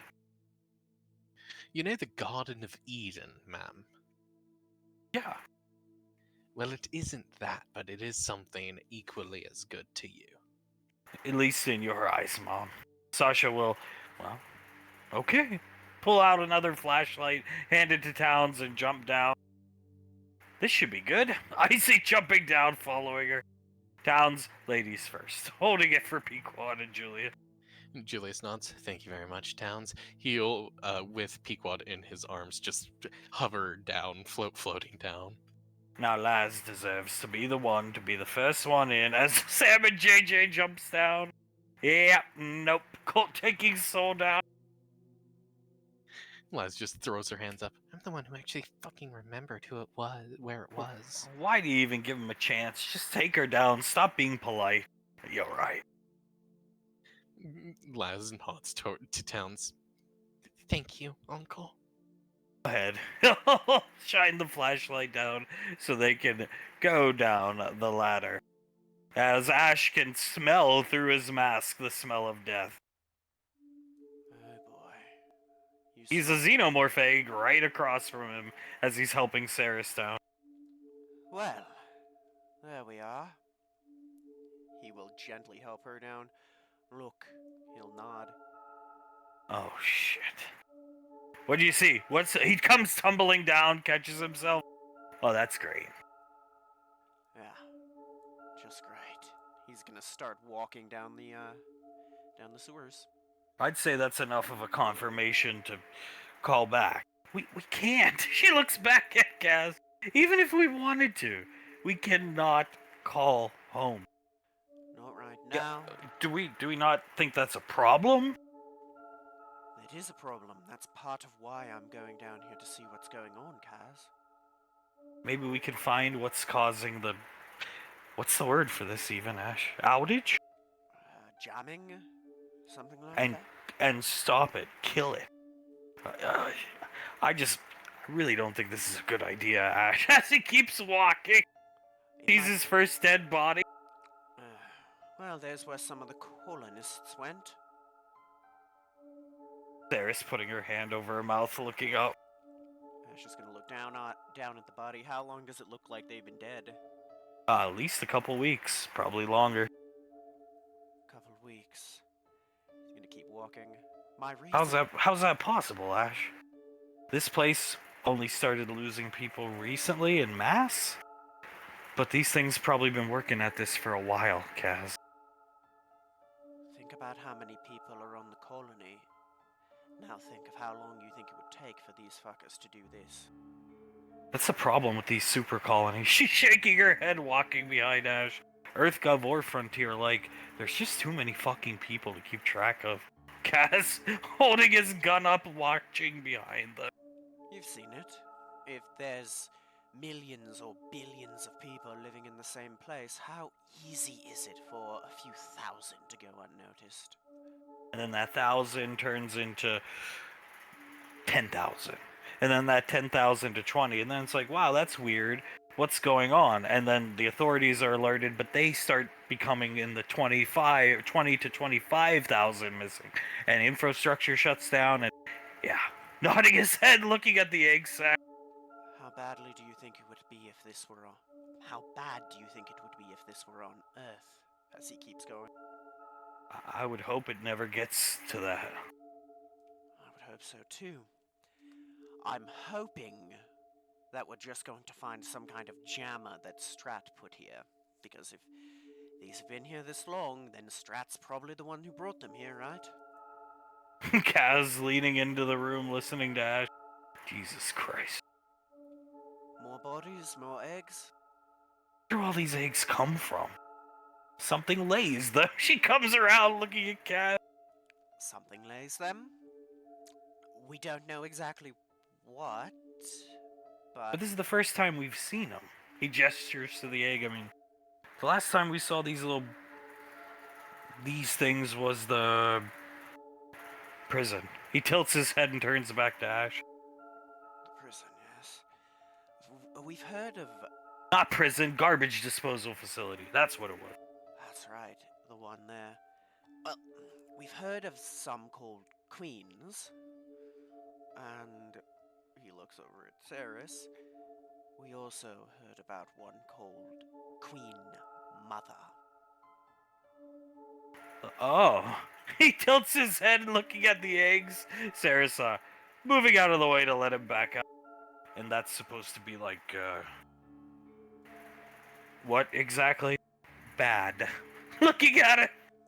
No clue exactly what, but... Well, when old Smokey was about to be put to death by the Moon Maiden, he tried to use that as a bargaining chip, so... Something to worry about if he's telling the truth. Which I'm starting to think he is.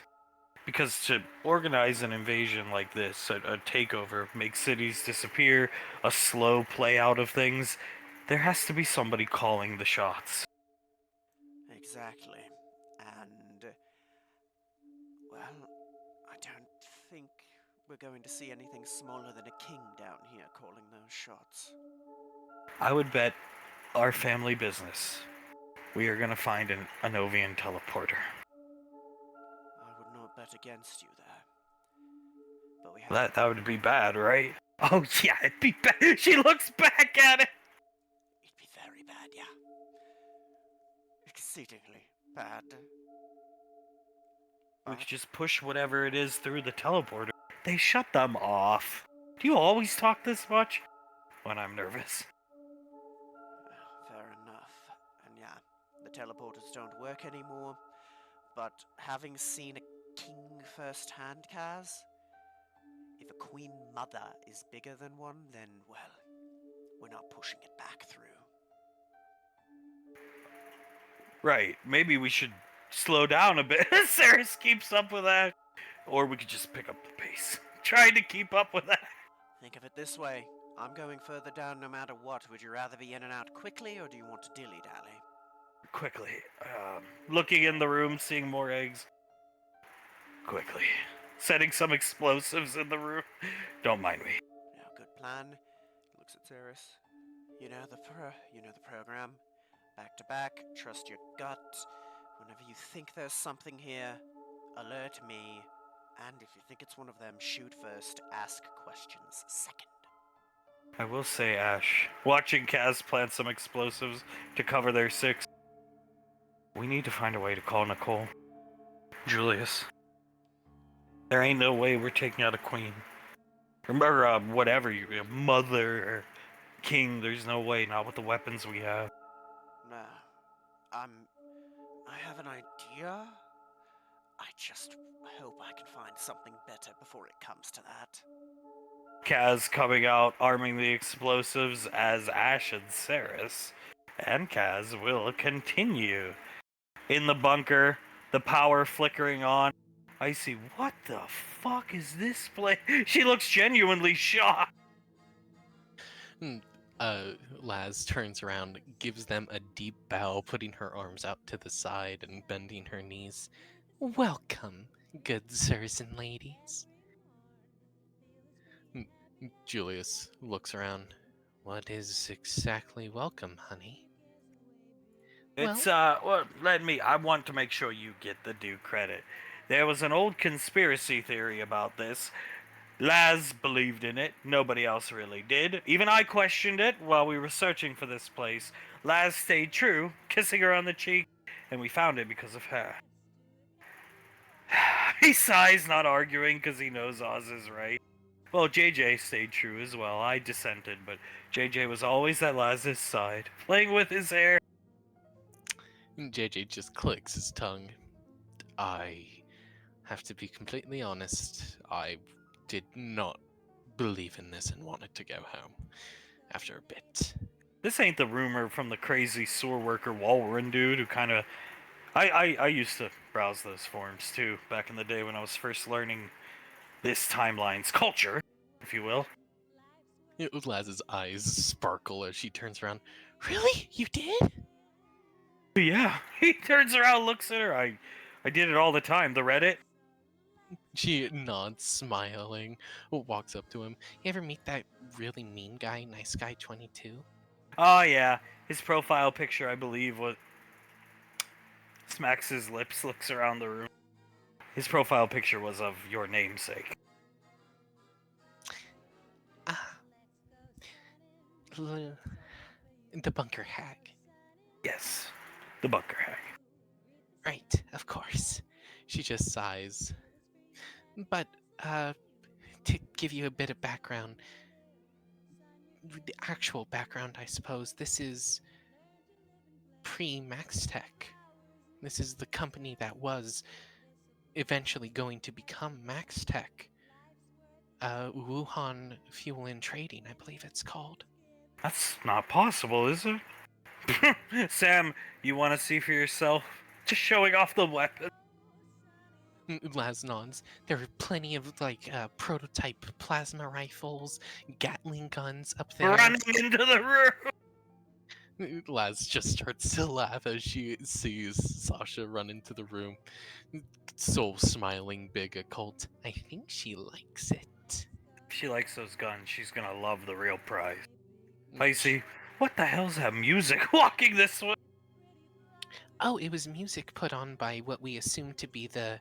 She'll walk over with Icy. To be the dead CEO. You could see his dust right there.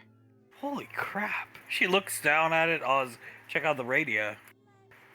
It's an analog radio. Mm-hmm. She smiles wide. Real rare nowadays, but very commonplace back in the day. How old do we think it is, Oz? I actually looked up the model and make and the number. He'll gently turn it around right here.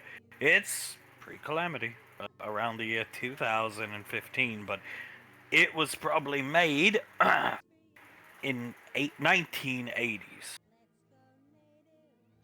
Laz nods. So, pretty much everything you see here, if we're to take the evidence provided by the analog radio to heart, everything here is pre-calamity, Auntie. Icy sitting down at the computer. Does this thing work? Laz nods. She'll walk over and turn it on for her.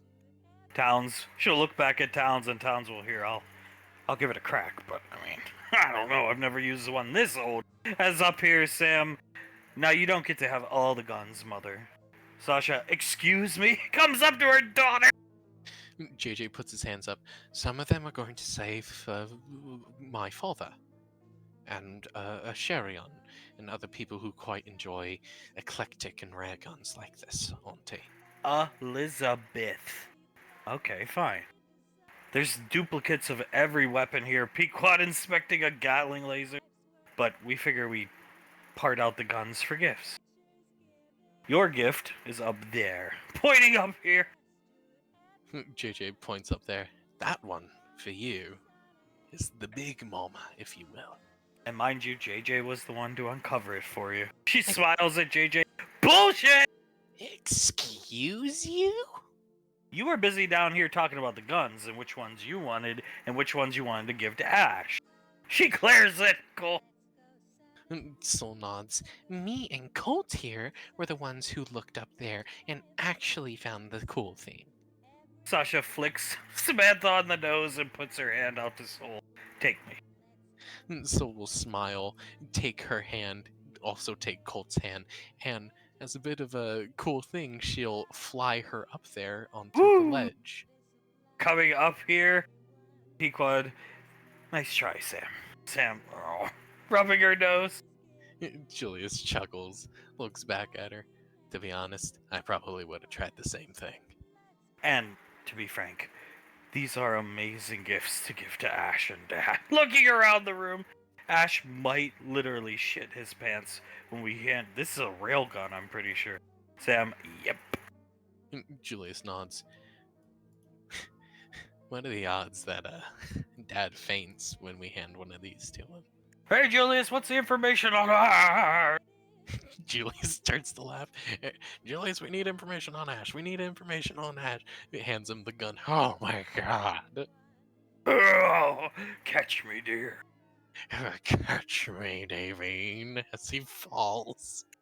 Colt flicking a switch to turn the light on inside the tank, and it appears. She actually recoils in fear, a rare sight, stepping backward. Julius seeing the visage. Julius will grab Pequod and put her behind him. Pequod lets out a scream, being grabbed by Julius, looking upwards. Icy, I'll go check. Walks away. Town's working on the computer. What the fuck? Icy seeing the armor. Julius will stand in front of Icy as well, putting his arms out in front of the two of them. What is that thing? It's fine. Come on up, please. Julius squints his eyes. We'll pick up Pequod and Icy and fly them up with him. It's power armor. The power armor. Soul turns around to look at Sasha. The original power armor. Look at the serial code. Alpha series. Alpha series? She squints. I have Alpha series models, but Alpha series 001 is what I always assumed was the first. Alpha series 000P for prototype. Her eyes sparkle like a little girl. Soul smiles as she walks up behind her. And it's all yours, Mom. This would actually complete my collection. I didn't even know this exists. I hate to admit it, but I used to have Ash delve into Max Tech Records to try, and that's how I have my collection. In part thanks to Ash. He dug up all the information on every model they ever made. Well, it would make sense why you never were able to find anything on this from Max Tech, given as it's under a completely different company name. Somebody put all this shit here a long time ago. Town's reading off a data pad, his wrist computer. He pulled off the old analog computer machine. Yeah. Somebody put this bunker here a long time ago. Looking around, rubbing his head. Well, that's obvious. Looking up at the power armor. Like a very long time ago. Wuhan Fuel and Training were the original owners of Gateway Station, if you remember. Oh yeah, it was a fueling station. Julius just clears his throat. This company, he points down to the floor, is the one that first built Gateway? He hands Julius a data pad. Or, well, his wrist computer. Yeah. Looking up at the power armor, not enjoying what he sees. Max Tech built a refueling station in Earth orbit, and they were using it to, he'll point down to the wrist computer, so Pequod comes up to read it with Icy. Launch missions to Mars. Remember what Agent R told us? They went to Mars, stumbled into something they shouldn't, and may have awakened all those things that started the calamity shit. Well, it was Wuhan Fuel and Trading, it would seem. Laz nods, which is why we think the CEO was down here. He thought it was some kind of survival bunker, so when shit went down on Mars, he came down here to survive the attacks. And, well, it's obviously not a survival bunker, but something completely different. I can't believe they just abandoned it. She looks up at the armor. Pequod, Think about it. They sold Gateway. My dad always used to tell me this. They sold Gateway to the United Nations after all those things were, she'll air quote, killed, defeated, the Starchild dragons, if you will. The prototype units, as we used to call them. They sold it, took that money, and built their first colony on Mars. It was a bubble city. And that's why they were always ahead of us. Because they didn't need the... Why would you want this lame refueling station when all the alien tech is on Mars beneath your feet? I see tapping your chin. Julius nods. Also, think about it. Leaving all this behind, one, they probably already had the blueprints and everything like that to rebuild them better than ever, given how technology evolved over the years, but it was too hot.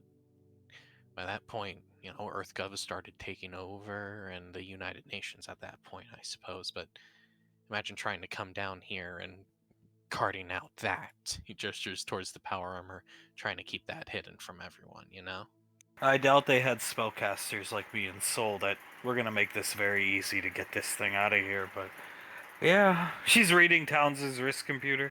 People always wondered how, well, MaxTech just kind of showed up one day, if you will, because I guess now we know they were under a different name. But they showed up and they had all this fucking money, and nobody ever knew where it came from, but nobody really cared to try and find out, because rebuilding Earth was the priority at the time. I think we know where they had all the money from gesturing around. I'm sure they were selling these, and if not, they started selling them off soon from Mars. JJ shakes his head. They were always scumbags, no matter what name they were under. Company, what would you call that? Shadow company within a company. She shivers. There's a reason I hate MaxTech. Julius nods. Yep. And I suppose, given your guys' theory that the CEO didn't even know what was going on down here, plans within a shadow company of a company. Who really found the bunker? Looking around, the honest truth. Laz. Laz will raise her hand. We had pups. We were down to our last one, and everyone had sort of lost hope that it even existed, but I sent out the last one down this way and found this. It was my idea to get the pups from Major Valorius. He happily handed them over when I told him what we were doing, putting her hands behind her back, smiling. JJ behind her, hands on her shoulders. It was my wife's idea to get the pups. I will hug all three of the girls at once. And she will. Sol and Laz both dig deep into the hug and hug her very tightly. I should be first. Shut up, Samantha. Sol starts laughing as Laz shrugs. I just like getting hugs from you. I enjoy giving them. She actually chokes up.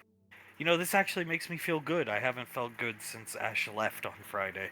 Like, I've been really sick to my stomach. Well, it's a hell of a gift, as creepy looking as it is. Yeah, look at the fucking eyes.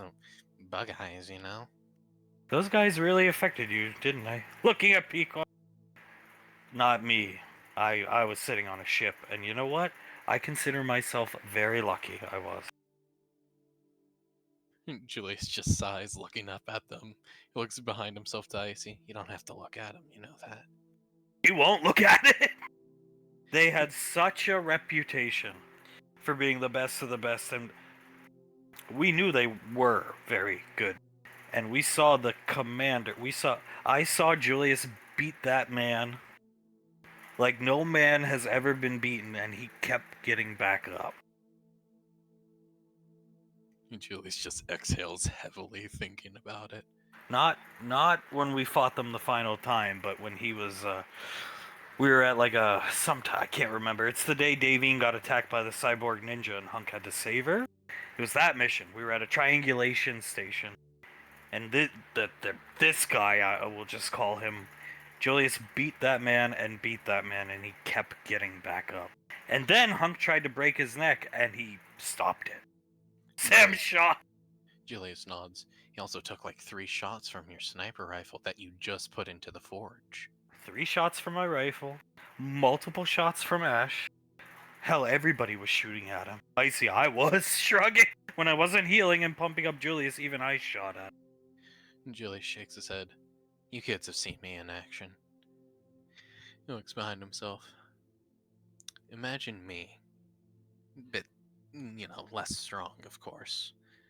But punching you over and over and over and over again. He looks right at Sam. But then managing to just stand right back up. Like You weren't nothing. Mushin, though? He shakes his head. No, I don't think I was Mushin at that point. I think I was just... You living couldn't do it right. reliably back then. If he could have that guy would have been a lot less scary. He probably would have been paced way, way sooner, but...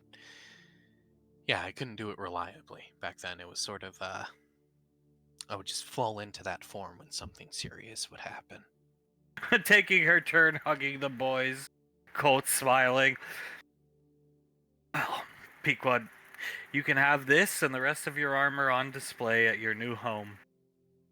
That Carter won't blow up. Sasha groaned. Julius shakes his head. If Carter blows up your home again, you can know that I will personally deal with him. Sasha. That makes me feel a lot better. Letting go of the hug. I see. These are going to be amazing gifts. I'm taking this for Banksy. Go ahead. Sam shrugging. There's more than enough to go around.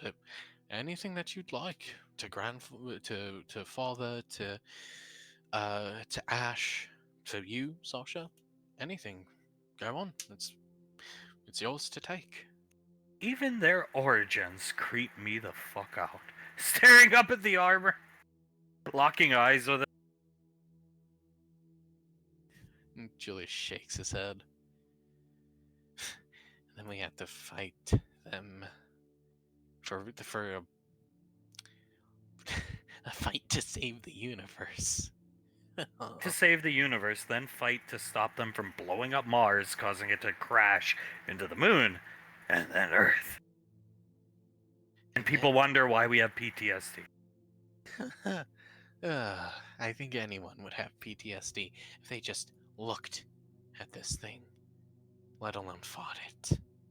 Pequod stares deeply into the rather haunting visage. As Rommel and the Führer find themselves in Paris, France. Ah! It is so good to be back. Oh, yeah, it is, mein Führer. It is so good to be back. Do you smell it? Do you smell the cigarettes? Do you smell the fresh baked bread? Oh, and it will be all ours soon enough. The musk of the fur lines, as they do not wear body odor. What is it called? Body deodorant here. Body deodorant, or perfume, or anything like that. Oh, Nor do they shave their armpits, which I am quite fond of. I know you are, you old dog, you, as he playfully hits him on the side. Jamal, see anything? Looking at Karen. There is that bitch of Hazel's mom. Jamal coming up to her. No, ma'am, everything's okay. How are plans going underway for defenses on this street and the street adjacent block over? All very well, ma'am. We're gonna have the photonic resonance barriers up, hopefully, by midnight tonight. Stroking his chin, listening. Clive strokes his chin. We will have to check out these defenses to see if we could get through them with Unit Prime. I don't know if for certain we will be able to, mein Führer. Scar nodding his head, stroking his chin, looking at Karen. Good. I want everybody to be on the lookout at all times. That little ugly motherfucker is bound to show up. Do you understand? Yes, ma'am. They both nod at her. She is talking about you. She's talking about me? Ugly? Am I ugly, mein Führer? Now, you are one of the most handsome men I have ever laid my eyes on. I'm shocked you are single. I am too. I wish I could find my own Eva. I really do. Well, Eva is one in a million. Fixing his crotch. I know, but Lightning has struck twice before. Maybe I could find one for myself. She has a sister, you know. Really? What is her name? Davine Rainfall. Oh, Devin Rainfall, you'll say. She is a fine piece of feline. Oh, I will have to try my hand with her. You know how it is. I could lay on the charm when I want to. Jamal, hearing them faintly, turns around. Scar ducks over here. Clive will also run over, acting like he's hailing a taxi, and then get into Scar getting in with him. As they drive off, Jamal looks down the street. Did you see something, honey? Oh no, just some guy trying to get into a taxi. Alright, come on, Jamal. We have a schedule to keep. As they walk off. Yeah, so anyway, Kaz is walking with Ash and Sarah. So anyway, I was stationed on Neptune, if you've ever been there. Uh-huh. Serious? Saying that. And what ended up happening was there was a Max Tech building there. And we came under attack from slowly moving ahead. He just talks a lot when he's nervous. We came under attack from slavers. The Max Tech guards came out and actually fought alongside it was a 4-man ranger squad, and then we had some EarthGov troopers. Riveting! Moving forward! And we worked together, we fought them off. And then one of these Max Tech guys came up to me and said, you know, do you want to make real money with those skills, or do you want to make honor-driven money, or something like that? Anyway, I said, like, what are you talking about? And he said, why don't you work for us? Get the real payday. And that's how I ended up in Max Tech. Riveting, Kaz! Wow! Yeah, riveting. You can tell from the way he's looking that he's barely paying attention and is so focused on his surroundings. Now, don't get me wrong, I made good money with him, but, well, I've said many a times, once the Kool-Aid drinker, hey, this is marble floor. Yes, it is, and he's gonna look forward. Looks familiar, doesn't it, Cyrus? It's in a Novian teleporter room. She walks slightly ahead, runs her finger across the floor. Same type of flooring I saw in the combat footage. She looks back at Ash. When Carter pulled a Julius and led that tank, took the fight to the enemy. Carter, that's Carter. He's a good kid, huh? Cass, stop talking. She looks at him. Yeah, very good kid. And yes, this appears to be a teleporter room. He's gonna walk forward and take a look at where the teleporter itself would be. Maybe it's time to RTB. RTB where? Return to base. What base? He walks behind that. Where are we going to go back to? The ship that's out of fuel on the surface? Suppose we could get in those ancient-looking canoe things. Honestly, I don't see much else we can do. He's gonna move forward and look down at the canoe. What if we wait? What if we just set this tunnel to collapse, Ash? He turns around. Set this tunnel to collapse, Kaz. That isn't gonna stop them. No, all that will do is delay them, and then we're still stuck on a planet full of them with no escape. And wasted explosives coming in. These canoes do look old. Grimacing at them.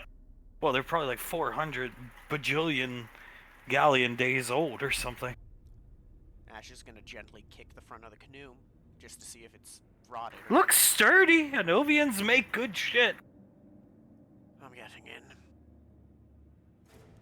He's going to start climbing into the canoe. Kaz grabbing his shoulder. What? Just wait. Just. He picks up a rock and throws it into the water. Wow. Watching the rock hit the water. What, do you think there's a kraken in there? It's an old trick my squad sergeant, a ranger squad sergeant, showed me. Draw any beasties out?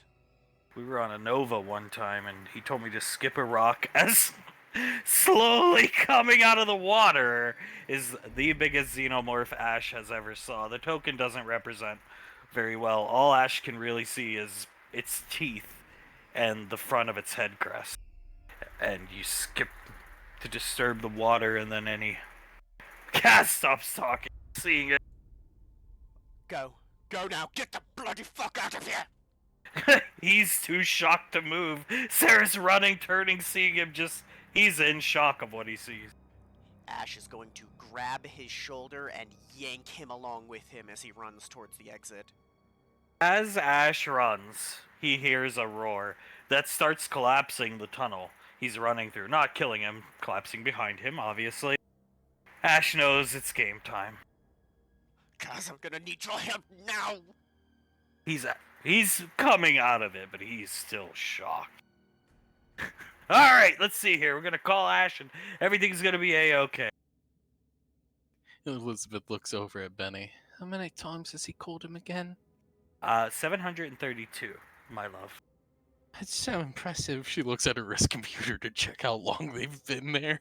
Look, I'm not gonna sit idly by while this guy goes out and gets fucking murked.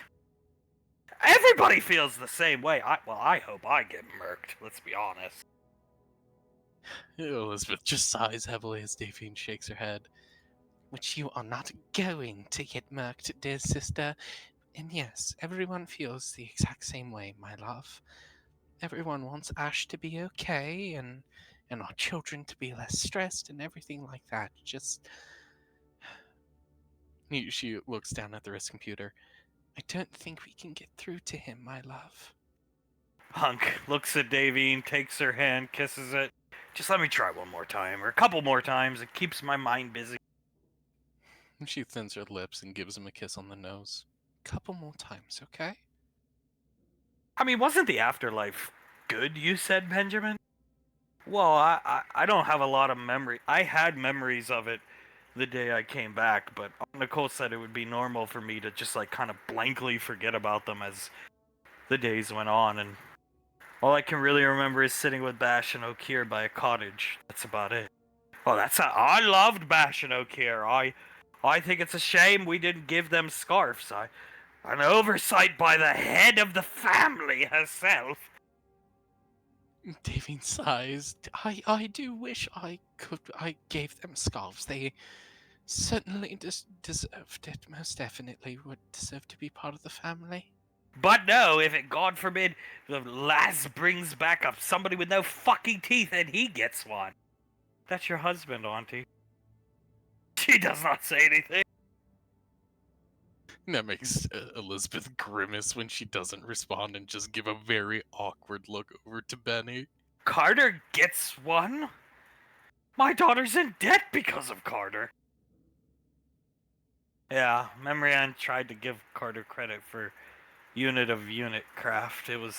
I got really annoyed and just took Elizabeth out of the situation instead of trying to start drama. Proud of you. Lucky I'm Betty. Elizabeth nods, but I'm very glad that he did, as Davine pats him on the head. Very good, son. Extremely good. I don't feel like hurting Carter really does anything, because I think in a weird way he likes it, because at least somebody is administering some justice onto him, because he can't do it himself. Davine looks up. You have a very good point there, Benjamin. That's probably exactly what he wants, actually. I mean, JJ beat the fuck out of him, and it was great, but at the same time, I think Carter just knew it was coming and was looking forward to it in a weird way. I mean, Carter's not that bad. I just wish he had not hurt my only child the way he did. Elizabeth reaches out and takes her hand. We all do, Auntie. We all wish he didn't hurt her like that. I don't think it's all his fault. I think it's a mix of military experiences, the horrendous nature of what all of you on that squad have undergone, but, I mean, I was never stalked and hunted by Strat. Let's put it that way. Hunk, nor was I. But she is my only child. I know, Auntie. I will never have another one at this rate with the way Clive is going. Let's just be real here. Elizabeth, who's so small she has to stand up on her seat, puts her hands right onto her face, looking at her in the eye. Don't say that. If you lose hope, Auntie, you have nothing left. That's why I'm hoping to die on the field of battle gloriously. Have hope in Thomas and Hale that they'll fix him, and then you know what you can do. You might be able to have another kid with him. Okay? If he's normal, I would love that. But if he's insanoid, Clive, no, I would not bring another insane person onto the family. Of course not. But just have faith that he is gonna be normal. Let's just I'll try, but a xenomorph tail through the heart wouldn't hurt either. Jesus Christ, he slams his head on the desk. Oh god. Elizabeth sits down, looks at Benny. I tried, Benny. Come over here. She'll come over to him, sit on his lap, and curl up a bit. Some people, that woman's been through so much, it's just not gonna listen to you. I know. This family did her dirty, and I will never stop saying that. Looking right in Davine's eyes. And I don't expect you to, Benjamin. Thankfully, Davine had nothing to do with it. He Mark? keeps eyes locked with Davine. Mark, I had quite a bit to do with it. Unfortunately, you did. Davy nods. Trust me, I wish I never did that to my sister. Oh, let's try to call Ash. She tries. That's the spirit. Davy nods. Yes, no, let's keep on trying to reach a Sharion. She sighs, looks around. Nothing better to do at the moment, I suppose. No. Clears his throat, definitely not. He'll sit back in the chair. So when it's all over, said and done, and you get your discharge from the military, how are we going to celebrate? Elizabeth looks at Benny, tilts her head. Wedding? Oh, yes, of course. Can we celebrate with the wedding? That wouldn't be too, selfish of us, would it? Absolutely not, but I just mean the two of you. I said we. My brain's out there looking for Ash. How are you two going to celebrate? You've had successful careers in the military. You're a sergeant. Technically speaking, you will retire at a higher rank than me. I was a private. Captain, but then when reinstated to join Alpha 9, I was a private. Damn, Betty shot! Elizabeth blinks a couple times. I mean, technically, yes, I suppose, but in my mind, she shakes her head. Never. I'm never going to be a higher rank than you, Dad. Take a vacation? Just the two of you? Take a vacation? Have a wedding of some sort or anything like that? I'm up for anything, Benny. I'm up for Cancun, just me and Elizabeth for a week. That, I'm sure Nicole will let you. That is a wonderful idea. Elizabeth smiles, looking at her mother and father, then at Benny. I mean, can you just imagine me walking around the house in just my bikini? She leans forward, or even less. And it's got that private lagoon, not a beach, so you can walk around nude there. Yeah, lagoon is the word, yeah. Davy nods. Yes, darling, it is, I know from personal experience, and I'm sure your father would agree, quite nice there. Who knew how to pick them? Let's just put it like that. Oh, she most certainly did. She smiles at the two of them. I think that's a wonderful idea. Going out just for a week, just you two, spend it all together. I think that's quite beautiful. I think all of you should. Really. I think you all should take some time off. Before things get kicked into overdrive with your careers and the band and this and that. Oh, most definitely take a break. She gestures out around herself. I think all you kids most certainly deserve one after everything that you've been through over the past 2 years. I agree. Pulling out a flask, drinking it. Davine smiles, leans over to Hunk. Not only that, but then we'll be alone in the house for an entire week. And we can change the locks. Oh my god, you devious little big man, you. Oh my god. He strokes her cheek. Oh, would you look at that? His Sherion's not picking up the calls. Just like Clive doesn't pick up my calls. Oh, Benny shaking his head. Elizabeth grimaces again, looking up at him. I just wish there was something I could do, you know? I can't, though. I know I can't. It's in Thomas and Hale's hands. But 20 years from now. 20 years, sure, in the grand scheme of things, isn't a long time, but 20 years is still 20 years. That's basically my entire life at this point. Well, she's got Carter and Memory Ann to keep her going. She blinks a couple times. Memory Ann who went into debt, and Carter who is Carter. I gotta... Have you ever sat back? No, don't get angry about it. Don't get angry. Have you ever sat back and look at the full breadth and landscape of the totality that is the damage one boy caused? Let's see here. She leans back. Put all filming on hold for, what was it, 5 years or so? Yeah.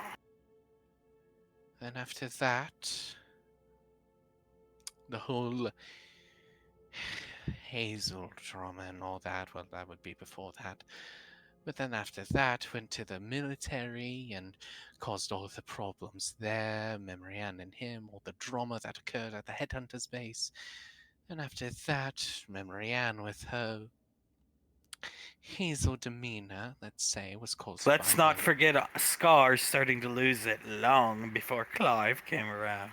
creating a power loader specifically designed to kill Carter, if I remember correctly. Yes, you do. She nods. And then don't even get me started on the drama that he started because of Clive, which, granted, I did play my part in, most definitely. But Carter also played his part there. Think about that. A lot of drama caused by him. She nods to herself. More than I think any of us could even say that we caused, but certainly not you three, gesturing to Hunk, Suletta, and Benny. And remember, he was not trying to create drama. Imagine if he was trying. Well, he'd have a PhD in it. Davine scoffs. If that boy was actually trying, I think he would have destroyed the entire family, single-handedly. Actually, to put it a better way, Memory Ann would have a PhD in it, but signed by Carter.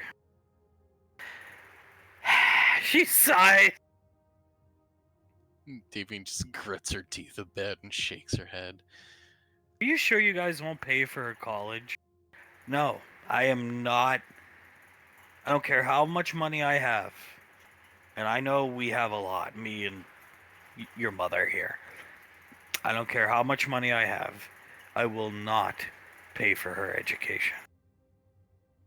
Not for her to come back with a degree with that fucking cocksucker's name on it. That's why I won't. She's asked many a times, and I've told her, sure, I will, gladly. But you cannot give credit to Carter. And she said, well, Carter will at least have to accept the degree for her, and I told her to get out of my house. Davine shakes her head. I happen to agree. I will not be paying for her education. Not if she's going to give credit to Carter. If we weren't trying to save money for another yen card for Aunt Icy, maybe we could, but no. No, Benjamin. No. Okay. No! Darling, she leans forward and puts her hand onto Benny's cheek. It's to teach Carter a lesson, darling. How his selfishness can destroy a person even more than he could ever think it would have. I just feel bad. He looks at Davy, then Hunk. She's smart. She's always wanted to go to college, but it's just probably not going to happen for her. I know, sweetie. It hurts me as well to think about, but sometimes what we need to do for the betterment of the family does hurt us deep down, darling. You think other families have this type of problem? Yeah, oh yeah, no. No, they don't. Not to this degree. Don't listen to it. Hunk girl. Elizabeth shakes her head. I don't think they do, actually. I don't think any family has the kind of drama that we do. Are other families populated by galleons and their offspring? Ask yourself that. Just Ricky and Ash, then. Well, do they? No? Just us, then. Davy nods. And I believe Suletta has made her point. Speak of the goddamn devil and he'll fucking appear. Hunk saying, seeing Carter come through the teleport. Uh-oh, look out. Carter chuckles, waves at them. Hey, I didn't expect to see you guys up here. What are you doing up here, sire? Blaze coming forward. We're, just hanging out. Davian looks at Blaze. We're trying to contact a Sherion. Yeah. Everybody coming over. We caught up with the kids earlier and asked them if they had any news on Ash, and they told us no. And then when I, told Julius we need some information right now, he didn't produce, which is why I always put my faith in Nicole to produce, which I'm told stresses her out. So I'm trying not to do. Anyway, yeah. Carter looks down. Well, have you had any luck contacting him yet? I wish. We've called now, goddamn, almost 800 times. He pulls up the wrist computer. I'm getting really worried. You and me both. Hunk nodding his head. You and me both. I should have tried to ask to go with him. I don't think they would have let you, I'm sorry to say. Carter nods. He looks at Ricky. You and I both know they would not have let you gone, Ricky. You know that. I know, I just should have tried. I don't know. He's gonna come and sit down in the free chair. Take your seat. One day you'll be sitting here with your successful career. As I've heard, you are staying in the military and applying yourself. I am proud of you. Holding his hand. Brienne, get grimacing. Thank you, ma'am. I appreciate that. And your parents are proud of you, no matter where they are right now. Which I'm sure they're fine. Though I wouldn't mind going out and getting into a fight. It's a good day to die. Have you ever seen that movie, Starship Trooper? Oh, God, still let it bleed. Yeah. I'd love to be out fighting with them too, but I don't think you're in the right headspace for it, ma'am. Oh, I've never been more in the right headspace. Good morning, Thomas Hale. Thomas squints his eyes as he will take Hale's hand and climb up and sit down on Suletta's lap. He looks up at her, blinks his eyes a couple times, and she sees tears start to well up in them. Oh, my little baby. Stroking his head. I'd be real sad if you died. It would. Well, that's nice to hear. Hugging him as Hale pets her head. You're the best, Auntie. Yeah, I wouldn't know what to do with myself for a little bit. Who'd cook us breakfast? As good a breakfast as you do, Auntie? No one. Well, things are just hard right now when you're married to a Nazi. Hopefully you'll never... Well, no, look who I'm talking to. But the other girls, hopefully they'll never have to be married to a Nazi. Oh, I'm never gonna be married to a Nazi. I wouldn't allow it. Yeah, no, that's never gonna happen. And Jace ain't fond of Nazis either, are you, Jace? Jace looks up at Hunk. You mean Uncle Clive is a Nazi? Yes, he is. Yeah, right now, in this current iteration of the guy, I hate to say it, but yeah, he is. He thinks back to the beating he received from his mother and father for stating that he was cool, and Jace just nods. Not cool. Not cool at all. Yeah, I'm good. Very good. Nodding his head at Jace. Yeah, that's the right answer, kid. Nazis are very, very bad. The worst. Stroking Thomas and Hale's heads. Jace nods. Yep, I sort of get the feeling that they weren't too great people. As Integra sort of just shrugs and looks around. I mean, I think it's gonna be okay. Does that matter at all? She smiles at them. Everybody's opinion matters, honey. Here, come on over here. Bring Rebecca. She'll take Rebecca's hand and we'll go ahead and sit down near everyone. Here, you can try to call Ash. He shows Rebecca how to. Oh, okay. I don't think I should be the one to talk though. She'll. I think he'd like to see you. Trust me. She smiles at him as she'll try and call Ash. Line goes dead immediately. Oh, did I do it wrong? No, you did it right. Just right now, there's no right way, I think. Oh.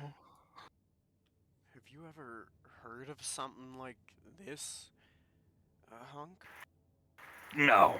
I mean, this type of outage, only with, like, so stars go supernova, and they, like, when they die, or they can randomly, apparently. I don't know any of the science behind it. When that happens, it can emit a type of radiation that causes outages like this.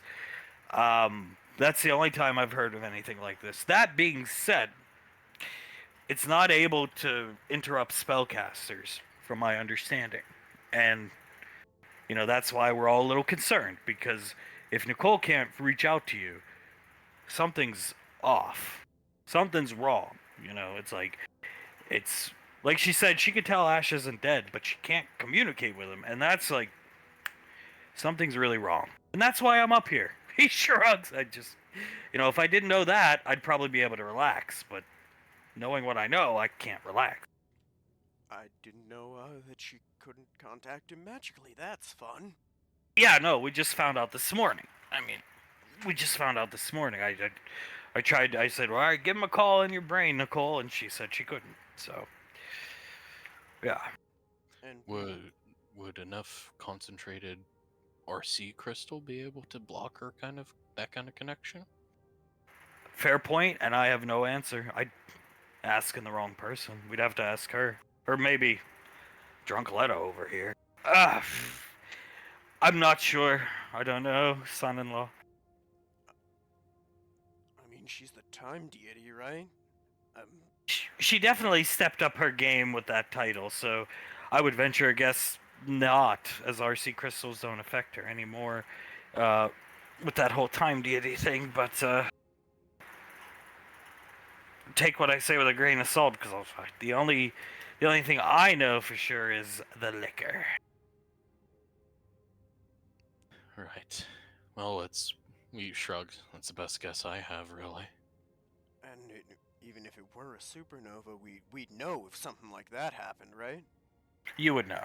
Yeah, by now you would know. We have here on Gateway, in SIS, in every command on Gateway, they have star charts that track these things for shipping lanes and transportation lanes to be marked safe or unsafe. So we would know. Towns would know, if anybody, and yeah. Where are they again? They went to take Sasha to go get her gift. Remember it? Oh, that's right. Nodding her head. Carter nods. Yeah, no. It's apparently really cool. I texted Julius when we got up here to see how much free time I had up here. I was like, hey, you guys on Gateway? And he texted back, no, they were going on an adventure to get some type of gift Laz had told him about for Sasha. So trying to keep people's minds off of it.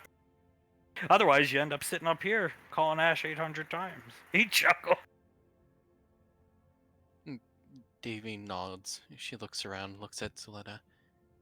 Are you hungry, Suletta?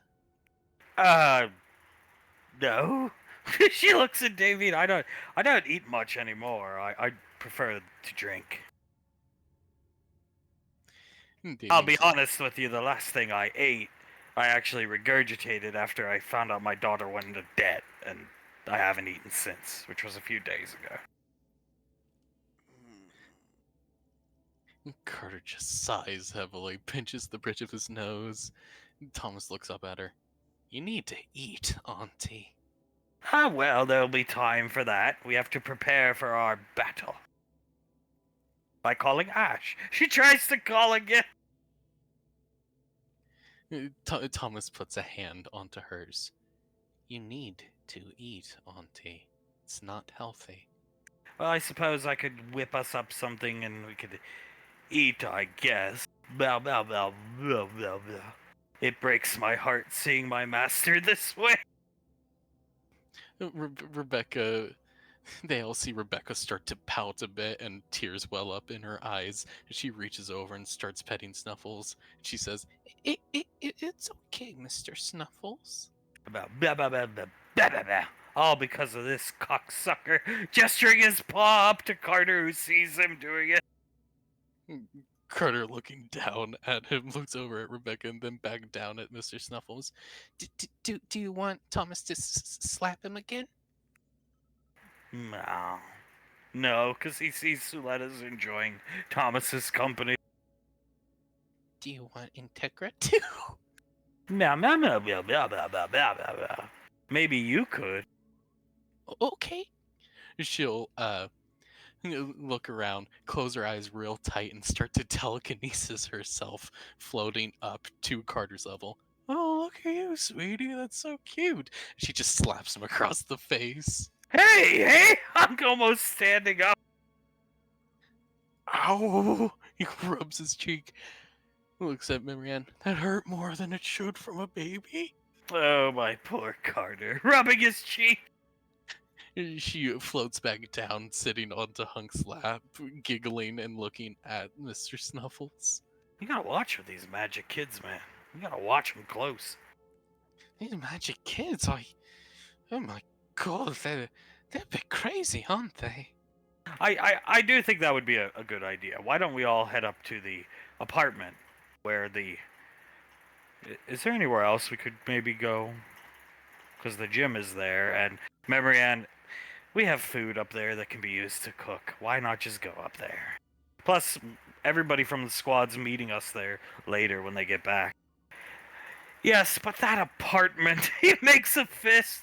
Oh, I feel the same way. I hate it. I truly hate it, Thomas. I despise it, but if you want to eat, then we'll go up there. Thomas throws his hands up. That damn gym, but you know what? Food is pretty good sometimes, aren't they? Food is good, but that gym, the market left on certain people is eternal. I know, it sucks, but you know what kind of mark is eternal? Not eating and then dying, and we don't want that to happen, do we? Maybe not today. Rolling her eyes. Maybe not today, as he stands up and hugs around her neck. Oh, Carter. Stroking Carter's head. You did so good in your fight against JJ today. I did not. I sucked real hard in that fight. Yeah, how did that go for you, Carter? I'm holding Davine's hand. Knocked me out, and I didn't land a single punch, Grandpa. Yeah, he's had a lot of pent-up rage there about certain things involving Samantha, so... Completely fair. I deserved every single second of it. Alright, gather up the kids and let's go upstairs, and then maybe somebody can show us the footage of this fight. Carter looks around. Did any of you record it? He looks over at Benny. I didn't, nor did Elizabeth, but I knew a referee that was. Looking at Ricky! Oh, dude, I recorded every goddamn second of him mollywopping you. Yeah, no, we need to see every single second of this. Fine, let's go upstairs and cook some food while we wait for Sherry. That sounds good to me, and I will most definitely assist you, darling. Oh. Clive, seeing the deeper into the city he goes, the better the defenses. Helicopter flying over, even though it's daytime. A searchlight scanning around. Flies over here. Quick, under the tree, so it doesn't see us. Yeah! He looks up. This is crazy, mein Führer. These defenses, they are getting better and better. I don't think just us two could have gone through these, but... He licks his lips a bit. Do you think he can get through this? I don't know. Putting his hand onto Ramo's shoulder. These defenses are better than they were back in 1938. And those... and those defenses was the top of the line. Da! We did not have Hair Prime. We need Hair Prime. We most certainly need him. He looks around, nodding. We will be able to get through these, I know, with the help of Hair Prime, but without him, no, nine. We would never, no matter how many tanks and Luftwaffe that we bring, we would never be able to get through this. We leave the others out of these. Of course. This is too high profile for them, even him, as skilled as he might be. This is reserved only for the Abendjäger. Oh, only the Abendjäger would ever be able to handle this kind of mission, if you will.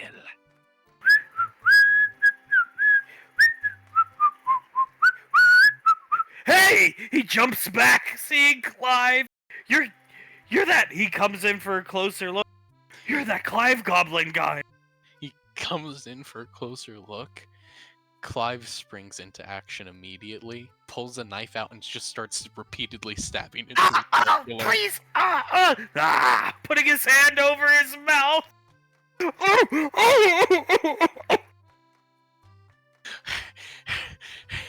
Clive's hand covered in blood as he looks around. We must hide the body, mein Führer. Da! Takes it from Clive, rolls it into his sword grate. Perfect. No one will ever find him there. Wonderful, mein Führer, wonderful. As he pats him on the back twice. And Karen is none the wiser. Gesturing to Karen, whose hands on her Karen-esque hips, looking up at the defenses, nodding her head as the others line up with her. None the wiser. That stupid bitch can't even hear anything. I want her followed back to her stronghold. Of course, mein Führer. What you order, I shall do. They watch Karen slowly start to walk off. Recently coming back into the office, Sasha sits down. Big smile on her face. Pequod arms crossed, smiling. Julius sits down in the chair. He squints his eyes. The seat's warm. Yeah. Lifting one of her legs, looking down. Pequod rubbing her butt on the seat. You know. Mine is, yeah, I don't... It's weird. Oh, well. He looks around. Maybe we didn't have like seat warmers or anything to these things, did we? No, I didn't allow that in the budget this year. Ah, fair enough. He shrugs. Maybe I'm just imagining it. I'm proud of those kids. I am actually eternally grateful to all of them. Even your daughter. Well, Soul, I mean. Julius smiles as he nods to himself. Julius is actually so happy he stands up, picks Pequod up, and starts like ballroom dancing with her, smiling at her. Our daughters are actually good at giving gifts. Pequod, hand on Julius's cheek, smiling at him. Not stupid cardboard cutouts. An actually good thing for not only Sasha, but the entire fucking family. I mean, we have gifts for years to come. I do struggle to shop for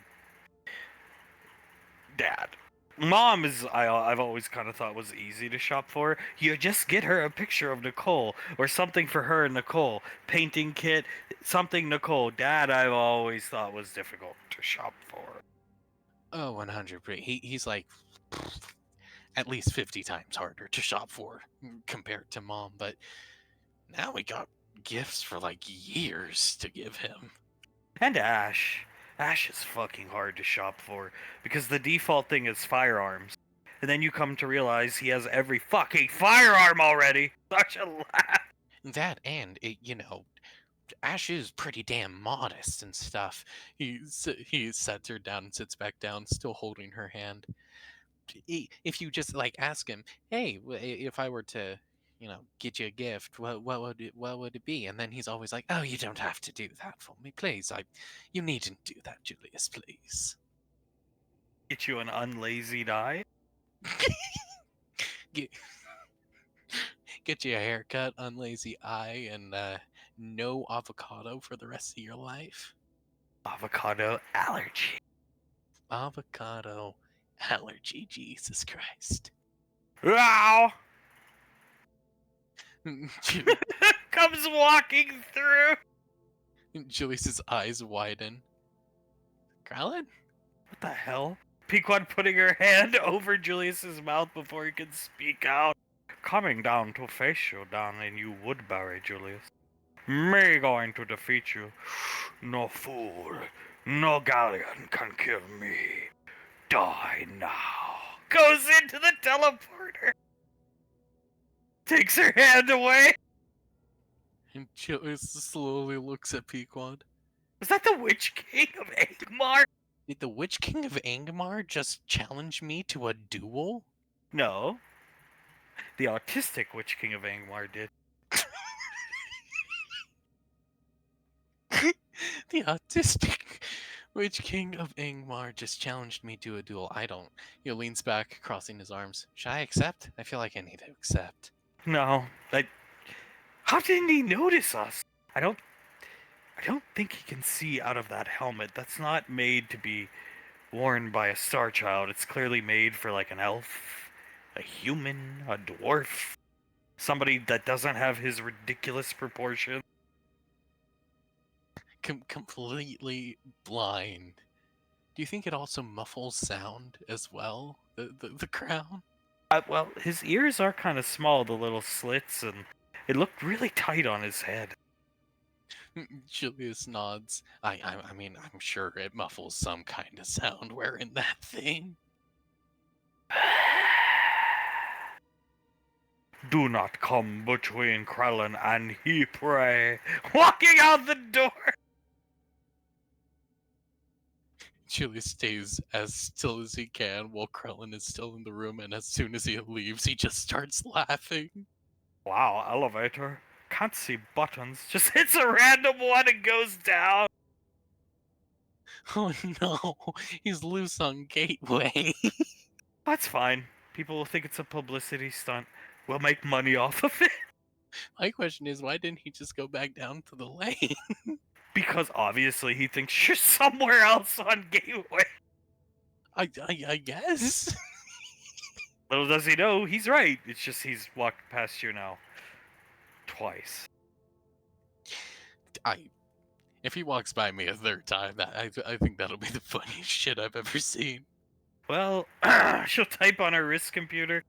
He's got a long ride ahead of him. He went all the way down to Ring 1, so. And that is an express elevator in the sense it only stops for certain levels where certain military ranks are, but it's still a long ride down. He's gonna be in there for as long as it takes to get from this level to Ring 1. What if he just starts walking into the door thinking it's like opened or something like that? Imagine being the guy who gets in the elevator with. Just like him mumbling to himself, like me, Krellin, king of Angmar, ready to fight Julius. You say Julius anywhere? We can't see out of this thing. No, sorry, dude. I haven't seen the Curdle anywhere, man. That mace did look real. She's nodding her head. Yeah, I kind of did. I think it was real. Do you think he would be able to wield it, though? With kinesis, I guess. Physically, I don't think so. That thing's absurd. But do you think he would think about using kinesis? Given the fact he decided not to use it when he was on a ship going down, I don't think so. Sorry, I don't mean to laugh about that. My house. I'm just thinking about Fredwick screaming at him to use his telekinesis and him just turning the wheel wildly, screaming. Yep, that's it. Oh, Quentin, use your fucking telekinesis! Ah! I agree with Nicole. My favorite part was the 30 seconds of silence, then just random screaming after the crash. Oh my god. I think he was randomly screaming because he realized where he had landed. Oh, what if he realized where he had landed and then realized that he could have possibly used telekinesis to stop it, and that realization made him start screaming? Which would explain the scream. I thought you said it'd be a long ride. She sees the elevator come up again. For you, this me hour, Julius. Walking back to Rainfall Lake. Yep, third time's a charm. Third time's a charm. He knows the Witch King's a bad guy, right? Or is he like Clive and he thinks all the bad guys are good guys? He thinks the way Krellin, Frederick, and Samuel operate is whatever is the coolest has to be the good guy. They're not like Clive. They don't identify with bad guys. Julius nods. Some of the Decepticons who are arguably cooler than the Autobots were considered the good guys in Fled Formers and stuff like that. Oh, those were the days. Children shows, Frederick shows, movies. Those were the days. Yeah, seems like a lifetime ago at this point. I mean, we do, technically speaking, make more money with Clive's YouTube than we were with those shows, but people want new episodes of those shows, which they're not going to get for about 20 years. Julius nods. I mean, like, think about it. One of the things that is never going to go out of style is kids being born, and kids being born means kids who want to watch those shows, and I'm sure those kids are going to get bored of the however many episodes any given show is going to have. Seeing Samuel's fucking hand moving trains around. Oh man, that one certainly made quite a bit of money. Well, they all did. They never had a dud. Never once did they have a dud, and thank God they didn't. I am eternally grateful for the Stooges for all of their children's shows and everything like that. So we're not going to the Hall of Fame for Carter. I'm not going. I'm just putting that out there. I mean, I would happen to agree. I really don't want to go to that thing either. Good, then we're not going. Let Nicole go if she really wants to support the band. I don't think she wants to either, though. Which that is bad. If she's upset with you, that is bad. Because that's the woman that can forgive Davy and Rainfall for most things. Tries to like tell us how cool she is, was and everything like that to our face when we all know that what Davine did to her while she was in that gym and stuff. Davine definitely was cool, in a sense, back then. But you might want to change that was to is, given, Pequod groans. They are not coming. Julius throws his hands up. If they continue to try, I'm getting so tired of it. I really am. She is pregnant. She's pregnant. She is the last full-blood... Carter is not a blood elf. He's like a half of an elf or something like that. And then his kid with memory end is going to be like a 15th% of an elf. She is the last of her species. And pregnant! Julius nods. I don't think we could ever let them fight, especially with her condition, let's call it, at the moment. If that was Nicole trying to go out there, she'd beat her up and stop her. If it was me, she'd do the same. Just put you in like a triangle chokehold and keep you there until you get knocked out so you couldn't go. There you go, Mark. I've knocked the girls out. Look at me, Mark. I knocked the girls out so they wouldn't go on this mission, Mark. All right, dear. Very good. Let's get some information on Ash going, Julius. Now that your wife's unconscious on the floor with your sister. Hey, Julius, come on. No more distractions. We took care of those distractions for you. Get that information on Ash. Come on now. Sasha tries to, yes sir, calls, line goes dead. Wow, how predictable. Hey, you failed. You need to keep going. Get that information out, man. Come on, Julius, I'm counting on you here. What are you doing here? This is why I turned to your sister. This is why I count on your sister. She can actually get shit done. Now, this is why she's better than you. Oh, poor girl. Yeah, feel bad for her. I'm just glad that he's putting more on me nowadays. I can actually handle it. Well, you should get it. You're the eldest son. He just doesn't put it on you because you were such a fuck up. Oh, sorry. She looks at Julius like... Julius shrugs. Don't apologize. It's true. I was a fuck up beyond all fuck ups. I mean, she had her moment with the freak out, but she was never a fuck up. Julius shakes his head. No, she was... How old was she when she became a captain? 19, I think it was. Julius nods. Was it 18? She definitely should not have been, because she didn't need that stress on her, but yeah. I think it was 18. And then once we came back from the Majestic, she was 19. So yeah, 18.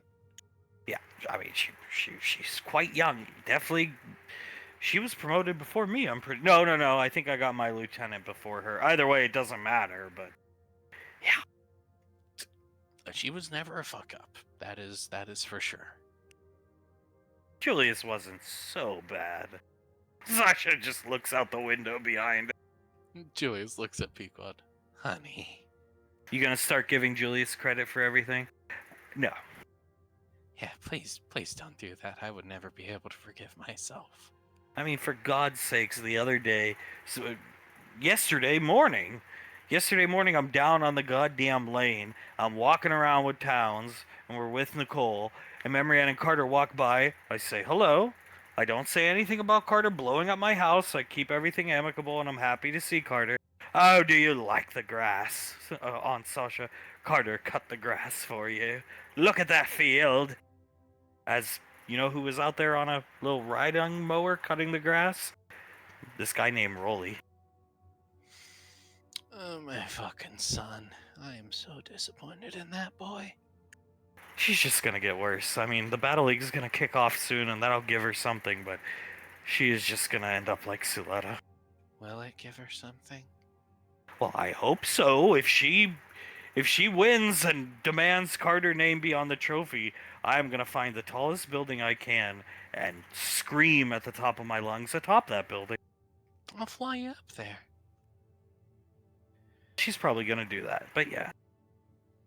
I would put good money on her doing something like that, yep.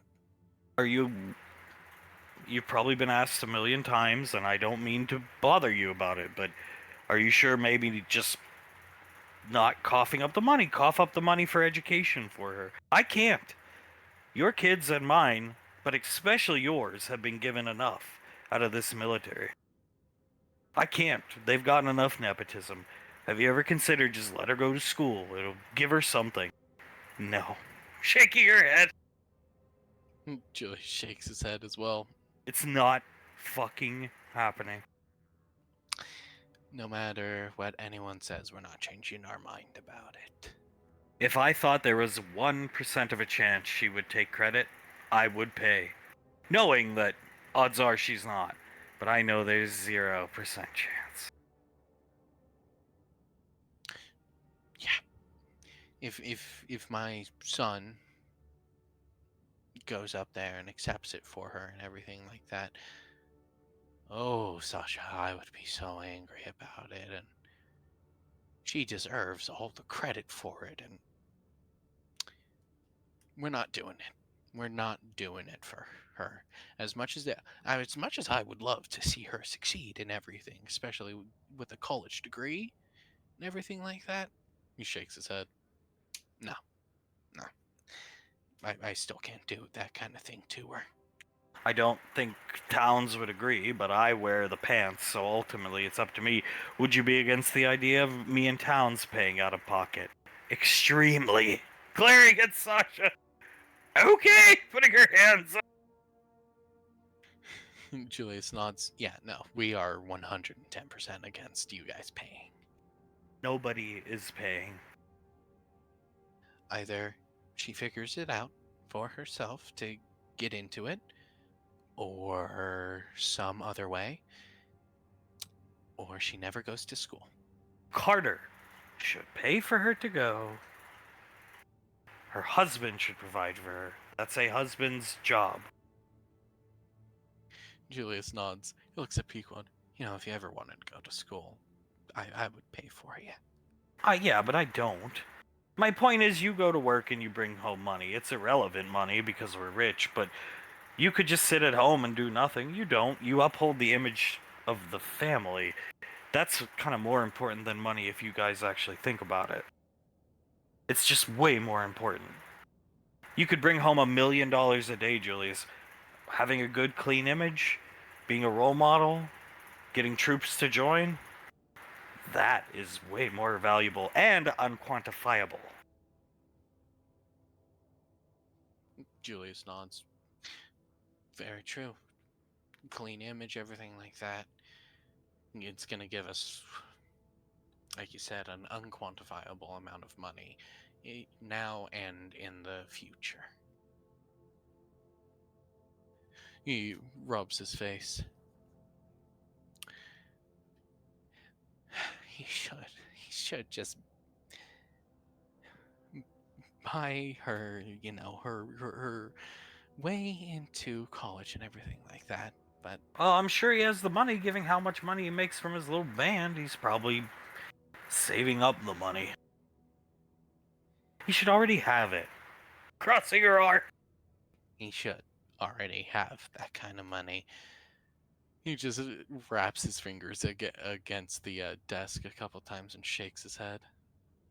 Have I mentioned I'm disappointed in that boy? You have, but I don't mind hearing it because I am as well. Good. I don't mind saying it at all. I mean, if he was, instead of being a bitch and not calling her, if he had just called her and they got together, hell, if he was 16, that's okay. I don't fucking care. They were destined to be together. If he just reached out to her and then, I don't know, got his life in order, went to school, early applied for early college programs, I would have been like, all right, Carter, you can put off going to the military. If he ever applied himself for a second in his life instead of doing nothing but lusting over Memory Ann, and then a Memory Ann dollar store knockoff, and then Memory Ann again. That I worry for Jace. I think Jace is incredibly intelligent for his age. But all he does is lust over women that look like Samantha and Sasha. Sasha laughs. That's all he does. Looks at pictures of them. And that's it. You know, it's like, hey, Jace, you want to play with this puzzle? No, he wants to look at a picture of Sasha. Julius sighs. I really hope Jace doesn't turn out as bad as Carter. Well, I am not going to be mean to him, but I would bet you money he does. I will support him, give him whatever he needs, but I guarantee you he does. Unless, like, Thomas and Integra and Hale and Rebecca are good influences on him. But, I mean, good luck. You'd have to be a divine influence to stop that. Have you ever taken a picture of Samantha away from him? I have, yeah. He used to cry. Now he, like, backtalks you and gets angry and says you're working with JJ. It's Clive fucking Jr. Ugh, Clive fucking Jr. They're even both British. I would say it's a British thing, but Oz seems okay. So, and I'm grateful for that for Lad. As am I. I can ask for no one better for my daughter than Oswald. Truly a blessing among blessings.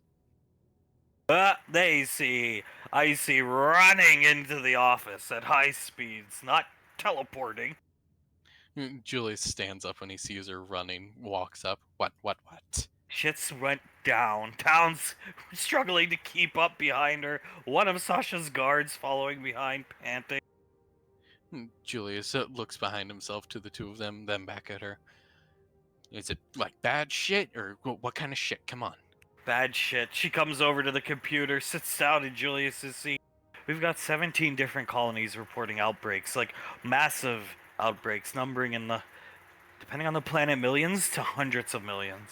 Pequod face goes white. Julius leans forward on the chair. You have to be kidding me. It's not possible. Yes, it is. Icy glares at Pequod. A coordinated attack all at once. All these distress calls came in at once. Julius starts breathing a bit heavily. Okay. All these distress signals came in at the same time, so that means all attacks happened at the same time. Which planet has been hit the hardest? Julius, all of them. She looks at Julius. Well, shit. He chuckles a bit, looks back at Towns, and anything? And any information? What about Ash? Nothing. Icy, I can't reach him. Message for you, ma'am. Turning around, grimacing at Sasha. Play it. He hits the wrist computer. He hits the computer display. They see a Colonial PD officer behind, well,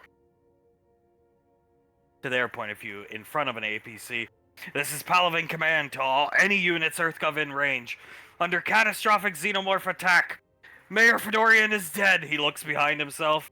Ground units are searching for the next in succession. We'll advise what... And then they hear a roar. Everybody get down! As the King Xenomorph flips the APC.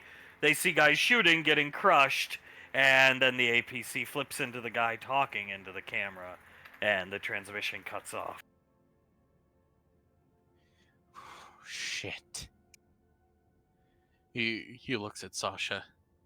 Any Ranger squads reporting in? Anything at all? No. We're probably lucky to have gotten that. Palavan's closer to us, though. Looking back at the transmission, not in that weird dead zone range that's being created by whatever is being created. She gets up. I'm going to mobilize the Rangers. I'll be back. Julius nods. You go do that. He'll sit down. He looks at Icy. You want to help me keep trying to contact Ash? Yeah, you keep calling. I'll call up here. Pequod, I've got dragons to get. I'll be back. Julius nods. He looks at Icy again. Shit hit the fucking fan. Yeah, but it's game time, Julius. A huge grin on her face. Julius, who looked worried a second ago, looking down at his wrist computer, still dialing in the number, of course, but he looks back at Icy, and a slight grin pops onto his face. You know, Evermore and Mushin Julius. Could you imagine if Nevermore pumped me up? It's actually possible, Julius. She points at him. I mean, it's something to consider, you know, just saying it's something to consider. You know, we could never show this kind of emotion to the people who just left this room. I would feel terrible doing so. Oh, absolutely not. Looking at Towns, get to work. Sorry. Yep, sir. Yes, sir. Getting to work as he continues dialing the number. as Ash running through the city, Kaz toasting a xenomorph that was about to jump on him. You're welcome! Thank you. Must move faster. Busting through the ground, a xenomorph type Ash has never seen before.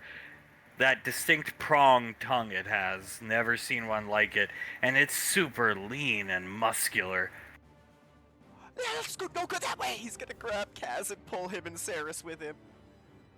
Pulling him this way, Saris capping a xenomorph here, running in their little conga line. These xenomorphs jump here, and then start scurrying away. Oh, that's not good. Come on. Busting through the ground, another one of the pronged motherfuckers. Kaz screaming, like just ah! Jesus, fuck! He is going to yank both of them down the alley this way with him. Going down the alley, the big mummy. Busting through the city, Ash cannot even see what it is though, because of all the debris and smoke cause. It's tearing a like a meteor-sized hole in the city coming through the earth, shaking the ground, causing them to tumble down here. Oh, God. The ground is tilting. That's why you're going downhill. Oh, God. See if you can radio anyone at all. Sarah slips her earpiece in. Kaz, I'll cover our sex scope. I hope you got a plan, Ash. I've got a plan. We just need to get somewhere. Come. They run off. Well, Mother, this meatloaf is excellent, and I love the green bean. Oh, thank you very much. Yes, no, thank you, Auntie. This is positively delicious. As Thomas will stab some of the meatloaf and put it up to Soletta's mouth. Eat. Yeah, he'll squint against the Oh, fine, little bossy one. He squints his eyes. And in Rugrats talk, he says, yeah, we're bossy because we want to see you look okay. I didn't know it was possible to fuck somebody up this badly. Integra knows it is. Oh, trust me. It most certainly is, children. It most certainly is, as she Pequod looks over to Davine. Granddad was bad, really bad in the heart attack days, but Aunt Suletta's way worse. 100% worse. I don't even think she's as bad as she's going to get, guys. Same for Aunt Memory Ann. Looking over sadly at her. Same for Aunt Memory Ann. Man, she starts pouting. Hunk, alright, so, how did it go? Did you find something? Sam, we found stuff, but you're not being told what it is, but we have gifts for you forever. Hunk, okay! Clap! JJ chuckles and nods. Yeah, no, we are keeping our lips sealed about it, Dad. Maybe one day you'll be able to see it, but certainly not anytime soon. Give me a hint. Our shopping is done for you, Major Valorius, and Elizabeth for a long goddamn time, Granddad. Oh, I can't wait. He knows it's guns. Jesus Christ, what kind of shit did you... Looks at the kids again. Sorry, stuff did you find down there? Oh, you don't have to ask. You're going to be seen. You're going to get some to give to your father as gifts, trust us. There's a lot. Aunt Nicole helped us get it all nice and squared away down at the lane. Laz nods. It's quite literally the least we can do for your father after everything he's done for us and the military as the whole. Let me just ask you this. Do you find your father difficult to shop for? Yeah. You asked him? Does Ellie? Yeah, we both ask him, is there anything you're looking for? And, oh no, Ricky, no, Ellie, I'm happy as is. You will not hear that from that man ever again after today. And you can thank Laz. She's the one who found it. Well, whatever it is, thank you, Laz. Laz smiles wide. You are very welcome, Ricardo. This is what we found for Mom. He pulls up the picture. Hunk almost falls out of his seat. Davine wraps her hand around her scarf and also almost falls out of her seat. Hunk catching her. Okay, bouncing back off the kitchen counter. Sit down on my lap, dear. Of course, my love. She sits down on his lap. Those guys really left an impression on you, didn't they? Looking at Hunk. You could say that again, honey. Davy nods. They almost killed us all. On a few occasions had us in a perfect kill box in one of them. Luckily, we were able to break through. Everybody always talks about my fabled neck breaker. Only person to ever stop it was a guy wearing, well, not that, but you know, the Epsilon Squad guys. That guy. The only person ever. The armor made him too fast. He was faster than me. Not faster than Julius, but faster than your average man like me, yeah. I mean, we saw some of that Epsilon armor in that bunker. That stuff looked like serious stuff, sir. It's definitely got a motif to it that I don't particularly like. It makes me uncomfortable. It reminds me, and I have nothing against the man, but it reminds me of your father's friend. The one who was there, we fought alongside when Soul destroyed that creature, which was amazing, by the way. Looking at Soul when you transformed, and the man picked me up, and then we got flung together into a building, and I was knocked unconscious. Soul nods. Yeah, I think his name was Kaz, right? Yeah, that's his name, Ash's buddy, yeah. Yeah, Kaz. Kinda reminds me of him, although kinda reminds me of like a praying mantis, too. Well, Kaz is former Max Tech. You know, we hired that guy. I wasn't aware, but he was actually hired out by the Rainfalls to help Clive kill Mortimer, if you remember that guy. He's former Max Tech, so that's why there's a similarity there. I just can't believe a bunker like that existed, and nobody ever found it all these years. Grandfather, that place is a nightmare to navigate. Cold, especially if you don't mark your map. JJ shakes his head. Mark your map if you ever go down there. That's all I'm saying. You need to. She liked her gift? Oh my god, she actually cried. She actually teared up. How many times have you known the Ranger General to tear up when someone gives her a gift? Never. He shakes his head. I mean, can you blame her? How old is that? Oh, Sam looks at the picture. It's the first, well, I guess I can't say with 100% certainty, but Max Tech made power armor. They were the first. It's the first ever prototype, Alpha series. We found Laz found the documentation. Laz nods. Best guess is pre-calamity. 700 years some odd old, 750 at this point. Yeah, I think you got the coolest gift ever. Oh my god. It's got a nuclear fusion reactor on the back, probably the first one ever. It's really cool, creepy, and I will not be studying it. And I hope Mom displays them, you know, in like an area cordoned off, like at her home in Nebraska. But it's definitely cool. For sure, it is like really cool. But again, real creepy to look at. I mean, that's something that would be like the centerpiece of a military museum, so yeah, pretty cool, but pretty creepy. Very creepy. Very creepy. If you crotch chop the wrong people, you'll end up seeing that or something similar. Carter rolls his lips together and starts to laugh. Wasn't that bad. I mean, they needed to be put in their place a little bit. You know what I'm saying?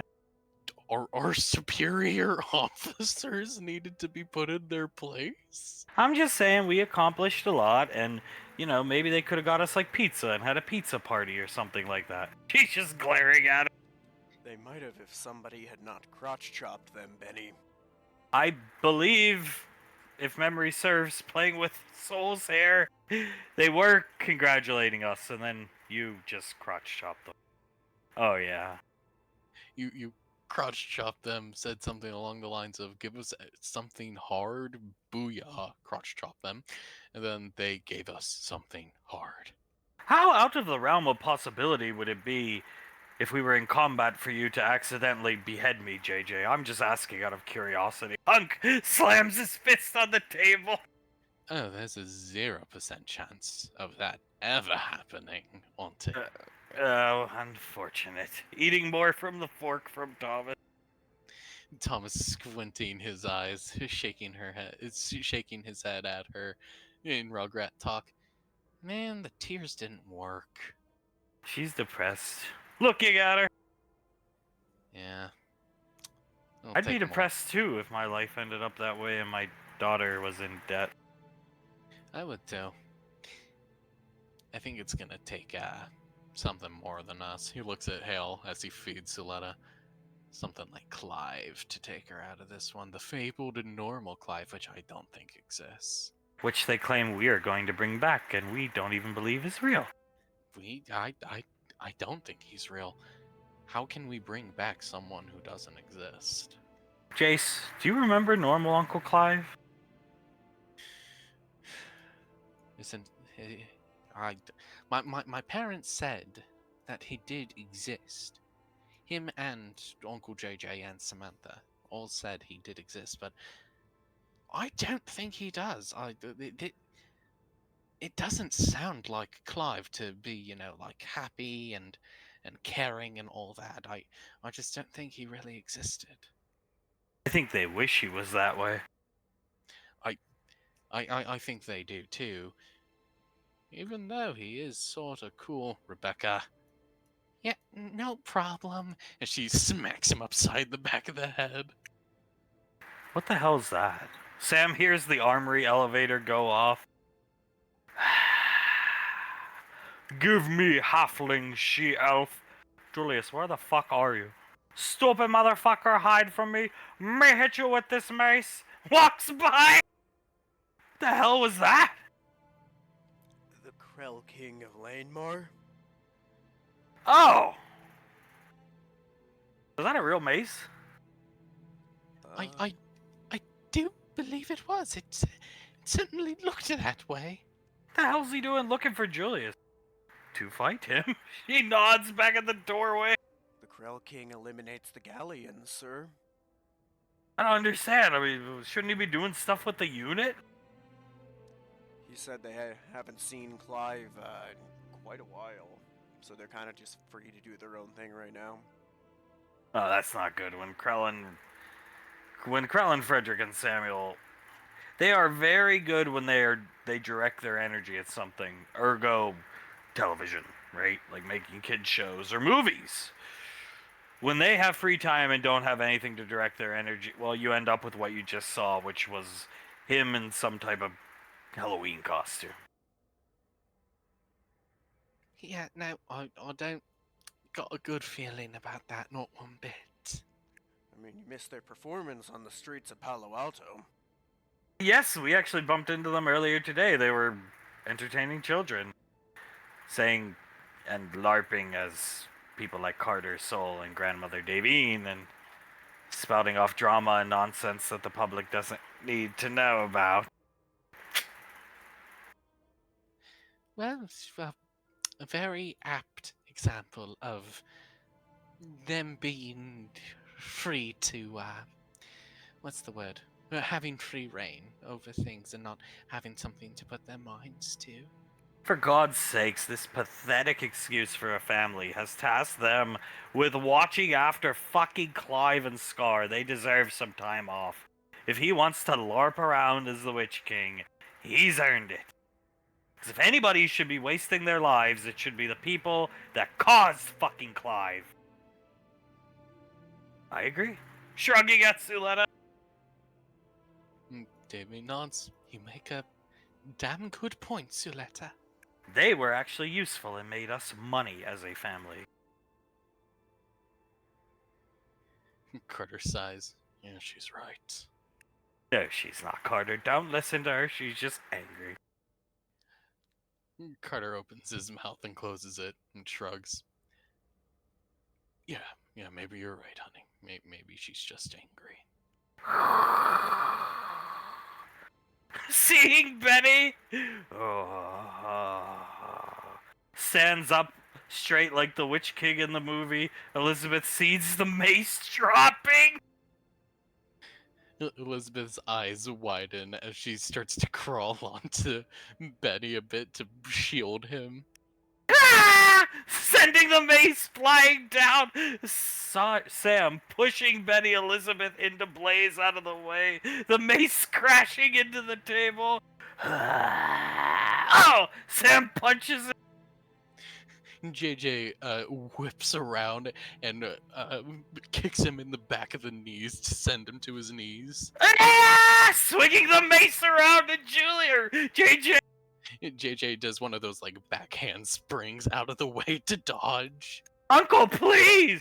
Who that? Looking around? JJ! Wow, what you doing here? Smiles at him. In the apartment? It's sort of our squad's place of living. Who punched me? No Julius around here. No, he punched. It was me. Oh, hi, Samantha. Turning around. You almost just killed Benny. Again. No, that was Julius. Turns and sees. Oh. Brings the mace back to him. Yeah, you almost. Oh, that could have been bad. Go ahead. Yeah, you almost turned Benny into paste, bro. Sometimes me don't know my own strength. Elizabeth looking right at Krellin. Please don't turn my fiancé into paste. I swear to Christ, Krellin. No, just hard to see out of this thing. Never happen again. Looking for Julius. Why, Krellin? Want to fight him in me LARP, see if he like it? Maybe help him keep mind off Ash? Oh, God! I think that might work, Krellin. I think that might keep his mind off things. We aren't really sure where he is right now, though. Wow, Meatloaf. Picking up a plate, looking at it. Can't you read minds, Krellin? Oh, yeah. Turns around, looks at Ricky. Why don't you just do that to tell where he is? Where be the fun in the hunt? Me Nazgul. Looking for ring? The one ring to rule them all, Krellin? And in darkness, bind them with religious persecution. Me find it and destroy it, cause me good guy.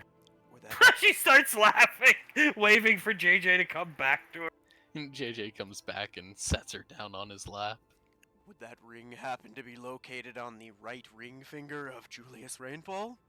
Maybe. Don't know where it is. Never know. Maybe up Clive Bumhole.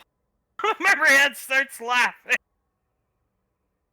Who knows? Maybe it is up Clive's bumhole, Krellin. Hit Clive with this, maybe become normal. Where did you get that mace, Krellin? Oh, museum. May Frederick Samuel go steal it. Museum for, I think was, I don't know, some type of species. Some extinct type species void take over. May steal it. He stands up getting angry. Davine stands up, puts her hands on his shoulders. If it helps him, darling. You can't go around stealing things. You let Clive go around murdering people. He sits down immediately. Why can't me have a little fun? Me not actually trying to kill Julius. Just trying to have fun. Think this mace hurt him? You crazy. And he is right. He's completely right. That mace would never hurt Julius. It's called LARP. Yeah, LARP. Live action roleplay, yeah. Stroking her face, trying not to laugh at his. Yeah, this is fair, man, but just make sure next time you swing it, it's at the right dude. Maybe me play Witch King in movies when Davine make them, Carter? I know. Hunk speaks up. We'll certainly keep you in mind for the role, darling. Most certainly, yes. Where is Clive exactly, do you know? Everybody always asking, why don't you people go look for you fucking selves? Well, you're usually the one who's around him, one of the most, so we would have... Me so lucky to be. Told ya. And we apologized for putting that on you, darling.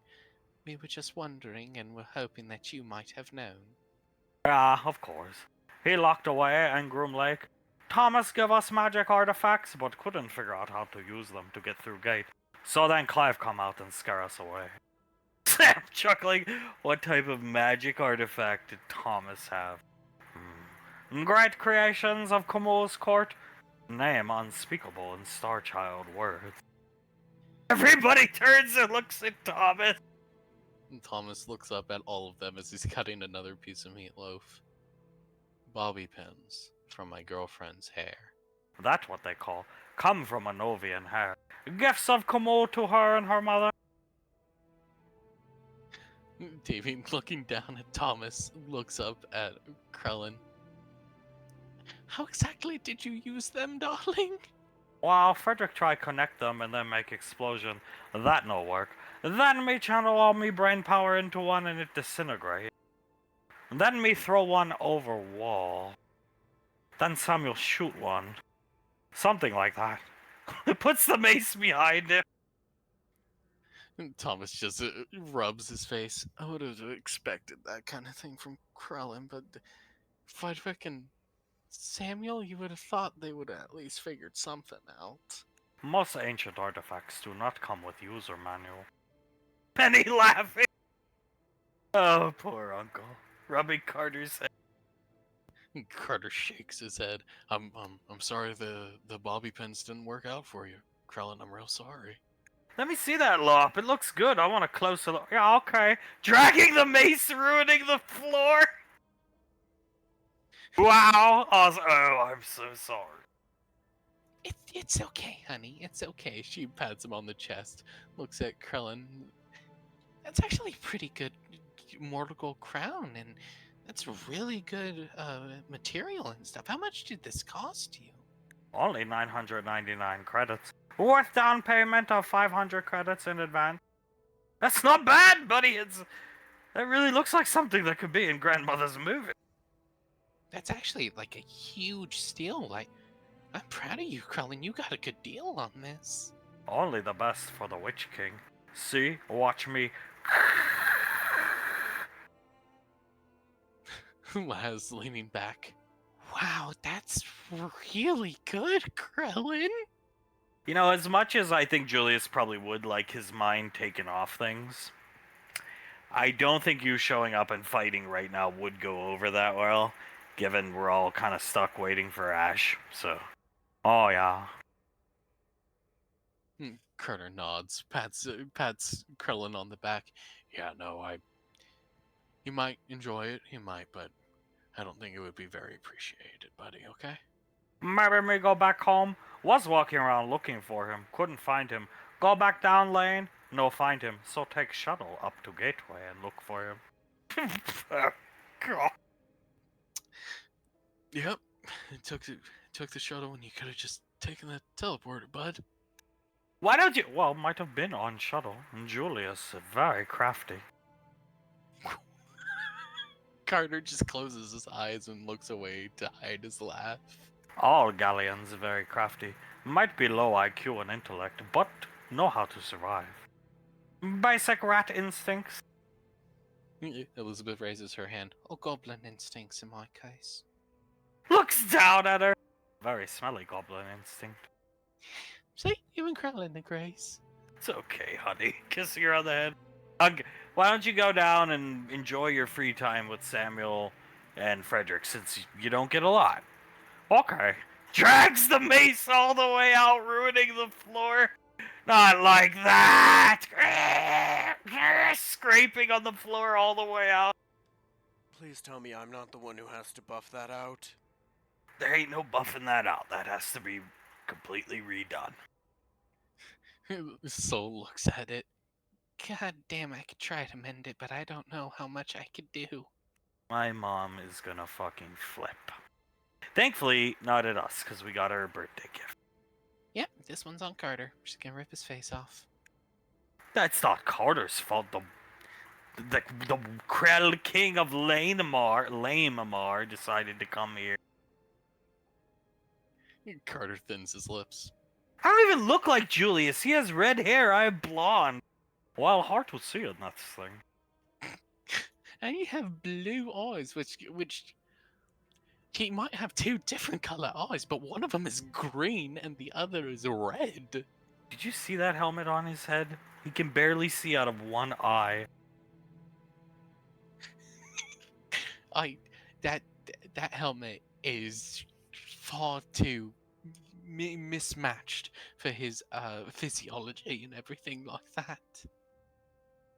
Well, it lightened the mood at least. Rubbing Davine's back, and they have always been very good at that. Davy nods. Always positively very good at that. Maybe I should have described to them how to use the bobby pins. That might have helped them. Honey, he's an advanced alien. Frederick's an android made for espionage, and Samuel is the most advanced of the three. A war robot. I just thought they would have known. Like, he Why looks didn't they at- just look up a video? Oh my god! Bobby pin locked door. That would have solved it. He looks over at Hung. I was right in not showing them, right? They should have just figured it out, right? They should have. But with those three especially, they take everything too literally. They thought they were magic artifacts because they came from Hale. Thomas nods. Yeah. Then the last thing they think to do is put it in the door and actually. I'm one, and I figured it out even younger than I am now. How to pick a lock with a bobby pin. Yeah. Well, trust me, son. They're never gonna figure out how to pick a lock with a bobby pin until you or me or somebody who knows how shows them. Like physically in front of their eyes. And even then, they probably won't be able to do it. This is Krellin, Frederick, and Samuel.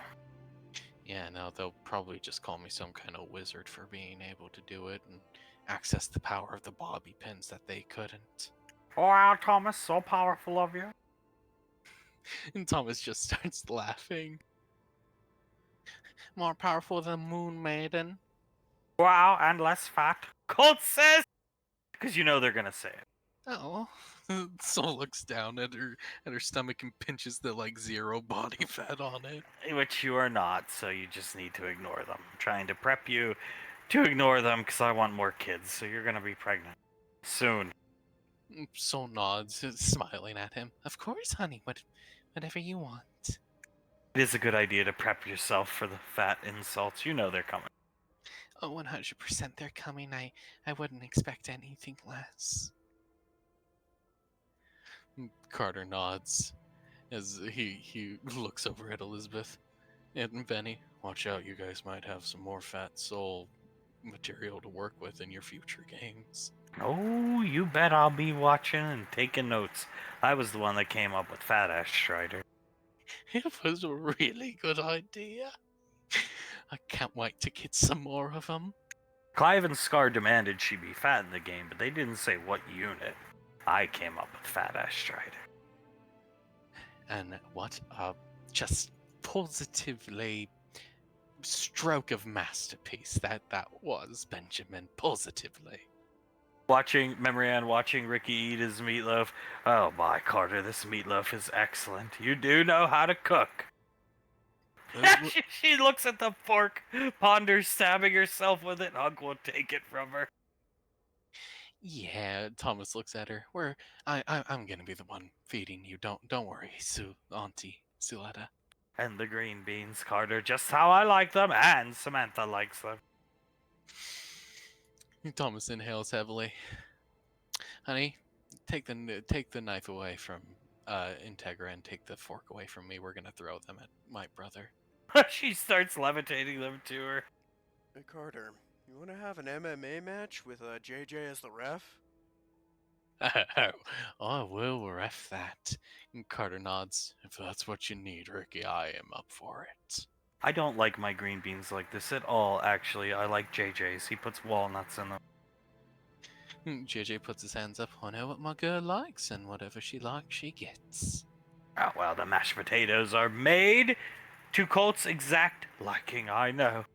He's just with his fork moving the mashed potatoes around. So, I don't know what to say here, Colt. I don't want to say anything, actually. There is nothing to say. Patting his daughter on the head, looking at Memory, and then he looks over at Suletta.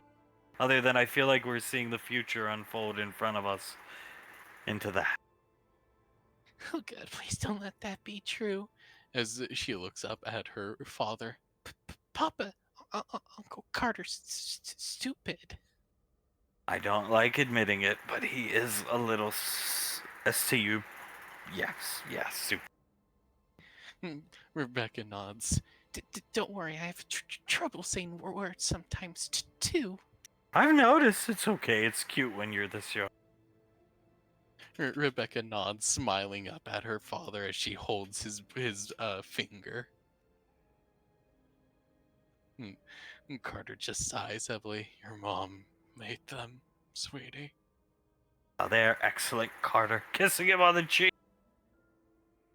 They do taste excellent, but all credit goes to your mother. I will be the champion of this battle league, Carter, and when I win, oh my, you will accept that trophy for me. Looking right at Carter holding her knife. Carter just pinches the bridge of his nose. Sam sees Laz hold up a knife, and it starts to drip with her poison. As even little Thomas creates a shadow clone holding a fork, spins it around, and is about to stab Carter with it. Elizabeth reaches over and takes the fork away from the shadow clone, and it completely dissipates. This is why nobody's paying for you know what, Carter. Carter nods. I am perfectly aware of that, Granddad. He just sighs, rubs his face as he'll reach down and hold Marianne's hand and just smile sadly at her. Ricky's gonna lean down. You see, Jace, this is why you try to be a good husband/boyfriend. Jace nods. Hey, once I got my girl, you don't have to worry about me, man. Whatever she wants, she gets 110% of the time. Like, I don't care if it's a fucking gem at the base of a volcano or, just a kiss on the cheek. Whatever she wants, she's gonna get. And that's his girl right there. Speaking of my girl, I got some work to do, Ricky, if you'll excuse me.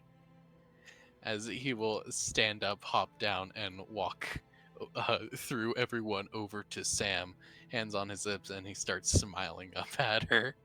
Spinning the knife in her fingers, looks down at Jace. Oh, somebody wants attention. I wouldn't mind some, please. Okay. She'll reach down and pick him up. Oh, thank you kindly, Samantha. I'm going to eat, though. Oh, please do. I just like being in your arms. Most men would want to be here. Jace nods. Yes, they would. Trust me, they would. As he, Jace feeling cocky. He's gonna make a move. He has some gesture to JJ. He hugs around her neck so she can't see his hands, and he's gonna flip JJ the double birds. Huh? Both Colt and Hunk seeing it. Huh? Carter's seeing it as Soul's eyes widen. JJ, seeing the double birds, just starts laughing. Oh my god. Never in my life have I ever seen something so preposterous. He leans over and just flicks them both as hard as he can. Ow! Jace lets out as he takes his hands back and sort of sneers at JJ. What's wrong, crybaby? Looking down at Jay. Nothing at all. I think I hurt my fingers. No, of course you did. She'll kiss them for him. Oh, thank you, Samantha. You always manage to make them feel better. Thomas rolls his eyes. Gag. Oh god, I'm gonna throw up my meatloaf. Oh, don't do the here. He'll summon a shadow clone that brings over a trash can and set it in front of her. Imagine being one of those people on the shuttle. Riding with the fucking Krell King. He starts laughing. Wow, me looking for Julius? You'll see him here? Just like walking, checking your ticket number for your seat, looking over and just seeing the Krell King of Langmar staring at you. Please take seat. Sit next to me, help me beat Julius. You know, you go. Good. I get it, he's a rainfall and all, but he still looks like a demon in dark, evil armor. It's ridiculous. It's fucking ridiculous. He laughs a little bit, but you know what? In a strange way, I'm actually glad to see Krellin dressed like that, as opposed to Clive. Because if you told me there was the Witch King was on the lane, my first inclination would be that, okay, Clive thinks he's the Witch King now. Which would not be good at all. Seeing him as the Witch King, though, that actually brings some joy and humor to our lives. Let's hope Clive never gets to see the Lord of the Rings movies then. Oh, well, he's hardly ever home anymore, so I think most of his inspiration comes from watching me watch things or play video games. Ever since they turned into Nazis, they've become extremely reclusive. I'm sure that the Nazi stuff's gonna stop soon, ma'am. I think it's gonna have to hit a breaking point where he gets clocked hard enough that it stops. Do you know what he told me last week? The last time I saw him in person, I believe. A dictatorship a day keeps the galleons away. You know, see Ricky rub his shoulder. Yeah, he's in a pretty bad straits right now. Sam shrugging. I thought they became Nazis to help us prevail through... She grimaces and grabs Benny's arm. Your death. They did, and then they turned into anti-Galleon Carter, you know. It always goes back to that issue in their brain. Carter nods. I mean, hell, if you think about it, they thought I was the one who killed Benny. So he could sleep with Elizabeth. So I could sleep with Elizabeth, which, no, thank you, that is gross. Which Elizabeth is his child with Aunt Nicole. I'm laughing. Which somehow makes it 10 times worse. Extremely strange that they look nothing alike, but yeah. Yeah, no. He gestures towards Elizabeth, and Elizabeth shrugs. Spitting image of my mother, as compared to... She gestures to Carter. Blonde hair, yellow eyes. Need I go on? Looks like Julius and Pequod.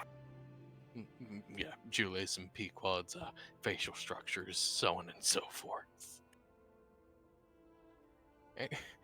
And Aunt Nicole, who looks nothing like any of us other than Hale. Davy nods. Yes, no, they are quite foolish for thinking that you and Nicole had a love child, aka my daughter Elizabeth. Yeah, well, you know, hey, they think me and Patricia were sleeping together, and then I passed her off to my own son for sloppy seconds, so you're not alone in that, Carter. Yeah, and somehow you two made a half-elf. And, oh yeah, I am not Nicole's father. Cyrus is. He nods his head looking angry. I think that Davine and Cyrus are Nicole's actual father, they believe, so... And mother. Yeah, if I remember my UU podcast history correct. Ancient Elven Anovian. Yeah. Davine just shakes her head, hugs around Hunk. I really fucking hate it whenever that one is said. More than most of them, actually. You Anovian bitch, He stops himself and looks at Davy. Davine's head slowly, eerily, creepily turns to look at Colt. I'm just joking. He puts his hands up. If you're just joking, then I won't take any action. But if you ever aren't, Colt, I will have to take some action. No, I love Hot Nicole. I was just Thinking about Clive's call as the Nazi the other day when you basically hung him with your ODM gear. Davy nods. Oh yes, I basically did hang him, yes. Ah. The helicopter flying over, searchlight blares down. They see Karen giving a thumbs up to it, and it flies off. As Karen, has anybody seen Jamal? No, people start, no, no, no. Oh, maybe he went on to get some food or something. Hands on her hip. Oh, I have seen Jamal. He had my knife in his neck, mein Führer. And Jamal will never be seeing anyone again. No matter how hard they look. Oh, they are good. He squealed as a pig. Squealed as a pig and died like a bitch. Mein General, assess her defenses. Can Herr Prime deal with this? He'll stealthily walk up to one of the fields and look closely at it. He looks at it up and down, strokes his chin.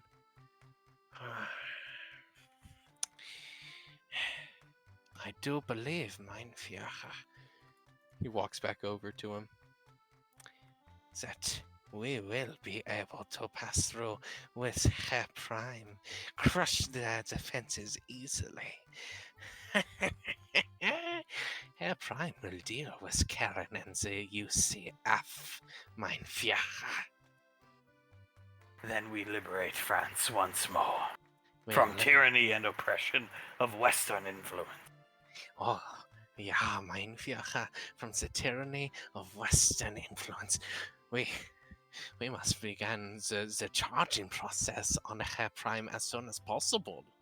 Nah, let us return before he gestures to Karen, who's walking out looking for Jamal. As soon as possible before that bitch spots us. Ash running in a dead sprint for his motherfucking life as he sees Kaz whip around and fry a xenomorph, causing him to turn into dust. This Colonial PD officer, Major? Major, where are you going? Major? Saris is yelling into her radio. Sir, what's going on? Get the fuck away from that! This way, this way! He's I was going. running with him. There's a burst transmission array here in this colony, right? Sir, of course, yes, sir. Point me towards it. What's going on, sir? As he'll lead Ash, Saris running. You got some xenomorphs on your hands, boy. Big, scary fucking bugs. Get your men to come with us. They are not going to survive if they stay where they are. Is that what all the earthquakes were about? Rallying his men off the wall? Yeah. Big one. Biggest I've ever seen. We're gonna need an EarthGov secret weapon to take care of it. Ash, this plan better work or we are all toast. I'm about 75% sure it will. I can take the burst transmission array and route it through my armor. It might be able to get a signal through. Kaz shoots the little crank that controls the gate, causing the gate to fall quickly. That's not gonna hold him for more than a minute. Starts running to catch up. Well, then we better move quickly then. And they will. As back here, panic ensuing. Pequod trying to talk to, it looks like colonial officials to Julius's eyes. Can't tell exactly who she's talking to, though. Town's doing the same thing. Sasha's mumbling to herself, while mumbling to the rangers around her. Julius can hear one of them ask, like, where's Ash? To which she doesn't respond. And Icy's just pacing back and forth, fingers on her temple. Julius sees dragons fly past the station, almost falls over with how much it's shaking. Julius almost falls over. He has to get out of his chair and hold on to it for some more stable footing to stay upright as he'll walk over to Icy, put a gentle hand on her shoulder. I've got nothing. You? I've got nothing either. Nothing at all. But I can't explain this, Julius. I can sense people, a lot of people in duress. Julius looks up at the ceiling, shaking his head. Think of the last time. Has this ever happened to you before? And think of what was causing it. What was it? She looks back at Julius. I don't think I ever had this happen to me, did I? She looks confused. Right. That's what I'm asking you. Has this ever happened to you? Like, too much RC or, As he starts looking around, he puts his hands on his hips and nods. Just the RC drones from Epsilon Squad that fucked me. He closes his eyes. He points over to Pequod, talking to Colonial PD. Xenomorph. Remember that xenomorph that stopped you from casting any spells when you were younger? Empress. The one who killed Gulchin. She looks at Julius and the rest of Dad's team. It was Dad's team, really. Julius leans forward to her a bit. What if you can't talk to Ash, but you can sense him? 'Cause Big Mama's there. Queen Mother? Sasha turns, listening to them. Julius nods, looks up at Sasha and then at Icy. How possible is it? How possible is it that one creature could have that much kinetic, whatever the magic user shit term is, to be able to cause this? It's possible. It's plausible. Julius looks up at Sasha. If we knew more about them, then maybe we could answer that, but as far as we know right now, and as far as we can answer, it's possible that it's, probable. Well, listen to me and listen good. I don't want to know about them. She puts her finger into Icy, pushing her next to Julius, and then another finger into Julius's shoulder. I don't want to know about them. I want you two to come up with a plan to get rid of them. All of them. Yes, ma'am. Saluting. Julius nods. We're the people for the job, ma'am, as he salutes her. You sit and you have cushy jobs, you leave work early 90% of the fucking time, and I stay and work with Towns. This is your show now. Today's your time. You figure out a way to wipe the board, time deity. She shakes, saluting Sasha. And that goes for you too, Mushin boy. He gives her another salute. Yes, Ranger General. All at once, get this done. I don't care about the collateral damage. We are not cracking 17 well, now it's 19 fucking planets. 19? Pequod turning around? Just get back to work. She goes back to talking. Julius sighs heavily. He looks at Icy. We got this, right? I have ideas. Might not be the most conventional, ma'am. Doesn't matter. Xenomorphs are unconventional enemies, therefore unconventional warfare. Tapping Julius on the cheek with her hand. Julius feels the tap of his cheek, and for a split second he looks at Sasha and he sees Lorelei instead, and he sort of stands up a bit straighter. Yes, ma'am. No problem, ma'am. We're numbering dead in the millions already, and it's only gonna get worse. Anything on Ash? And I mean anything. No? Lowering her salute. Nothing on risk computer, transmissions, anything, ma'am. Ding! Mayday, Mayday, this is Major Asharion Valorius, sending a transmission from Saspara. Towns pushes Pequod off to go over and he'll talk to this guy. Try to talk to both of them, everybody running over. We can read you. Towns sees the Icy, Sasha, Pequod, and Julius, and a bunch of rangers pulled up. Well, good to see you too. I've only got a limited amount of time. There are big bugs here. I think our Queen Mother may be here, because I don't think that's anything else. You are a sight for sore eyes, Ranger. Smiling. Sasha, how bad? How big? You know the king? Absolutely. Makes it look like a dog. You figure something out. Glaring at Julius, then Icy. We got it, Ranger General. On top of that, there are two other ones.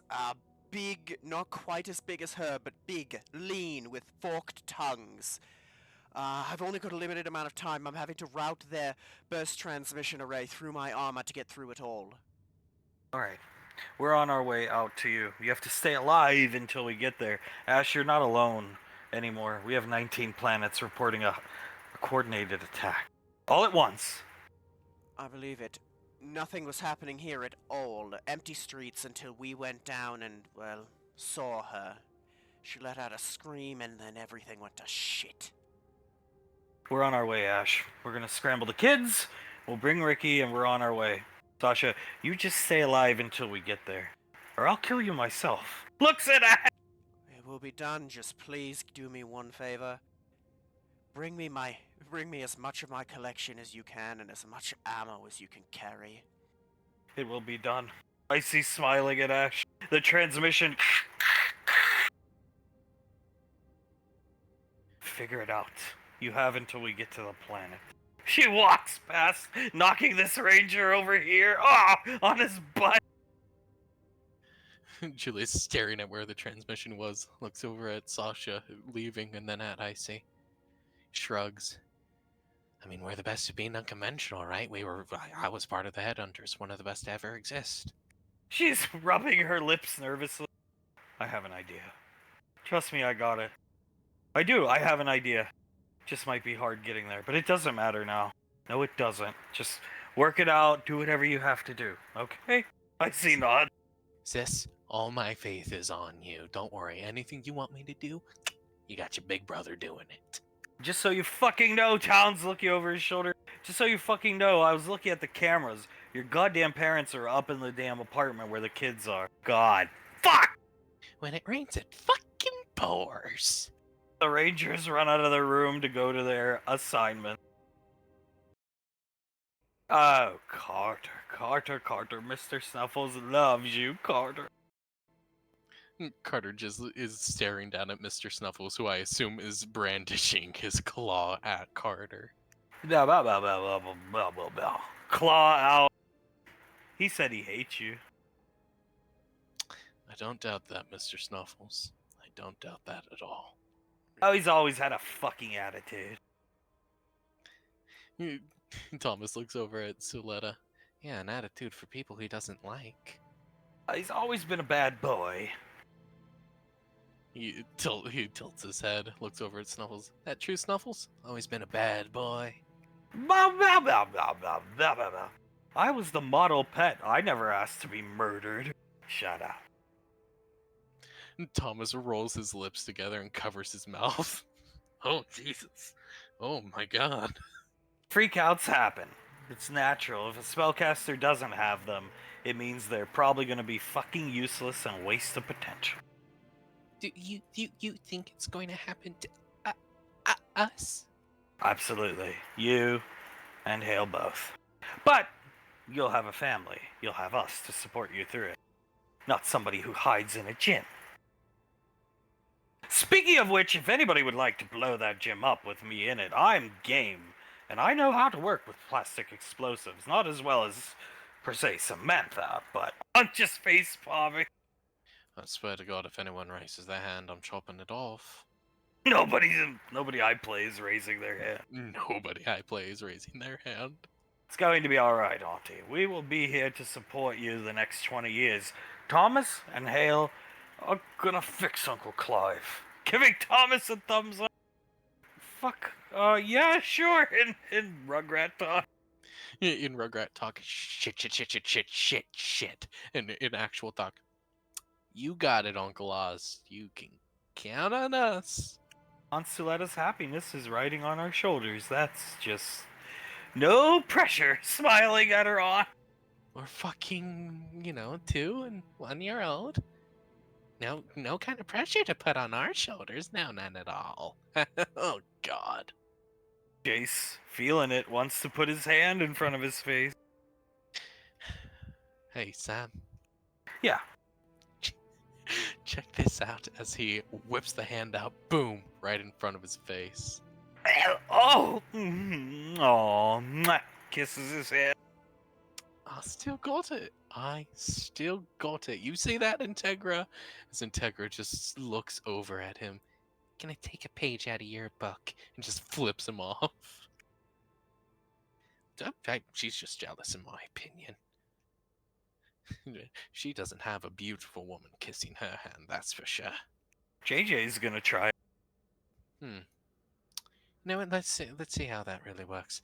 He looks at Sam. Sam, my love. Yeah. He's gonna whip his hand out and put it in front of his face. She puts it down and gives him a kiss on the lips. Oh! Oh, you son of a bitch. Remember he had laughing at Jay? He mind controlled her. Obviously, he mind controlled her to kiss him on the lips. Nah, that's just his girl. That's love right there. That's the love of his life, and he's the love of hers. And you are a baby whom she pities. Greatly. Nodding at her head. She doesn't pity me, she loves me. Oh, no doubt she loves you. But she also pities you. Greatly. Screw all of you, you're just jealous. Like you in hell could ever have what me and Samantha have, Thomas. I hope to never have what you and Samantha I would rather jump off a bridge than have what you and Samantha have, if that isn't, going a bit too far. No, I would say I just happen to agree with you on that one, Thomas. Jace rolls his eyes. Whatever. My point stands that he mind controlled her. No, it doesn't, but okay, whatever you want to say. I almost just said a real bad joke. say it. Autismo. Hale starts laughing. Integra and Rebecca also just start laughing. But they're having fun, smiling, watching watching the kids laugh. Yeah, no, it's always good to see them having fun, isn't it? Always puts a smile on my face as well. Yeah. No, I am kind of proud to say our squad did not have as much drama in this apartment than the former squad. What were you gonna say, Ricky? No, I was just gonna say, yeah, it's good for them to have fun. He's gonna pet Mr. Snuffles. At least they got you looking out for him, bud. Bow, bow, bow, bow. They're a joy and a bundle of love compared to some people. Ricky can't understand them, but JJ could relate. JJ looks over at Ricky. The bundle of joy and a joy to look after, rather than some people. As he looks over at Carter and back at Ricky. Yeah, fair enough. He's gonna scratch him on the back of his head.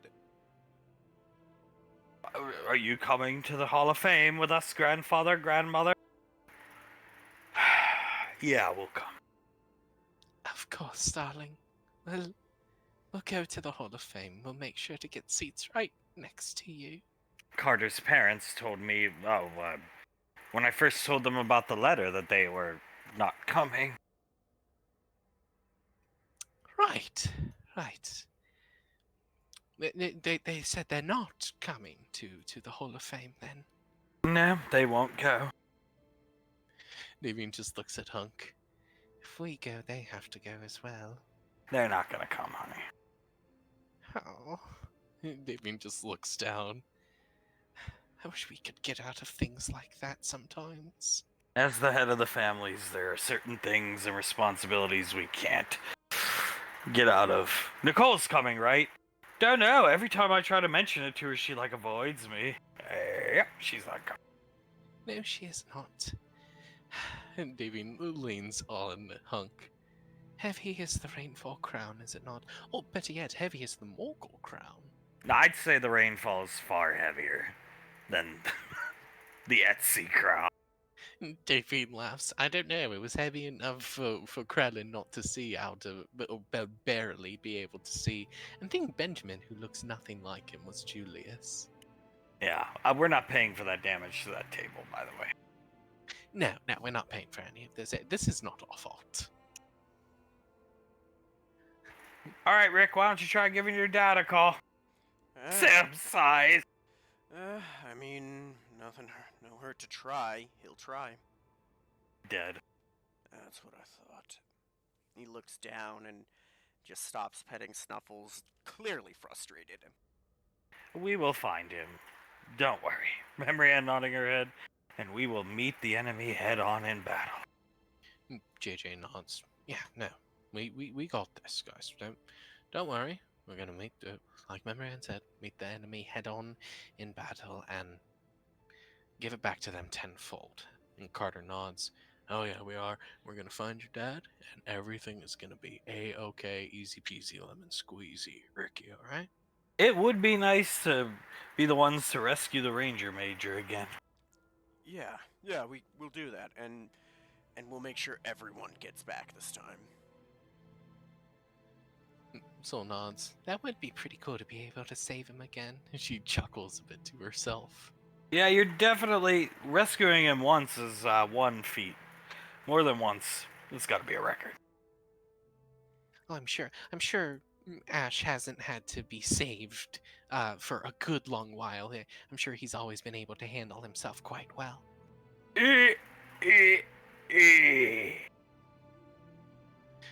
JJ is slowly looking over at Sam, chuckling. Are you adjusting yourself, my love? Oh, I was just gonna be like, well, that's not true. Back in the unit, I rescued Ash 90, maybe 1,000 times. Yeah, no. Yeah.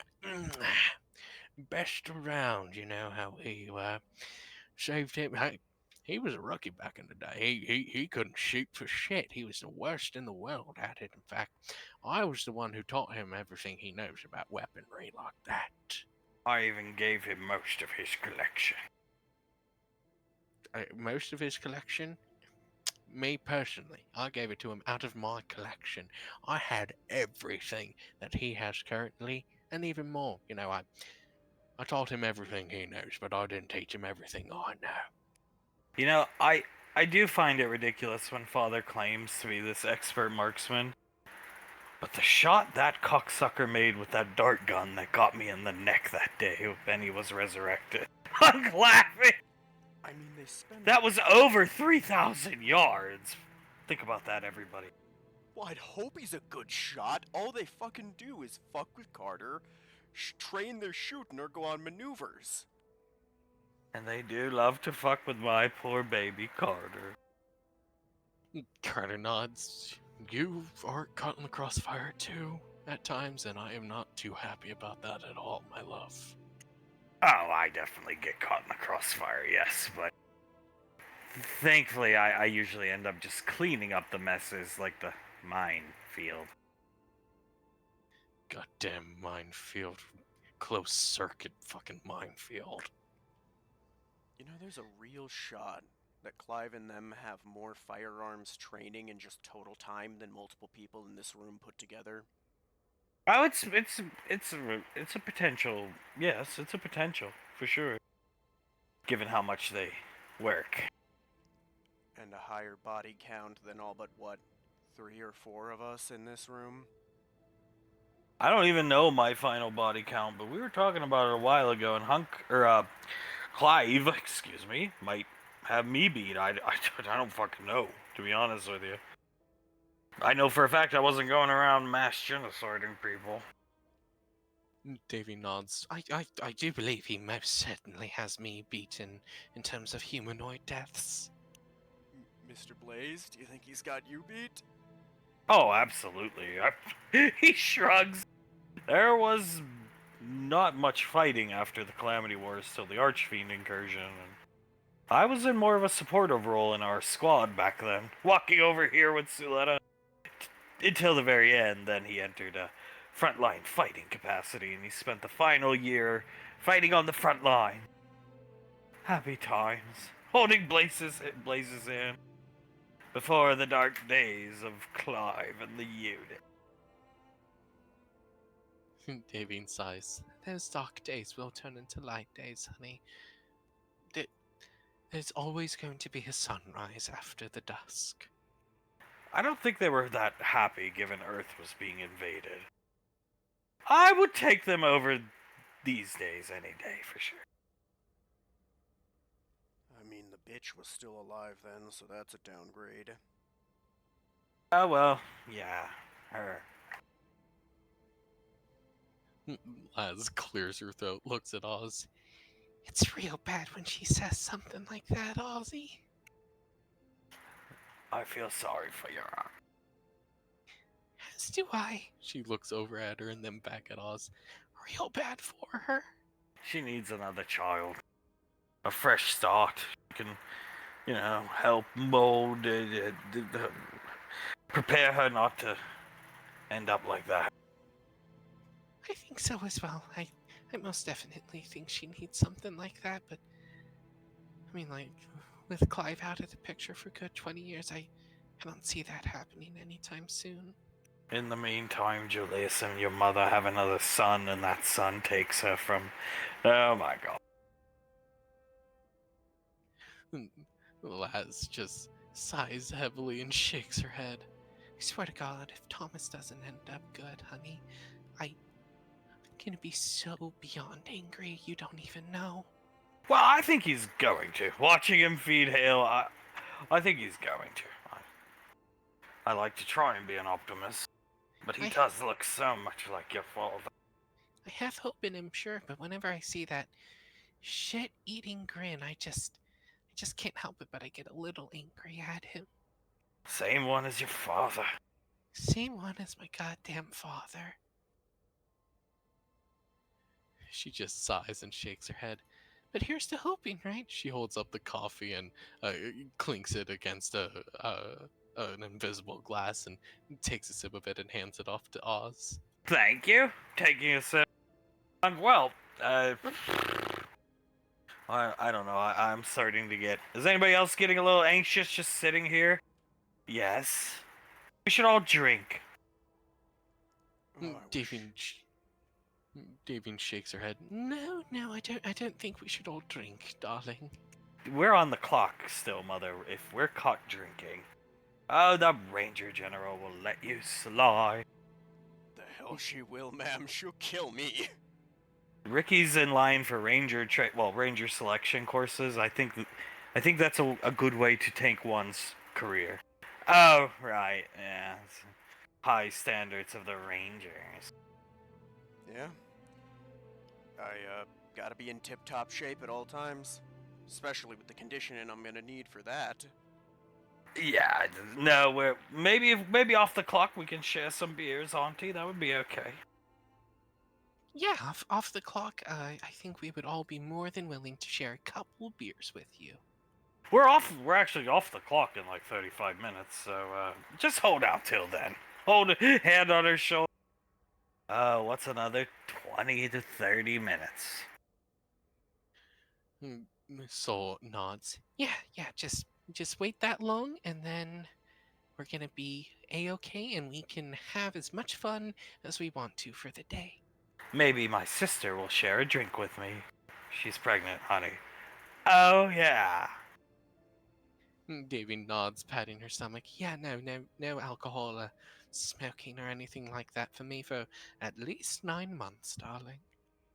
I need to use the restroom. She gets up and walks to the bathroom, disappearing. Yeah, so she was actually talking through Father Goodscar today. Oh. Oh my god. Oh, poor Suletta.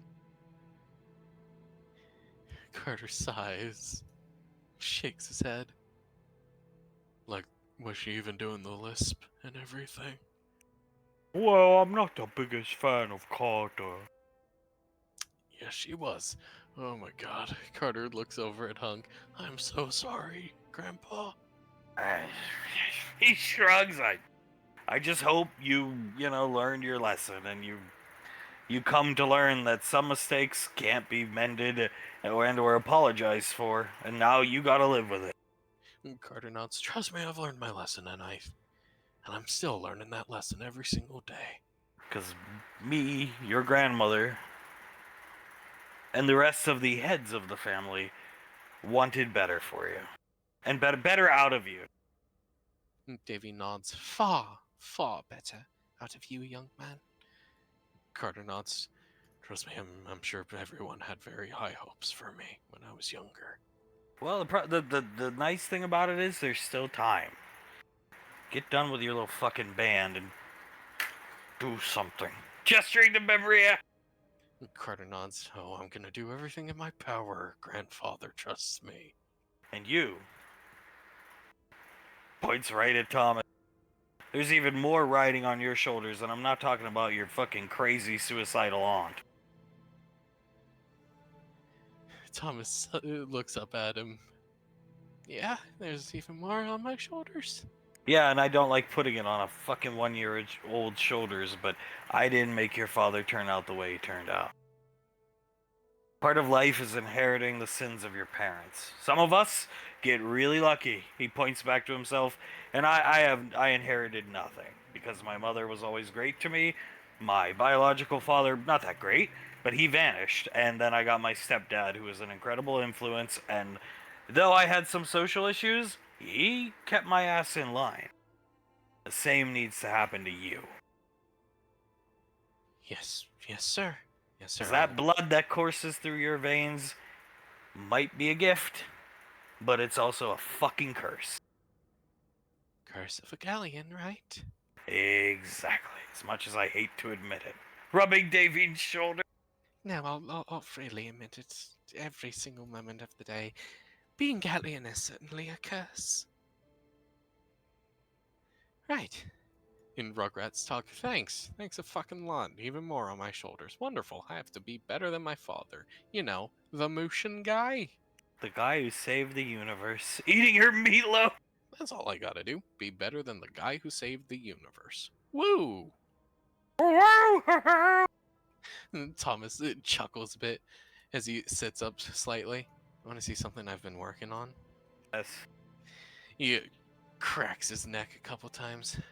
Alright, let's see if I can do this. He starts waving his hand in the air a bit, then snaps once. And he creates a shadow clone that doesn't have much shape to it at first. And then he really focuses, and he creates a Fwedvis shadow clone. Integra's eyes widen as she sits back a bit. Oh my god, Fwedvis! That's a good start, Thomas. Huck seeing Fredvis. That's a way to lighten the mood. Thank you. Here, let me try to. Is it 1 for the money, 2 for the show, 3 to get ready, and 4 to go to footy?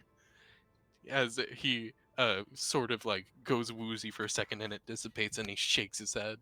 Easy. Hale putting him in the Pequod spot. I can do myself, no problem. It's just doing other people and other images is a bit tough for me right now. Especially if people that fat. Yeah, especially he has a lot of masks to recreate. I have to create that mask with shadows, you know. Most mysterious musician in the history of musicians. A gesture. Adored by fans, loved, plays one concert, fucking retires. Comes out of retirement to play a concert for Saris and Ellie, fucking retires. Probably never to be seen again. Except for that statue in old Palo Alto. Yeah, never to be seen again.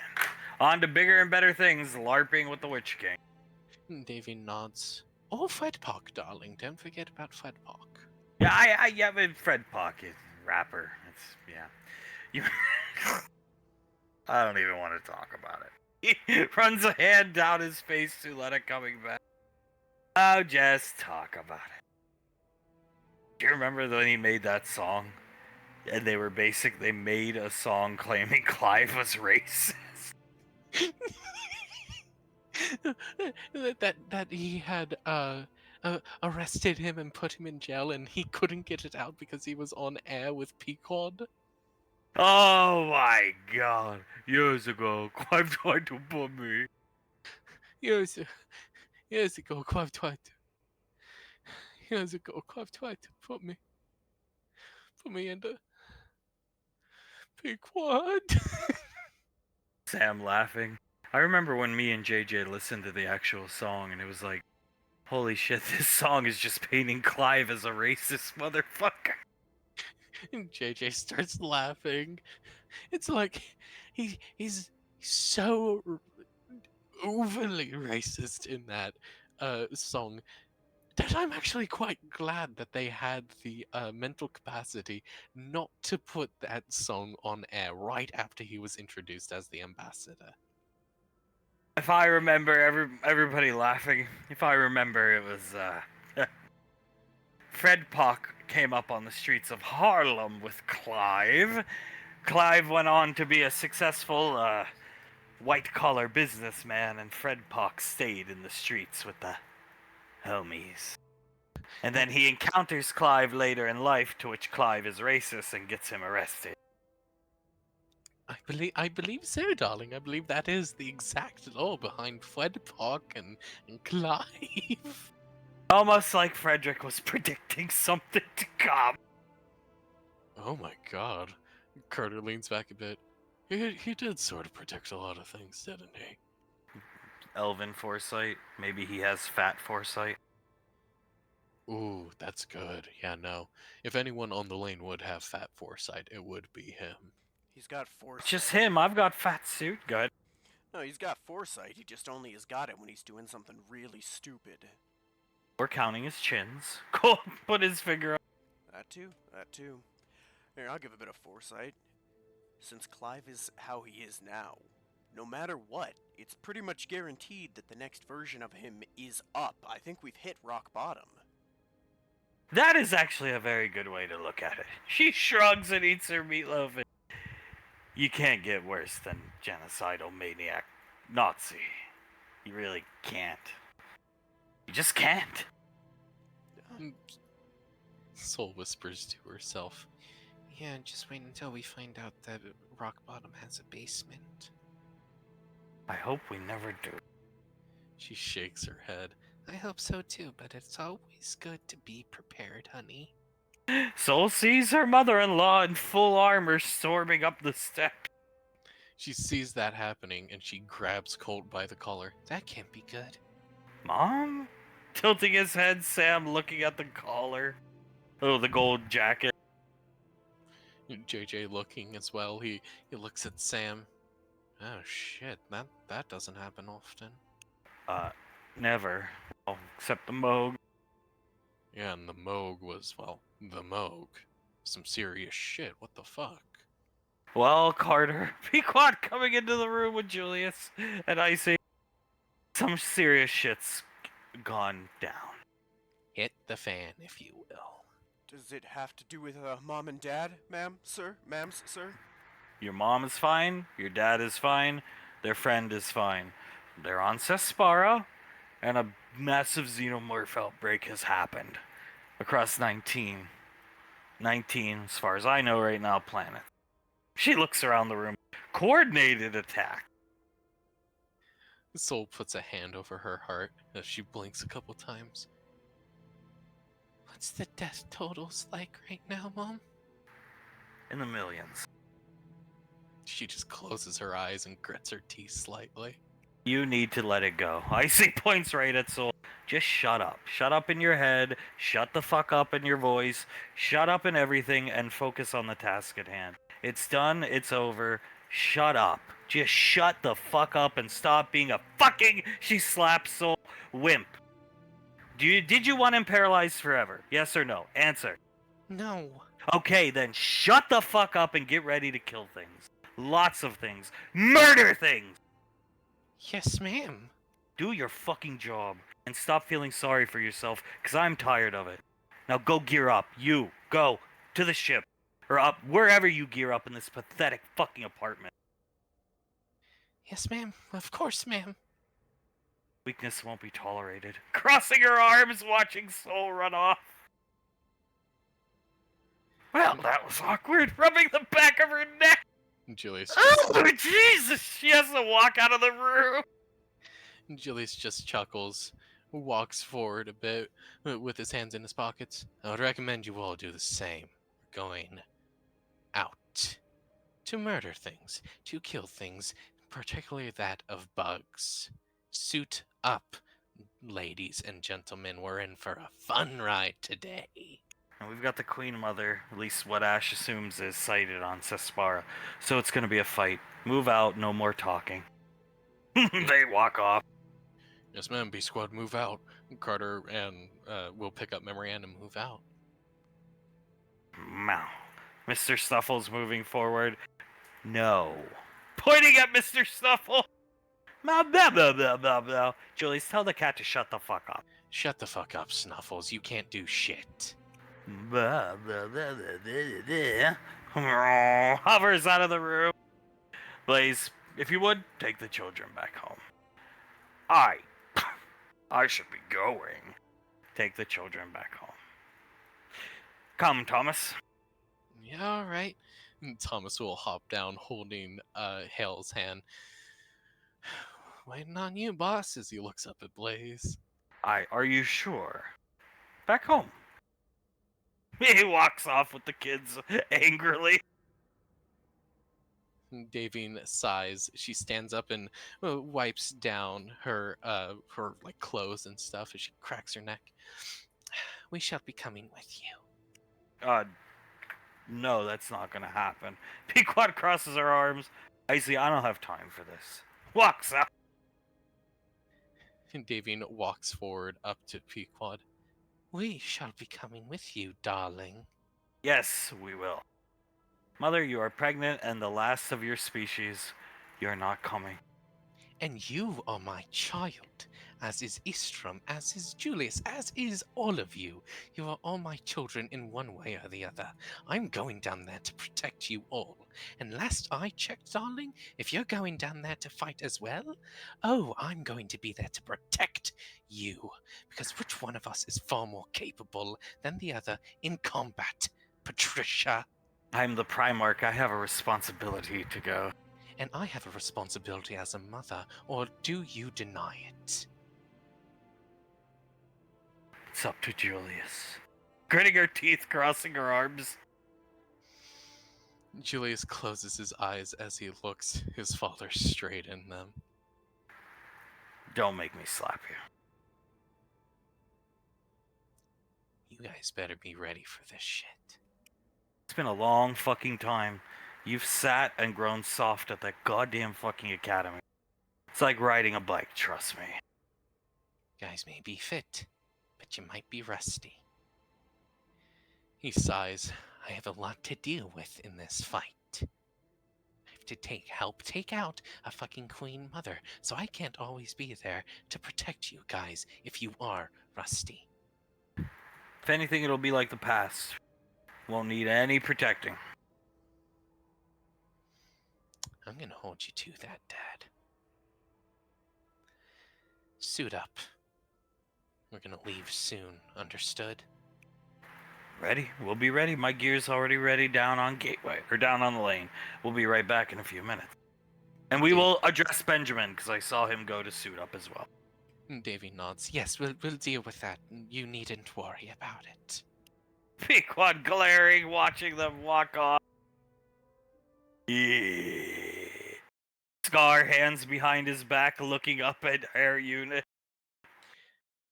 Rommel will walk up to the Führer.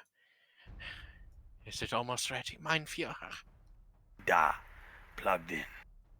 It is plugged in. So all we must do is hit the buttons and... Do you have the button from Heza?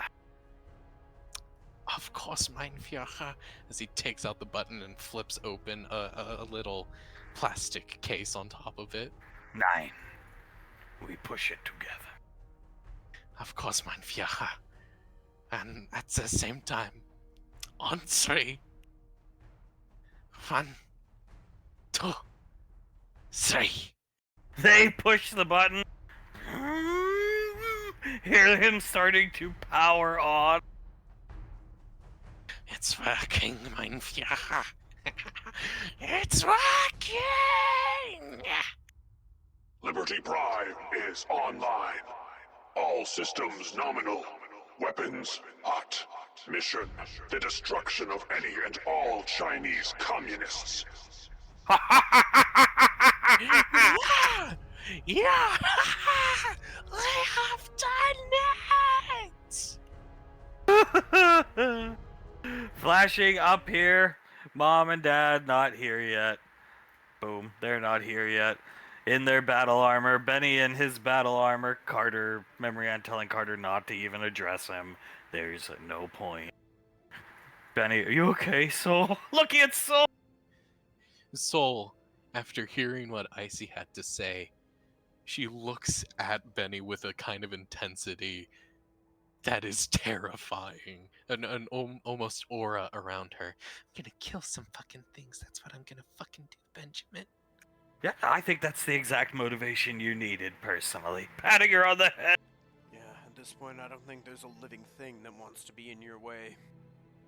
Rare Yeah. to see that from Aunt Nicole. Scary, kind of. Extremely scary, but extremely. She looks at her hand and sees like sigils starting to form on them of moon spells. Extremely motivating as she closes her hand into a fist and they dissipate. Marianne looking out at the dragon. All we can do now is the best we can with the situation given to us. And save who we can. We'll deal with the outcome after.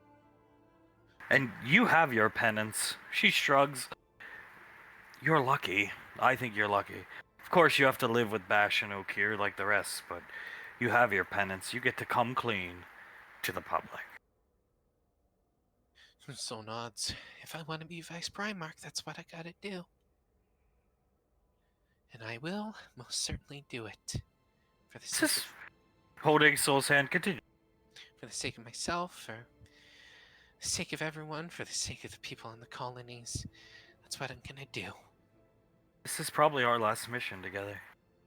If a Queen Mother is the leader and she's destroyed or apprehended, this is probably the end for us. She smiles.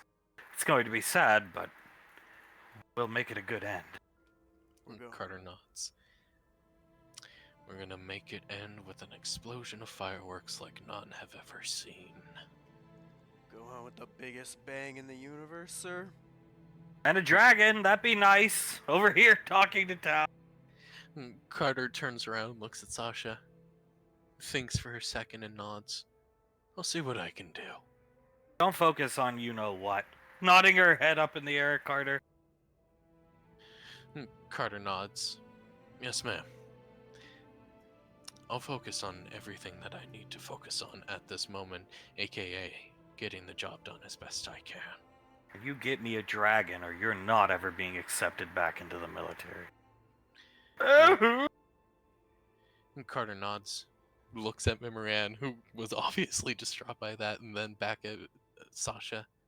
If it's a dragon you want, you're gonna have one big fucking black dragon. Because we're gonna need it. Looking at Towns, who shakes his head. And Carter nods, looks at Benny and shrugs. I think we might need it, yeah. It's game time, buddy, and I'm here ready to go. Yeah! Elizabeth, under her mask, sort of grimaces when he says that, and Carter just shakes his head. Nope, not dealing with it. Not dealing with it. JJ notices Sam admiring her mother. JJ looks at Sam, then at Sasha, and then back at Sam. He takes her by the hand and walks her up to Sasha. Oh no, JJ, back. No, you don't want to go up to it? No, I like to look from a distance. He squints. What are you talking? He looks up at the ceiling and then at her. My whole life I wanted to be that. Gesturing to her. He looks at Sasha. In my opinion, you are. The jacket, leaning into JJ. That gold, that's made out of dragon scale, gold dragon scale. Lorelei bought them. It's one of a kind. She told my mom never to let anybody else wear it. And my mini one I have, it's the same way, but not as extravagant. The gold armor and the gold inlaid on her armor. That armor costs more than this station. She starts chuckling. JJ lets out a chuckle and puts a hand on her cheek. I think you deserve that jacket and more, my love. And that's not just because, I love you with all my heart. I legitimately think that. You've done so much for not just the family, but the military, my love. You were essential in taking down Strat and Spender and everything like that. In my opinion, you deserve that jacket. Ooh, she grabs JJ and kisses him passionately. Oz and Laz seeing it, let them go. Laz smiles, nods. Yeah. I'm not gonna be the hall monitor today, I think. So that no, best not to. It's no time for that. Laz nods, smiles at her aunt, holds her hand, and then looks at Oz. She shrugs. Might as well join in on it. And she grabs him by the collar and pulls him in for a kiss. Soletta will happily lightly clap as Benny lets out another yee-haw. And Hunk and Davine appear in full gear. About fucking time. Sasha turning around! Not that you're late, I mean seeing you back. Feels good. Davine gives a little curtsy. Feels wonderful, in fact. Haven't seen that Davine in 20 some odd fucking years. JJ leans down to Sam. Sort of fucking badass, in my opinion. Pretty hot, too. Looking at Davy. JJ nods. I can see why my father fell in love with her at first sight. I look like her, kind of. Squinting, she cut her hair. JJ looks at Sam. Oh my god, you do. As he smiles at her and chuckles. Like father, like son. And only for the best. But I will always take pride in knowing that I am like my father. Hands on Carter's shoulder, shaking it. Carter being shaken, clicks his tongue. He looks up at Hunk and Davine and then nods his head backwards to Benny. Deal with it, dear. Snapping his finger, pointing at Benny. Davine nods as she walks up. Carter steps out of the way and she walks up to Benjamin. You're not coming, young man. He turns around. Excuse you? She raises an eyebrow. Oh, must I say it louder? You're not coming, young man. This squad needs its medic. We have it. It's called Nicole, and she's better than you in every way. Oh. Bullshit! He looks at Davy! You know what the bullshit is? If you were to go on this mission and die again, and none of us would be able to forgive ourselves for that happening, especially not her, and she would turn out even worse this time around. And then Nicole is not going to resurrect you. No, sir, I won't let that happen. Do you want that to happen, Benjamin? You're not going on this fucking mission. Yeah, we're not playing the Elizabeth asks for the nigh unobtainable thing ever again, Elizabeth. Glaring at his daughter. Elizabeth shakes her head. Wasn't planning on it, sir. His family doesn't need it. So you get down to Tommy's and you sit there. We've already called him. He's waiting for you. He storms off. It's for the best. He's not cut out for something like this anyway. Elizabeth inhales and then exhales. I'm glad you guys said it, most certainly. I didn't want him coming on the mission either. I understand him wanting to come, but, no. Walking next to Carter, I'm sorry, but no. Cold, no. Shaking his head, I didn't see him get killed in front of me, but no thanks. Never again. No. I'm happy it's you two coming down to hell with us instead of him, let's say that. We'll get down to hell, feet first, and we'll get out of there. With your parents. With your parents, and we're not going to lose a single person, not on mine or anyone else's hair's watch. Understood, children? And, of course, the Ranger General. Yes, ma'am. Sasha nodding her head, her and Towns will walk onto the ship. You two saying it like that? He's gonna pick up his Kanabo off the ground, put it on his shoulder. Makes it seem like that's the only possibility, ma'am. This is the end of the finish line, kids. We're home stretch. Looks at JJ. Make a good show. JJ chuckles. Have I ever put on a bad one? No, except for when we thought you were gay. Oh, yeah, well, I'm not. He holds up. Jeez, Sam. I don't know, son. I still question it. Coming over, rubbing his shoulder. Jay, something about you. I'm not sure. Oh, yes, darling, no, we're just not sure anymore. I mean, I'm sure you feel the same way. She looks at Samantha with a smile on her face. Always knew he was gay for me. JJ chuckles. If being gay means loving my wife unconditionally, then, sir, I'm the gayest person here. Good. Keep it that way. Mind you, Elizabeth, when we get down there, you're staying right next to me the whole time. This is not negotiable, and if you put up a fight, your mother is going to knock you out. Attached at your hip, sir. And make sure you have your little Xeno Buster ready. Oh, sir, I most certainly will. Hunk will pat JJ on the shoulder, and him and Davine go onto the ship. Ah, that's a side of grandmother I haven't seen since I was an infant, when you were not even born yet, Carter. And then when you were less than a year old. Carter chuckles. Is that how she always was? High stress times back then, yeah. Universe on the line, it's hard to relax. Not all the time, but the majority of the time, yes. Elizabeth nods. Yeah, no, it's sort of cool, honestly. My mom and dad, I've always known they were pretty cool, but they are really cool, don't you think? I would say, well, I always thought they were cool, but yeah, cold holding souls hips. Damn right they are. I thought they were always cool, but seeing that, well, he says he wants a show. It makes me want to put on the best damn show he's ever seen. Make it a good one. Probably our final mission. Look you out of the dragon. Not that I'm complaining. Carter shakes his head.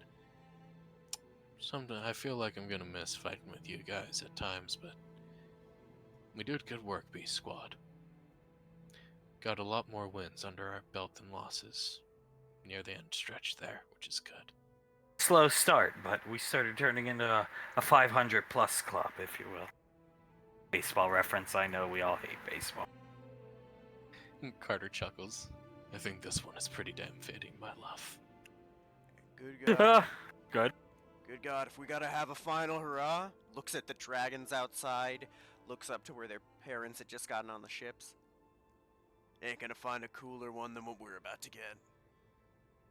I see, Julius and Pequod, not quite up there yet. I would like to thank you for that pep talk to our daughter. It hits different coming from a spellcaster, I think. Nodding her head. For sure. And Julius lightly taps her on the shoulder and smiles. You're very good at those kind of pep talks, might I add, Nicole. Extremely terrifying. Well, yeah. Who do you think slapped the shit out of me and told me to stop thinking about missing home and mom and you guys? Good old GL, that old whore. Good old GL, that old whore. You know, I slept with her once. Many times, actually, holding Julius's arm. Oh, she loved it. Oh my god, why am I saying this? She loved Norman's dick.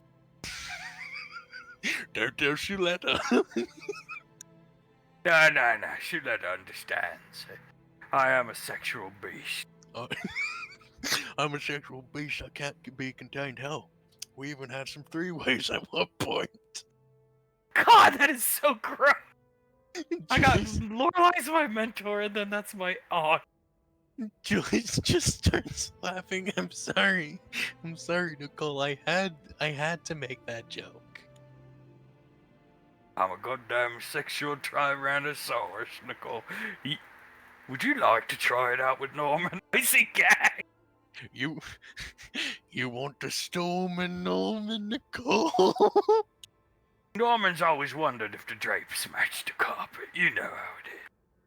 Oh my god, Julius rolls his eyes when he hears that.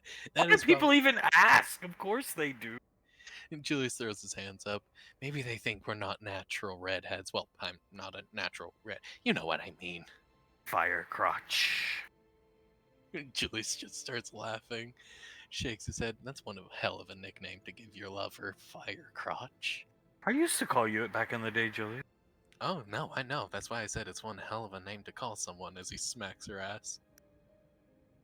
Three of them walking up, the B Squad kids stop talking when they hear them coming up. I see. Time to kick the fires and light the tires, Big Daddy. Wait a minute. Kick the tires and light the fires. And Julius nods. Yes, sir. Yes, sir. You got your victory dance ready? Oh, I got it right here! Yeah! Pulling out a blunt, soul seeing it. Sam's eyes go wide. She starts lighting it. Julius takes it out of her fingers. After. That's why it's called a victory dance, Nicole. Yeah, a little premature. Give me the goddamn thing. He hands the joint over to her. Pequod puts it out with her fingers, and Icy and Julius go up onto the ship. Suletta awes in them. Pequod turns around. Let's go. Final hoorah. Looking right at her daughter. Are you ready? Final hoorah? You're gonna see some beautiful sights of the moon, Mother. Make your aunt, me, and General Lorelei proud. A great heritage to have. I most certainly will, Mother. Carter, move out your troops. Carter nods. Real quick, that was fucking badass. B squad, move out. Yeah, that was kind of cool. Shrugging. Oh, laughing. How are they so casual? She just pulled out a blunt. I don't think they feel fear like we do. Let's just put it like that. Been through a lot more shit than us and have the abilities to back it up. Colt gestures to Soul. They're more like this, I think. Soul looks at Colt, shrugs. I'm just ready to get the show on the road and kill some fucking bugs. Move out then. Come, Carter. B Squadron rounds him up. Move out. And we will cut there.